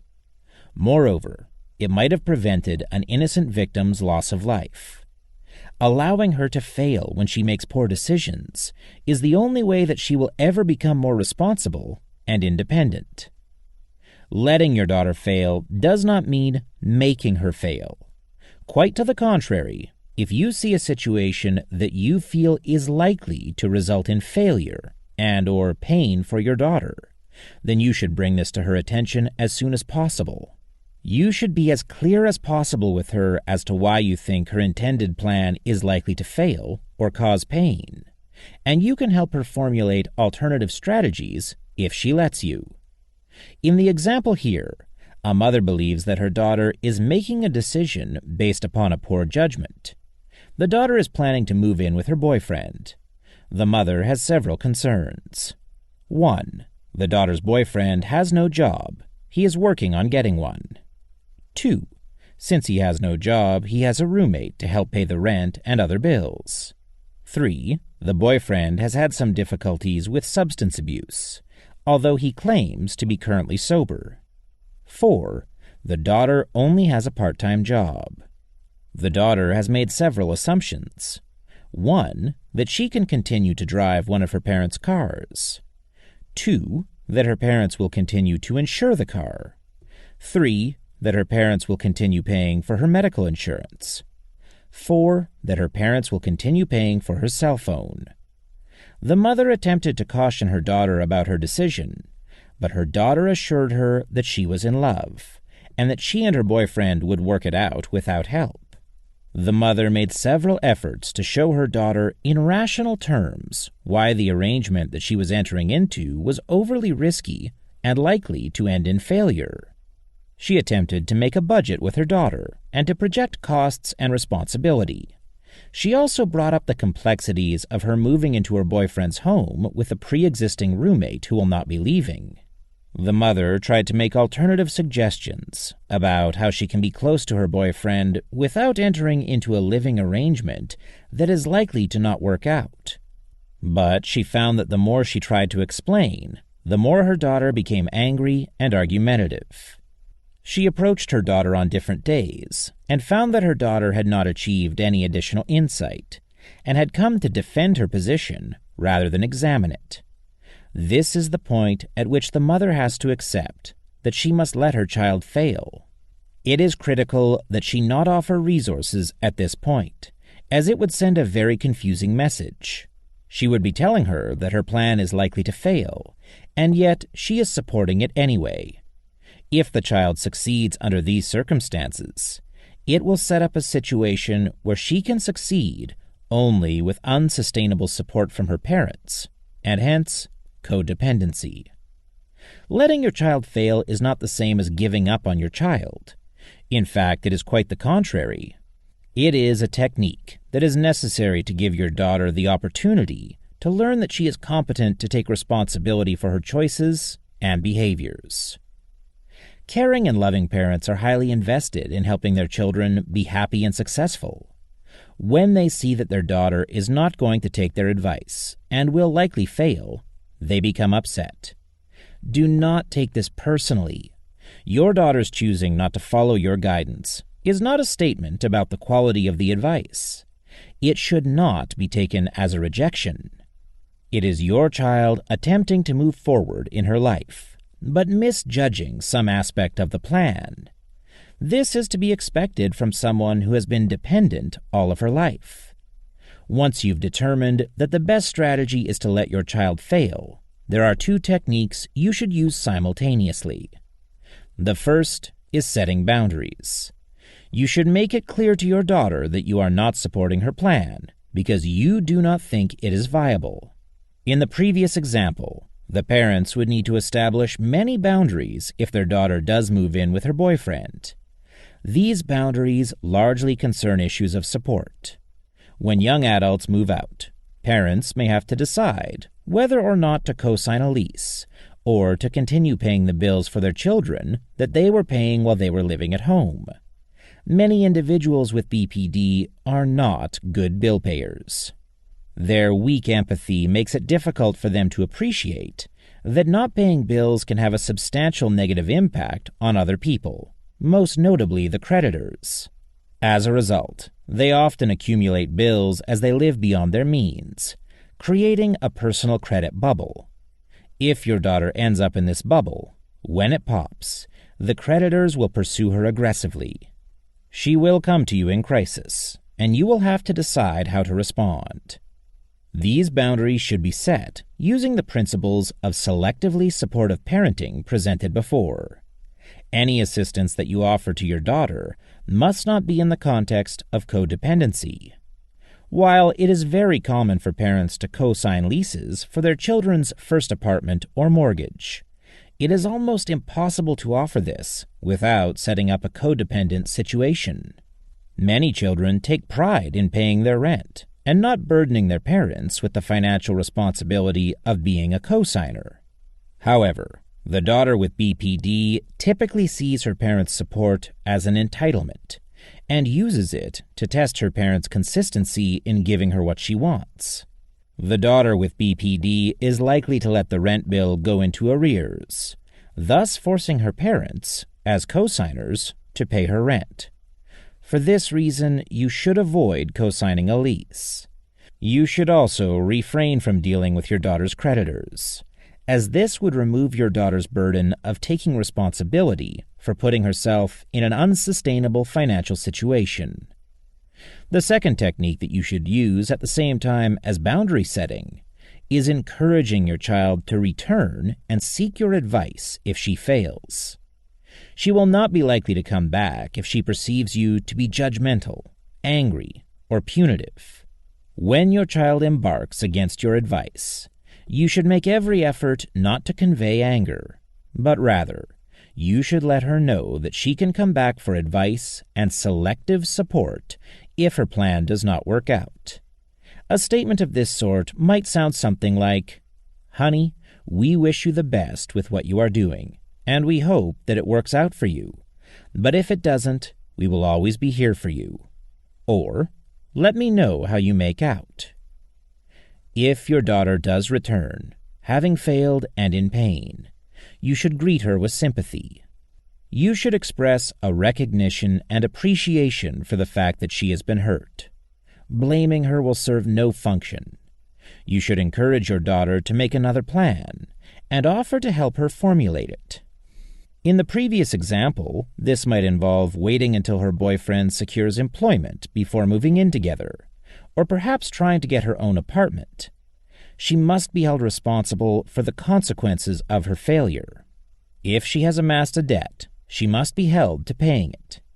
If she has violated a lease, she must deal with the landlord and possibly a lawyer. You can provide advice as she does this, but you must not do it for her. You must not pay her debts or clean up her mess, because she needs to have skin in the game. She needs to be invested in being independent. Being held responsible for her debts now will give her incentive to make better financial decisions in the future. If you pay off her debt, then she will have no such incentive. That doesn't mean that you cannot help her resolve her debts, but you must do so in a non-codependent way. You can help her consolidate her debt so that she can pay it off over time. You should offer anything to make her recovery from the failure more manageable, as long as she takes responsibility for her choices and behaviors. Your daughter's return to your advice and support following a failure also represents a point where healing and forgiveness can be initiated using the three processes: empowerment, redemption, and forgiveness. The sooner the healing, the quicker she can try another strategy for success. Multiple cycles of failure, healing, and recovery may have to occur before she ultimately achieves success. This is because your daughter approaches independence from a compromised position.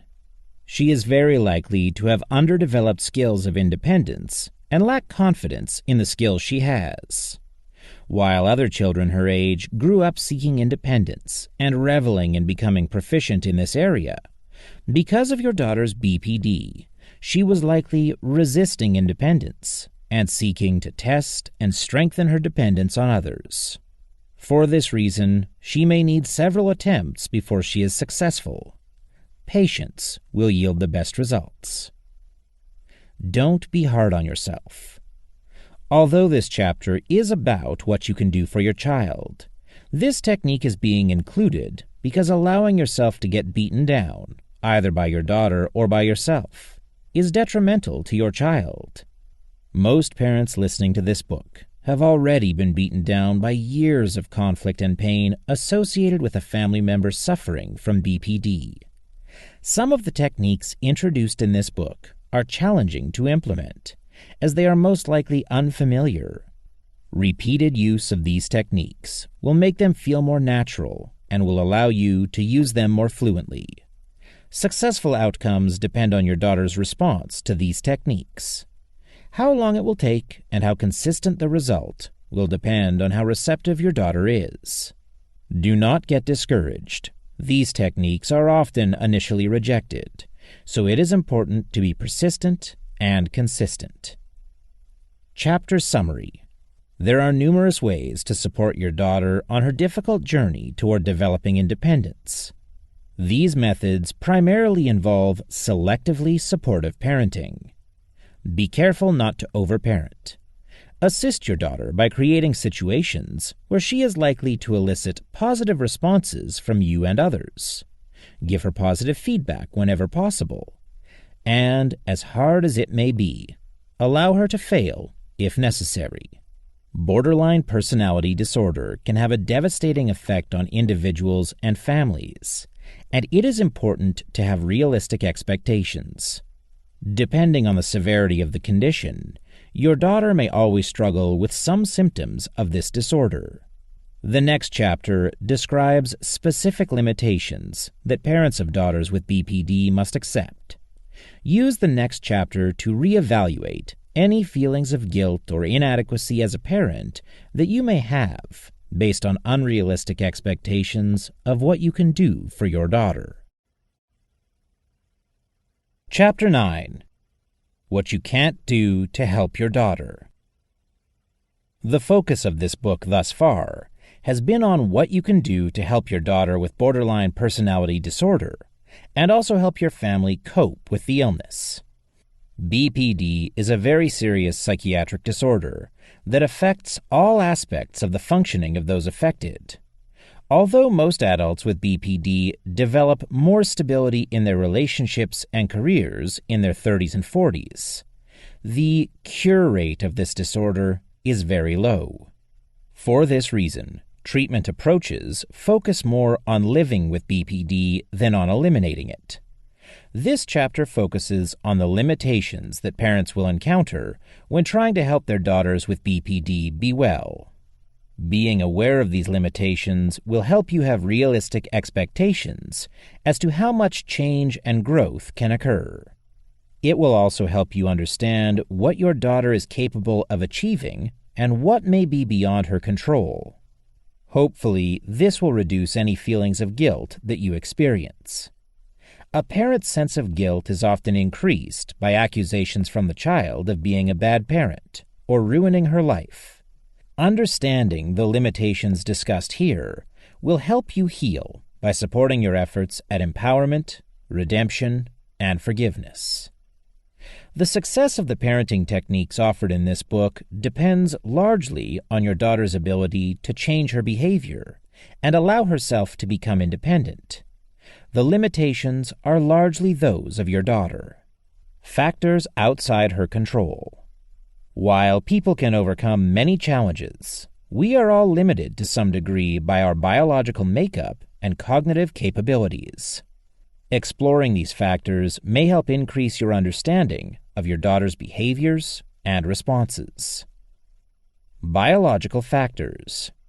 Studies have shown that individuals with BPD differ from those not affected with regard to brain chemistry and response to stress in their lives. In simplest terms, individuals with BPD may have nervous systems that are in some ways overactive, resulting in their experiencing pain and frustration in an exaggerated form. Your daughter did not choose to have unusual brain chemistry and cannot easily change it. There are some methods, such as medication, meditation, diet, and psychotherapy, that may have some impact on brain chemistry, but each of these methods has limitations of their own as well as trade-offs, such as side effects of medication. Learning to live with a nervous system that reacts differently is a significant challenge to your daughter.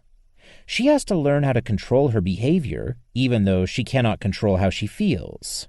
The surging anxiety that she feels when she does not get what she wants and is frustrated compels her toward impulsive behavior.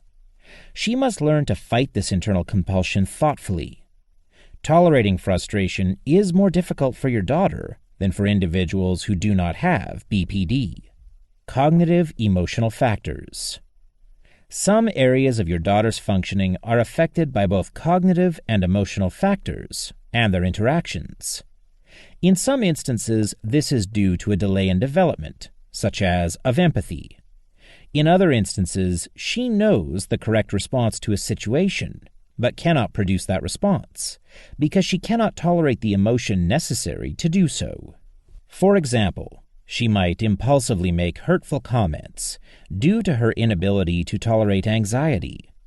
Here are cognitive emotional factors that limit your daughter's ability to benefit from the use of the parenting techniques offered in this book, as well as other therapeutic interventions that might be recommended. Weak empathy. Empathy provides critical information about how other people will react to choices and behaviors that we make. Without this information, or with a limited amount of it, your daughter is seriously limited in her judgment. She may lack the ability to understand the feelings of others, combined with a lack of interest in doing so. Effective social interaction requires that your daughter have the ability to anticipate how others will respond to her behaviors. For example, she needs to understand that expressing anger towards somebody will generally push that person away. This is because it is hurtful to other people and causes them to instinctively pull away from the source of pain. Without this understanding, she will feel victimized when she feels that others are pulling away from her. This causes her to express more anger and push others away even more, which further increases her sense of being abandoned. Until your daughter makes progress in learning how to become more empathic, she cannot effectively and reliably anticipate that her actions will be hurtful to others. Low frustration tolerance. This factor underlies most impulsivity and agitation.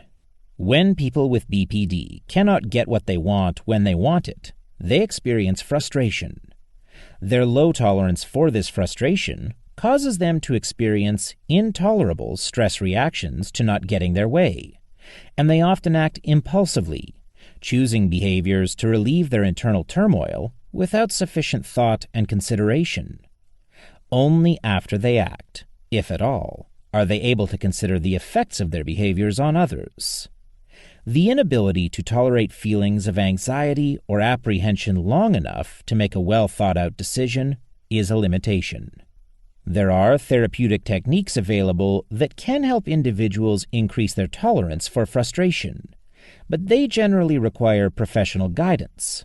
You cannot effectively do this for your daughter. Avoidance of taking responsibility. Avoiding taking responsibility for choices and behaviors is one of the most debilitating features of BPD. While many family members think of this feature as narcissistic or grandiose, for most individuals with BPD, this is a fear response. They engage in codependent relationships with others, which leaves them overly dependent and fearful of abandonment. They see others acknowledging an error of their behavior or judgment as evidence of being unworthy of love.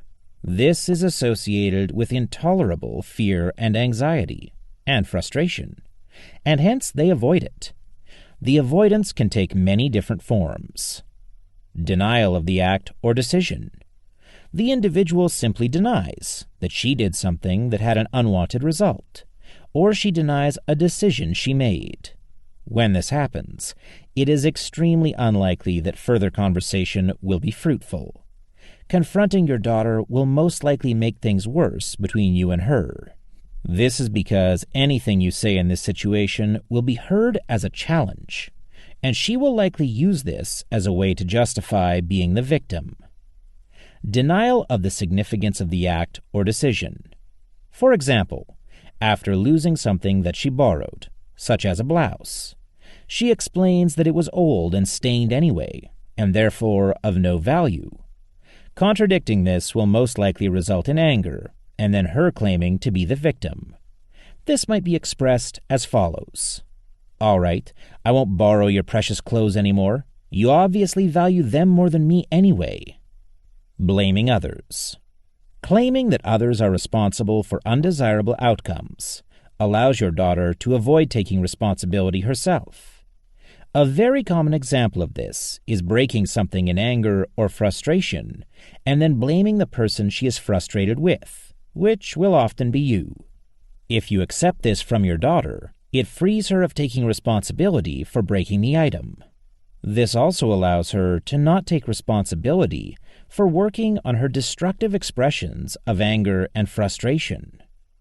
The following dialogue between a parent and daughter with BPD is an example of all three manifestations of avoidance of taking responsibility. The daughter had agreed to be at her parents' home to water the plants while they were away. Parent: "Did you water the plants while we were away?" Daughter: "Yeah. Why?" Parent: "Some of them are dead and the others are dry." Daughter: "What are you saying? That I killed your precious plants? You love them more than me." Parent: "I was just asking, not accusing." Daughter: "Well, I watered them." Parent: "Every other day, as I asked?" Daughter: "Is that all you think about, your lousy plants?" Parent: "I am trying to figure out what happened to them." Daughter: "Well, I don't know. Maybe you forgot to fertilize them." As this example illustrates, trying to get your daughter to take responsibility verbally, to admit she is wrong, will most likely result in conflict and her taking the position of victim. This is because acknowledging an error makes her feel that she is affirming her unlovability and setting herself up for rejection. This causes her intolerable anxiety, as it threatens her codependency, and it limits her to blaming others when things go wrong. The parents can hold their daughter responsible behaviorally by having a more reliable person water the plants the next time they go away. If the child asks why someone else is being asked to water the plants, then the parent should explain, non-punitively, that leaving her with the plants yielded unsatisfactory results, so someone else was chosen. Her parents should nonetheless laud her wish to be helpful and instead offer her a way of helping that produces a higher likelihood of success. This is an example of creating an opportunity for success rather than repeating a failure. low self-esteem and self-confidence. Your daughter's low self-esteem and low self-confidence cause her significant anxiety when taking on anything that she perceives to be challenging. The low tolerance for frustration increases her experience of anxiety. This makes sustained effort increasingly painful for her, unless she feels that she is succeeding in her efforts. For this reason, your efforts to push her to achieve and succeed will cause her to experience significantly more anxiety, which she will most likely blame you for. Her increased anxiety will also increase the probability of her responding impulsively, which is unlikely to be successful and may lead her to prematurely abandon an endeavor that would have otherwise been successful. If this happens, she will likely blame her failure on you putting too much pressure on her. Furthermore, unsuccessful outcomes will lower her self-esteem and self-confidence even more, thereby making it harder for her to take on challenges in the future. So you cannot push her. What you can do is encourage her in the following ways. Supportive encouragement. This involves supporting your daughter's strengths, pointing out her skills, abilities, or prior successes, reminds her of her successful qualities, and will help increase her self-esteem and self-confidence, which will decrease her discomfort in taking on challenges and reduce the chances of impulsive responding. Supportive suggestions. You can make suggestions to your child that will help her pursue healthy goals. The best suggestions are ones that offer your daughter options that she may not have thought of herself. These suggestions are ideally offered when her frustration is at a minimum, so that she will be able to listen more patiently. The risk is that she will hear the suggestions as criticisms for not having planned better or come up with the suggestions on her own. You can explain to her that a suggestion is just an idea and not a judgment of her. Avoid repeating the same suggestion, as she may perceive this as pressuring her. Also, making suggestions when she is not receptive due to high levels of frustration or despair will be counterproductive. This may cause her to give up on what she is doing and then blame it on you. You also cannot force her to comply with your suggestion. This will induce anger toward you, and she will be less likely to listen to your suggestions in the future. You can, however, make it more likely that she will use your suggestions by offering your assistance. For example, if you are suggesting that she seek out a resource of some sort, such as a library or doctor, you can offer to take her or lend her your car. You can also offer to pay for it if there is a fee. Supportive validation. Your daughter's BPD causes her to have a tendency to see herself as a victim whenever she has a conflict with others. This is related to her significant difficulty accepting responsibility for her behaviors and choices, which results in blaming others and hence being the victim. This often creates a distorted view of the situation and makes it difficult for your daughter to distinguish between situations where she portrays herself as a victim, even though she is not one, and situations where she actually is the victim. Supportive validation is acknowledging those situations where you believe she is a victim and helping her to distinguish these situations from those that she distorts to portray herself as a victim. This will help her learn to make this distinction herself, which will improve her ability to respond to others effectively and help increase the stability in her relationships. In the previous scenario of the daughter who was supposed to water her parents' plants, her statement, "You love them more than me," is an example of the child portraying herself as a victim when she was not. In this situation, validating her sense of being a victim would not be supportive of healthy functioning. Rather, it would validate the distortion, that the child is a victim and did not make an error, failure to water the plants as requested. You should offer supportive validation only when your daughter is truly the victim of circumstance, such as when she gets sick or when an injustice is done to her. These types of support and encouragement have a good likelihood of being accepted by your daughter and of increasing her self-confidence, thus improving her chances for successful outcomes in her relationships and endeavors. Parenting strategies to avoid. Given the limitations discussed before related to biological and cognitive emotional factors, it is important to be aware of strategies to avoid. While your intention is to help your daughter, these approaches are likely to backfire. Asking her to change for you. Frustrated parents sometimes plead with their daughters to change their behavior for the parent. They remind their daughter how much they have done for her over her lifetime and how much they are doing for her now. This is an attempt to make the child comply or change by making her feel guilty. Although this is never a preferred parenting technique, it may be effective with older and adult children who do not have BPD. The guilt can cause them to reflect on their own behavior and then use empathy to understand how their own behavior affects others. The self-reflection leads them to acknowledge that they made an error or that they engaged in some behavior that was hurtful to others. Their empathy allows them to recognize that others have been hurt. The parent's request offers a path to amends, and the child redeems herself by complying with the parent's demand. This results in a temporary solution for the child with BPD and her parent. The solution is temporary because the change in behavior is for the purpose of redemption, not for the purpose of self-improvement. Permanent change in behavior requires that the child see the parent's criticism as valid feedback she can use to better herself. This is difficult for individuals with BPD because it requires acknowledging that they are flawed, and hence can benefit from self-improvement. Getting your daughter with BPD to change for you through guilt is unlikely to work. She will see the attempt at making her feel guilty as an attack, an effort to blame her for an error or flaw.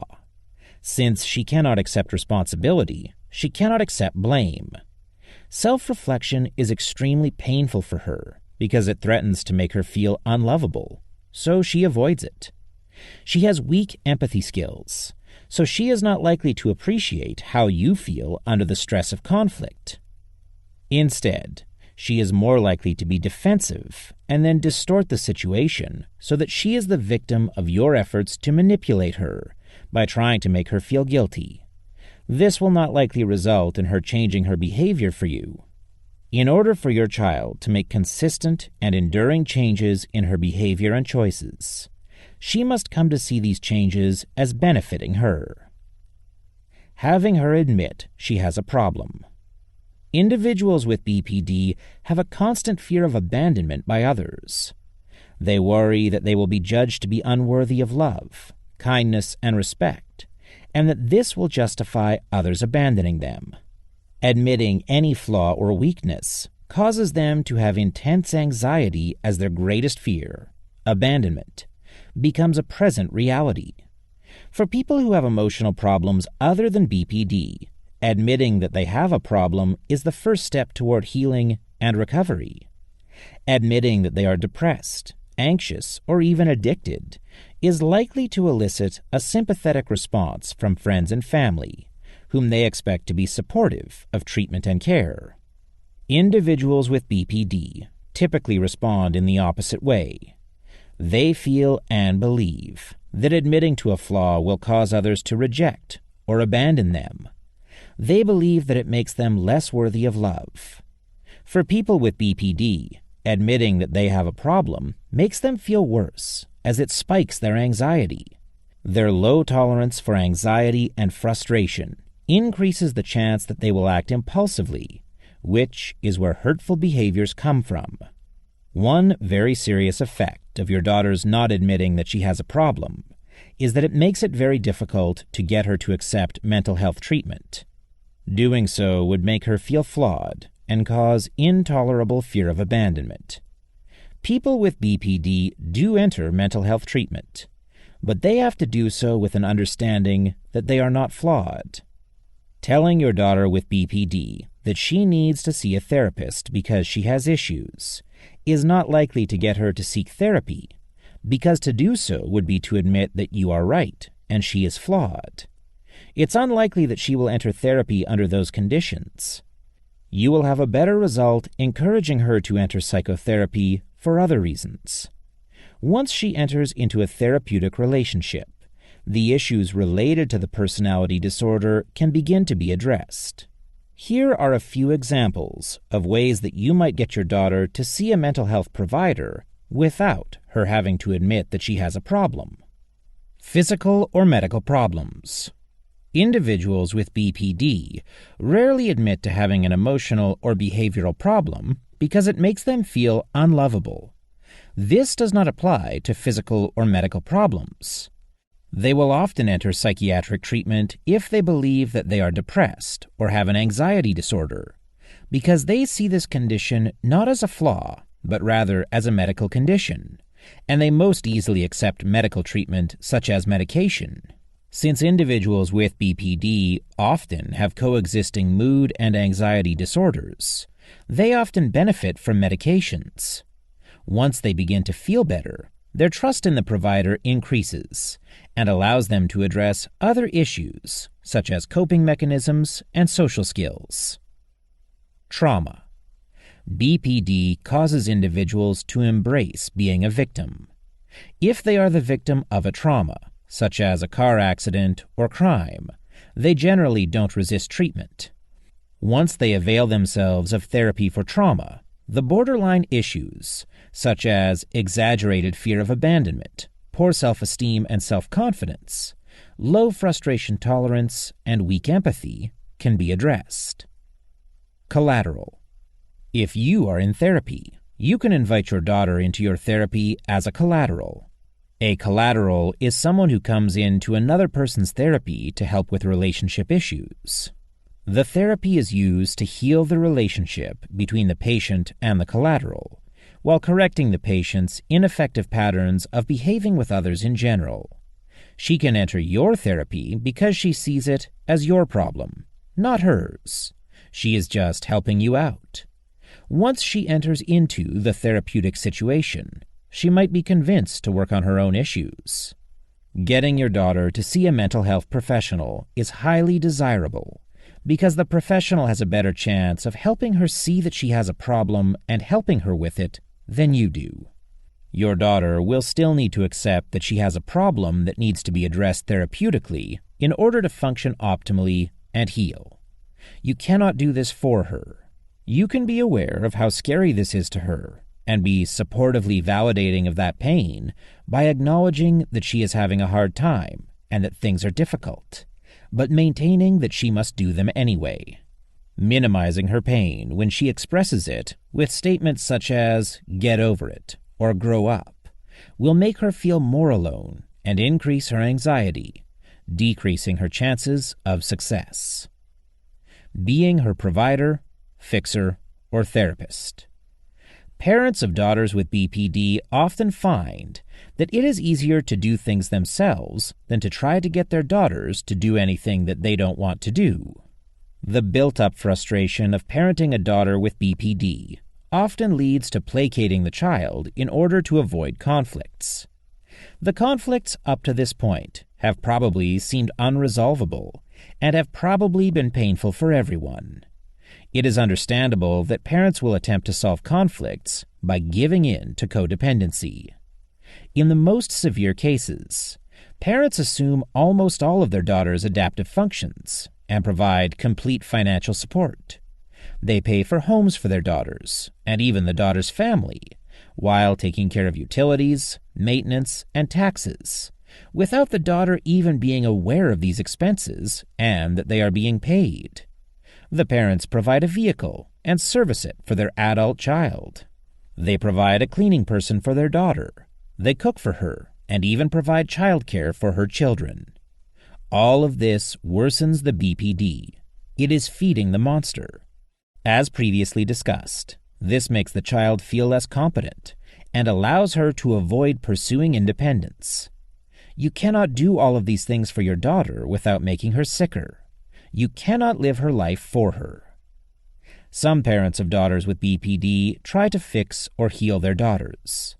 They continually look for any possible solution to their child's malady and compel them to try all sorts of different remedies. This can include various doctors, religious leaders, healers, naturopaths, dietitians, acupuncturists, chiropractors, and yoga masters. They may bribe the child to visit with many of these providers.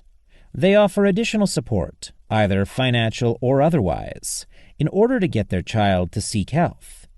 This does not work well. By compelling your daughter to help herself for your sake, you are setting up her healing as a codependent activity. Her healing will depend on you continuing to drive it, and will stop when you stop. If she will not do it on her own, then she cannot pursue independent functioning. If she cannot pursue independent functioning, then the healing process she is engaged in won't have any lasting benefit. Trying to be your daughter's therapist will also not work. Some parents encourage their daughter to share whatever is bothering her so that they can tell her how to manage better. While this is done with loving intention, it only creates another codependent process that inhibits long-term progress toward independence. Solving your daughter's problems for her makes her dependent on you to continue doing so. This is the most harmful form of codependency due to its damaging effect on self-confidence and self-esteem, and its powerful inhibition of the development of independent functioning skills. Understanding what you can and cannot do for your daughter is critical, so that your efforts to help her don't feed the monster or make her illness worse. The techniques described in this book help you to help your daughter and your family live in a healthier environment. They also enable you to be selectively supportive of activities that are healthy for your daughter. The deeper healing that your daughter must do to reach her highest level of functioning must be done with the help of a professional. Your role in this aspect of healing is to support her relationship with professionals. In order to do this, you will need to understand how therapy works with individuals with BPD. How professionals can help.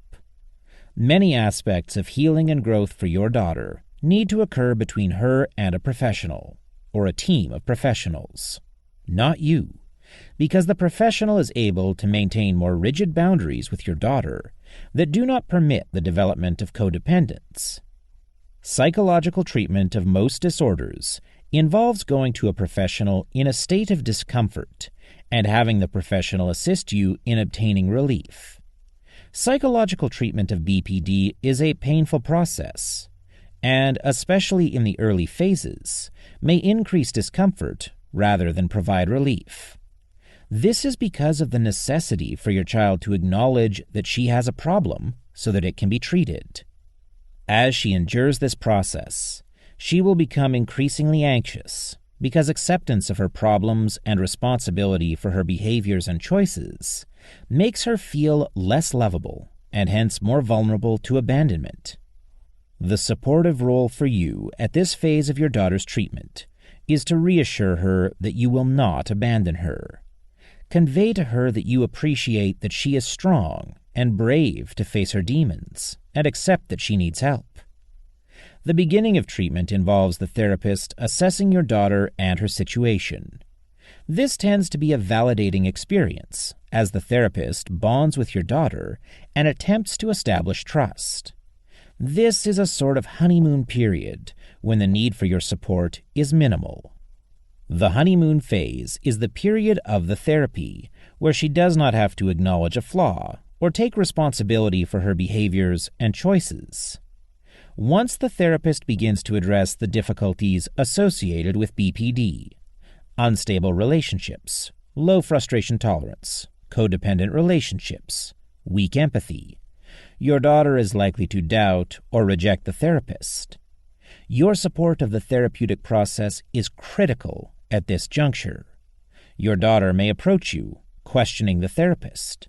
She may repeat to you something that the therapist said and ask your opinion. This sets up triangulation with you and the therapist. If this happens, consider it a red flag and a trap.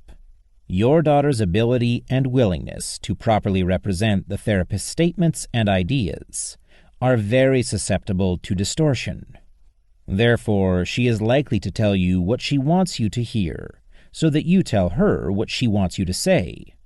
In the example here, the therapist had explained to the daughter that her expressions of anger toward others push them away. The daughter explains it to her mother in these words: "Daughter, my therapist told me that expressing myself to other people pushes them away. Am I pushing you away?" Mother: "No, I don't feel that at the moment." Daughter: "I thought that expressing oneself to others was a good thing." Mother: "As far as I know." Daughter: "I don't understand that therapist. I think going is a waste of time." Mother: "Perhaps you should ask the therapist to clarify." Daughter: "Even you disagree with him." In this example, the daughter tells the mother part of what the therapist said, but distorts the meaning so that the mother would hear it as useless and agree that the therapy is a waste of time. The question, "Am I pushing you away?" is a setup. The conversation has just begun, and nothing conflictual or controversial has been said. This should raise a red flag for the mother that she is being set up to respond a certain way, and she should refuse to do so. She might have responded, "I am not sure what the therapist means by expressing yourself." Or perhaps, "We just started talking. How could that have pushed me away?" Or, "Did you think you said something to push me away?" A very effective psychological treatment for borderline personality disorder is dialectical behavior therapy. This type of treatment offers your daughter skills for self-management, as well as greater success in her relationships. You cannot do DBT for your daughter. What you can do is help her find a therapist who specializes in BPD and become familiar with the basic skills of DBT: mindfulness, distress tolerance, interpersonal effectiveness, and emotional regulation. Becoming familiar with these concepts will help you identify your daughter's efforts to use these tools and create situations where she is likely to use them successfully. In addition to psychotherapy, medication, which is prescribed by a psychiatrist, is often helpful for individuals with BPD. While you cannot force your adult daughter to take medication, you can be supportive of her pursuing medication as a treatment. Individuals with BPD often have difficulties with medication compliance. While initially she may accept taking medication for a medical condition as discussed before, accepting the concept of a chronic chemical imbalance, which necessitates taking medication indefinitely, to her is like accepting a flaw in her sense of self, which is painful for your daughter. She more easily accepts taking the medication by viewing it as a tool that is within her control. However, she may believe that this gives her discretion as to when to take the medication and how much to take, rather than following the doctor's prescription. Many of the medications used to treat individuals with BPD, most notably antidepressants and mood stabilizers, need to be taken consistently in order to have the desired effect. Taking medication inconsistently can be dangerous. If your daughter is prescribed medication, you shouldn't refill her prescriptions or make follow-up appointments with the doctor for her, or else her medication compliance will become dependent on you, which is another form of codependency. However, you can help her by picking up her medication or lending her your car to go to a doctor's appointment. Even with this type of support, though, you must remember the one-sided contract, in which she may tend to see supports such as picking up the medication or giving her your car, if done more than once, as entitlements, and without which she has an excuse not to refill a prescription or make a follow-up appointment.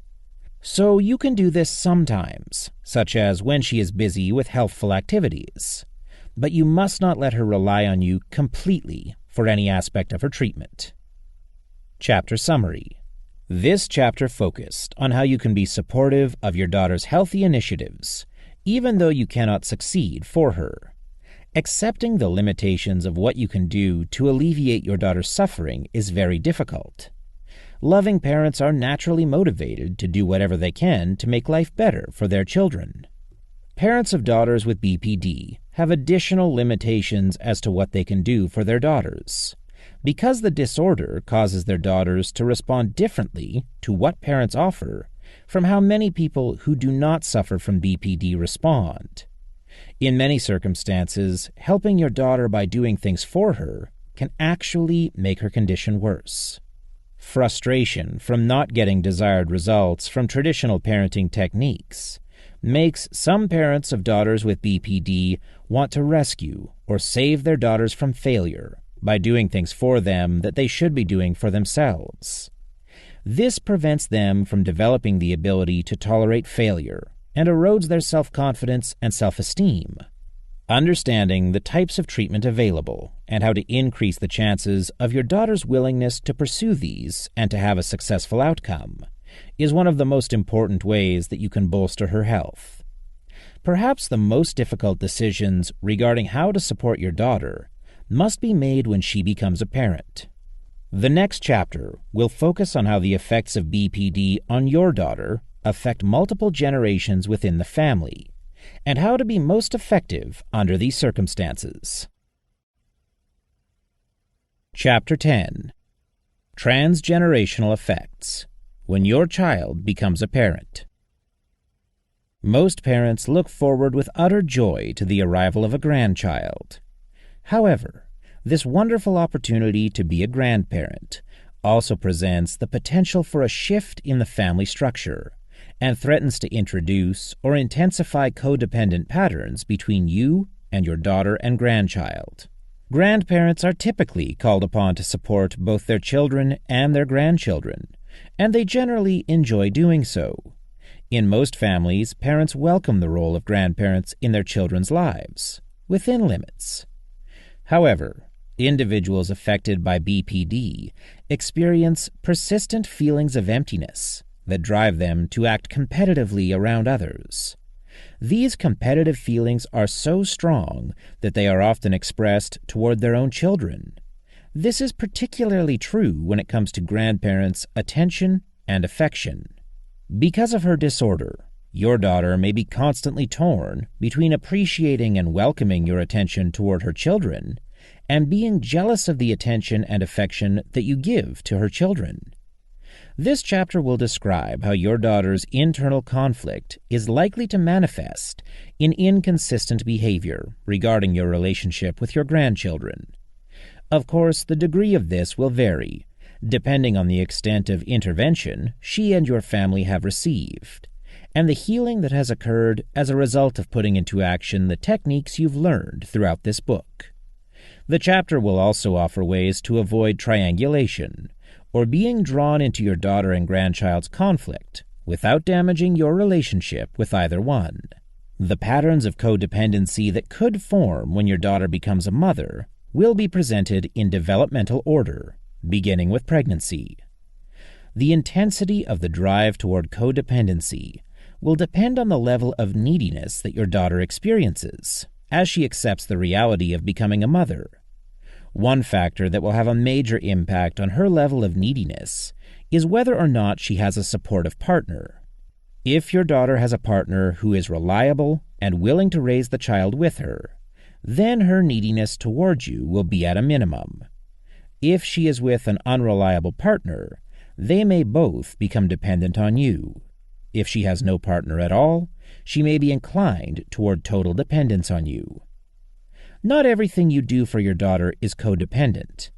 A young woman seeking help from her parents when she is pregnant and with her children is natural and can be a bonding experience for the entire family, thus strengthening the family structure. Young women typically value their privacy during pregnancy and see their parents only for visits, unless they have complications that require special attention and care. Once the child is born, many have one or more parent come for an extended stay and help in the adjustment at home. New mothers generally allow their parents to help out while they recover from the birth. This recovery may be extended if they had a cesarean section. Once the new mother starts feeling better, she encourages her parents to allow her to do more and more of the infant care herself, until her parents are able to relinquish all of the care to the new mother. After this, the grandparents enjoy visits with their daughter and her family without being needed for basic functioning and survival. Pregnancy and codependency. The pregnant young woman with BPD experiences fear and anxiety during pregnancy. She fears the pregnancy itself and the changes to her body. She is afraid that the pregnancy will make her less attractive and hence less lovable. When your daughter becomes pregnant, she will likely seek frequent reassurance, both directly and indirectly, that you will support her in various ways. She may ask you for assurances that she is still loved and desirable, that you will help her with various aspects of the pregnancy and the birth, and that you will be emotionally supportive to her throughout this experience. You should carefully think through any reassurances that you give your daughter at this time, as she is likely to treat them as commitments and hold you responsible later. Be very specific with regard to time frames of the commitments that you make. For example, if she asks for reassurance that you will stay until she feels ready to be on her own, you should answer that you will stay until she is able to be on her own, or that you will not leave her in an untenable situation. Her suggestion that when you leave be based on how she feels puts her completely in control of how long you will stay with her. She may ask you to pay for a baby nurse during the transition. If you agree to do so, you should specify for how long. For example, 1 week. These are examples of being selectively supportive. Your daughter's seeking of reassurance during pregnancy is likely to take the forms of testing others described earlier in this book. The personalized clock is a type of testing that might occur during this period. This involves her calling at various times of the day and night to make sure you are there. If you don't pick up your phone when she calls, she will probably become irritable, as it raises her anxiety about being abandoned and being alone. The longer it takes you to get back to her, the more anxious and angry she may be when you finally make contact with her. If your daughter confronts you about not being available when she calls, and says that this shows that you do not love her or are not reliable, then you should tell her that if she called you in a dire emergency, you would call 911. Therefore, she should call 911, not you, in a dire emergency. If it is not a dire emergency, then it can wait until you are able to return the call. You can reassure her that you will keep your phone with you as much as possible. In extremely desperate cases, the daughter may attempt to make her parents completely responsible for her child. She may even state to her parents that she will either terminate the pregnancy or give the child up for adoption, unless her parents commit to taking care of the child physically, emotionally, and financially. If this happens, it puts you in a very difficult situation.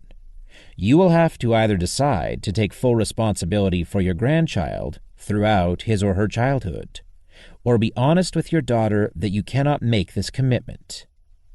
In deciding whether or not to commit to taking full responsibility for your grandchild, you should consider the issue of legal custody. Without a formal agreement between you and your daughter and the father of the child, you are likely to find yourself taking care of your grandchild, but having to answer to the child's mother, who is less involved with the child than you are. Your daughter is likely to have an unstable relationship with her child, as she does with others, which will manifest in inconsistency in the way she relates to you and her child. This will create a constant opportunity for triangulation, whereby she competes with you for her child's attention and affection, and with her child for your attention and affection. This not only disrupts your life, but it also is very disruptive to your grandchild's development. The infant's ability to form a secure attachment to a maternal figure requires consistent access during the first weeks and months of life. Your daughter's competition with you for her child's attention may manifest in her restricting your access to the child, while she has her time with the child. If you decide to take full responsibility for your grandchild, it is recommended that you do so in the form of legal adoption. This will allow you to have control of child rearing while you facilitate the relationship between your daughter and her child. If you are unable or unwilling to take full responsibility for your grandchild, then you should make that clear to your daughter. At the same time, you should make clear what support you are willing and able to offer to her and her child. Of course, you will have to be prepared to deal with her choice. Decisions about practical and financial support of raising a child should ideally be made prior to the child being conceived, but this is not always possible. Whether these decisions are made before or after conception, they must be made by your daughter. You can then make your choices about what you can and cannot offer. Infancy and frustration. Most new mothers need some help with their infants, particularly if it is their first child, and they lack experience and confidence in their abilities as a parent. There are many different components that affect adjustment to parenthood and the expansion of the family that is part of welcoming a child into the world.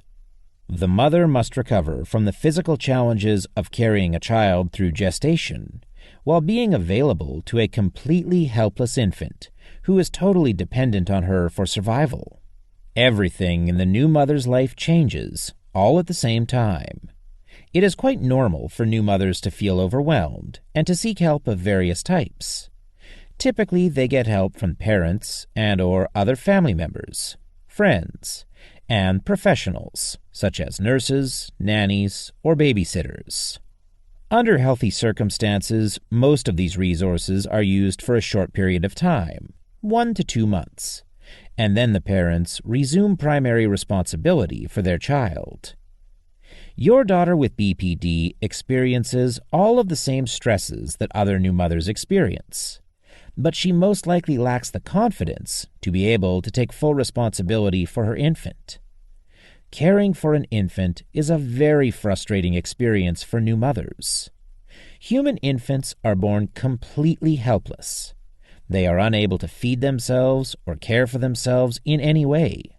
They also cannot communicate their needs. When they need something, they cry. The parent must figure out what the infant needs, usually through the process of elimination. Check the diaper, offer food, check his temperature, and so on. Infants also are not good at waiting. When they are uncomfortable, they wail. New mothers are instinctually programmed to hear their child's wailing as shrill. They experience intense stress when they hear their infant wail. They are driven to alleviate their infant's discomfort in order to alleviate their own.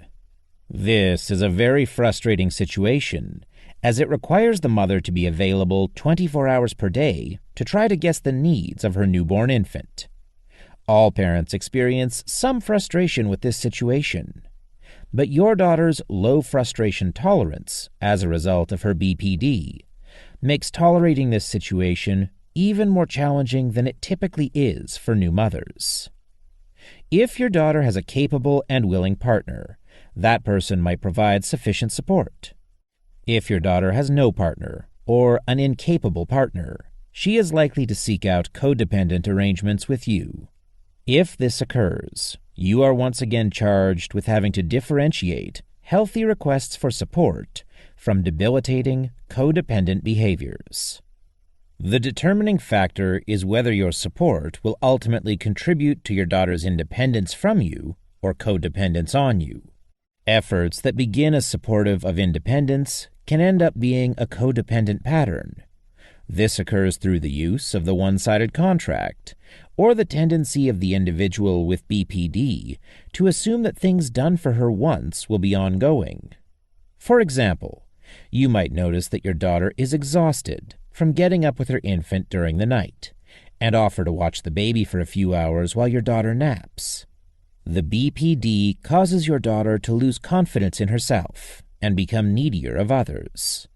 For this reason, when she is offered a favor, a one-time situational offer of support, she is likely to use the one-sided contract to turn the favor into an entitlement that she can depend on.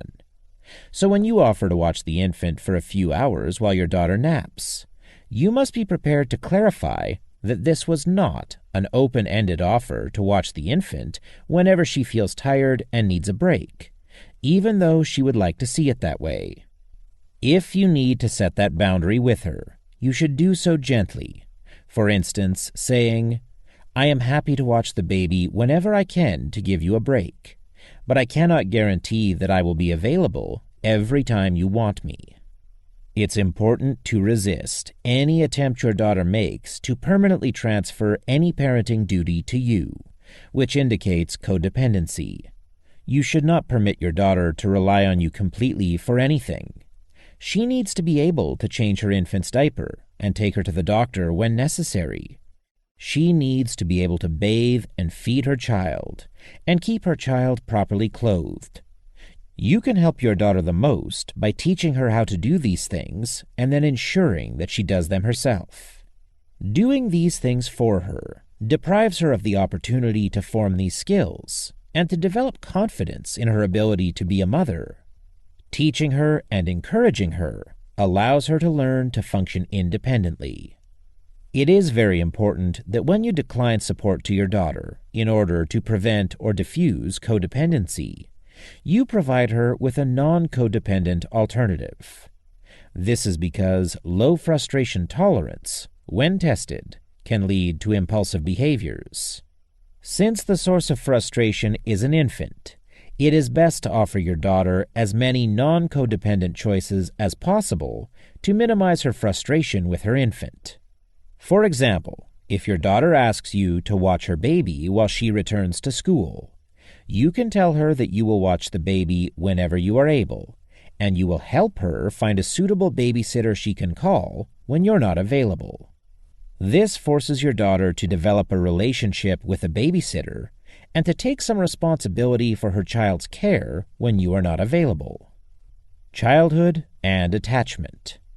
Early child development brings more challenges to your daughter's low frustration tolerance. Her child can now verbalize his needs and does so constantly throughout the day. In addition, the child is now walking and must be supervised much more carefully to avoid hazards. This is also a time that is critical in the formation of the child's attachment to your daughter and to you. Secure attachments are supported by consistent contact. Insecure attachments are the result of inconsistent contact and affection. Children with inconsistent attachments to their primary attachment objects, their parents, siblings, and grandparents, are more likely to suffer anxiety later in life in the context of intimate relationships. One of the defining features of borderline personality disorder is unstable relationships. The instability in relationships is thought to result from fluctuations in individuals' perceptions of whether others are meeting their needs. When they see their child as meeting their needs, they get very close to their child. They may show a lot of affection and attention to the child. When they see their child as not meeting their needs, such as when the child is crying, sick, or unable to sleep, they may get very frustrated with their child very quickly. Most new mothers are able to tolerate the frustration enough to convey to their child disapproval of a behavior without conveying disapproval of the child. In this way, the child can accept appropriate feedback from his mother without experiencing the mother's withdrawal of herself or her love. The emptiness and neediness that the BPD causes your daughter, as well as the low frustration tolerance, may result in your daughter expressing anger and withdrawal of love toward her child when the child is needy or uncooperative. This threatens the stability and security of the relationship between your daughter and her child. Your grandchild may seek comfort in a more secure attachment to you if you are consistently available both physically and emotionally. For most grandparents, having a consistent and secure relationship with their grandchild is both natural and desirable. In a healthy family structure, a secure and consistent relationship between grandparents and grandchildren is healthy for the entire family. In your family, this is also desirable. However, your daughter's BPD introduces significant complexities and risks to this relationship. The most significant complication in your establishing a secure and consistent relationship with your grandchild is that your daughter may perceive such a relationship as threatening. Her persistent feelings of emptiness and neediness compel her to feel threatened by your closeness with her child. As a result, she may interfere with your relationship with your grandchild, either by reducing your access to the child or by undermining the security of your relationship. This would be unhealthy for your grandchild and must be avoided as much as possible. The interference of access can take either a direct or an indirect form. The most direct form is your daughter telling you that she feels that you are spending too much time with your grandchild, and that it is affecting her relationship with her child. This is not uncommon, and ironically may follow a period where she has asked you repeatedly to watch your grandchild. Often, the child shares all the fun she had with you with her mother, and this causes jealousy, resulting in your daughter's competitive behavior of restricting your access to your grandchild. Indirect interference with your access takes more subtle forms, such as scheduling playdates or other activities when you usually see your grandchild. She might undermine the security of the relationship between you and your grandchild by making comments to her child about your consistency, such as, "Grandma and Grandpa cannot come to your birthday party because they prefer to go away all winter," or, "Don't bother Grandma and Grandpa right now, they're too busy for you." Another complication that can arise in your relationship with your grandchild is that your daughter may try to use you and your grandchild to punish each other. This is an example of triangulation, which was discussed in Chapter 2 and elsewhere. Your daughter's constant sense of emptiness and neediness as a result of the BPD may cause her to try to feel closer to one person by pushing away another person with whom she has a mutual relationship. In this situation, your daughter may punish you, if she is displeased by you, by keeping you away from your grandchild. In doing so, she also gets to be closer to her child, while the child is isolated from you.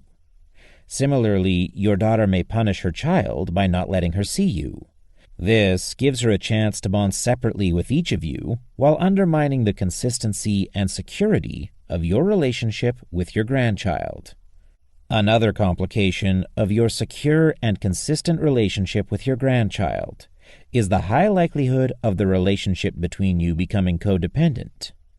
If your grandchild seeks out a stable relationship with you to compensate for an unstable relationship with your daughter, then your relationship with your grandchild may enable your daughter to be less consistent than she otherwise would have to be. For example, many grandparents play a significant role in their grandchild's religious training and practice.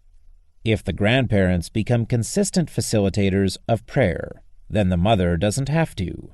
This enables the mother to avoid being responsible for the child's religious education, while having the option of participating whenever she wants to. It is not uncommon for mothers with BPD to routinely answer their children, "Go ask your grandmother or grandfather," in response to requests for things including money, rides, and help with homework. The more regularly you as a grandparent serve as provider and security, the less your daughter has to be responsible for. This is likely to eventually cause your daughter to become threatened by the closeness of the relationship between you and her child, and to interfere with your access. This will further disrupt the child's efforts to develop secure attachments. The following techniques will help you create a secure and consistent relationship with your grandchild and minimize complication. Set realistic expectations. Reasonable expectations about your relationship with your grandchild will depend on many different factors. Whether or not your daughter has a functioning partner has a major effect on what you can expect. Additionally, your limitations in areas such as financial resources, time, and geographical availability affect what expectations are reasonable. The severity of your daughter's BPD is also a factor. If your daughter is very symptomatic, then there will be more volatility in your relationship with her and with your grandchildren. Based on these and other factors, you should articulate realistic expectations to your daughter and grandchildren.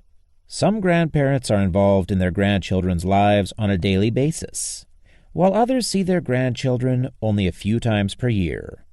Some grandparents live with their daughter and her child. Some provide primary financial support to their grandchildren, such as paying for private school and camp. Some are not at all financially involved. Whatever the level of involvement that works for your family, it should be clearly articulated and understood by everyone in order to reduce disappointment and maximize stability. For example, you may agree to take your grandchild overnight, but you should specify that mommy makes the rules. Limits on things like bedtime, brushing teeth, and amount of screen time should follow the mother's home routines. If you allow your grandchild to stay up later than he does at home, or eat more sugar than he does at home, then you are opening the door to more competition between you and your daughter. Allowing your grandchild to stay up later at your home can be seen by your daughter as a form of competing to win over the child. Triggering her competitiveness is not desirable, as it will likely lead to her withdrawing your grandchild from you. It is less disruptive to set lower expectations and exceed them than to set higher expectations and disappoint. This is because exceeding expectations does not affect your grandchild's sense of security in the relationship with you, but setting expectations that you are not likely to be able to live up to will undermine your grandchild's sense of security. This means you should avoid statements like, "Whatever you need, you come to me." While this may seem innocuous and even supportive, your daughter is likely to hear this as you telling your grandchild that you will give him whatever his parents are unable to give. Another example of a statement to your grandchild that overpromises and may threaten your daughter is, "I will always be here for you, no matter what." Your daughter may hear this as you telling your grandchild that you will be there for the child when your daughter can't or won't be. It is safer to say, "Call me if you need me." Clearly define the relationship and boundaries. This is particularly important with regard to authority. As a grandparent, you should make it clear that the parent makes the rules, and you enforce the rules when your grandchild is with you. If your grandchild asks if he can move in with you, tell him, "You live with your mother and father. You visit with us." When your grandchild asks if he can do something he doesn't usually do, you should tell him, "Call your mom and ask her." Avoid triangulation. In many families, grandparents often have special places that they go, or things that they say or do that are not shared with the child's mother. In your family, however, the BPD would likely cause your daughter to see this as a rejection, and she may be deeply hurt by this. Avoiding these exclusive activities will be best for the stability of your grandchild's attachment to you. Having secrets with your grandchild will also have the same effect on your daughter, likely resulting in her keeping you away from your grandchild for a period of time. Avoid showcasing. It is natural after spending time with your grandchild to tell your daughter all about how much fun you and her child had. Most mothers find it natural to be happy for their parent and their child to have a special bond and good times together. But the emptiness caused by the BPD leads your daughter to become jealous of her child for getting your attention, and jealous of you for getting her child's attention. This may result in your daughter interfering with your access to your grandchild. It is best to just let your daughter know what you are doing or have done with her child. If your daughter is interested in the details, she will ask for them. Avoid power struggles. As we've discussed throughout the book, individuals with BPD have a pervasive inclination toward codependent relationships. Your daughter's participation in these codependent relationships often leaves her feeling powerless and out of control. This is because the BPD causes your daughter to give up the responsibility and control of taking care of herself, making her reliant on you to take care of her. For this reason, power and control are scarce, but protected commodities. When you challenge your daughter's power or control, she is likely to grab onto that control tighter rather than give it up. Any attempt by you to challenge her power or control over her child, short of engaging the law, will almost certainly be counterproductive.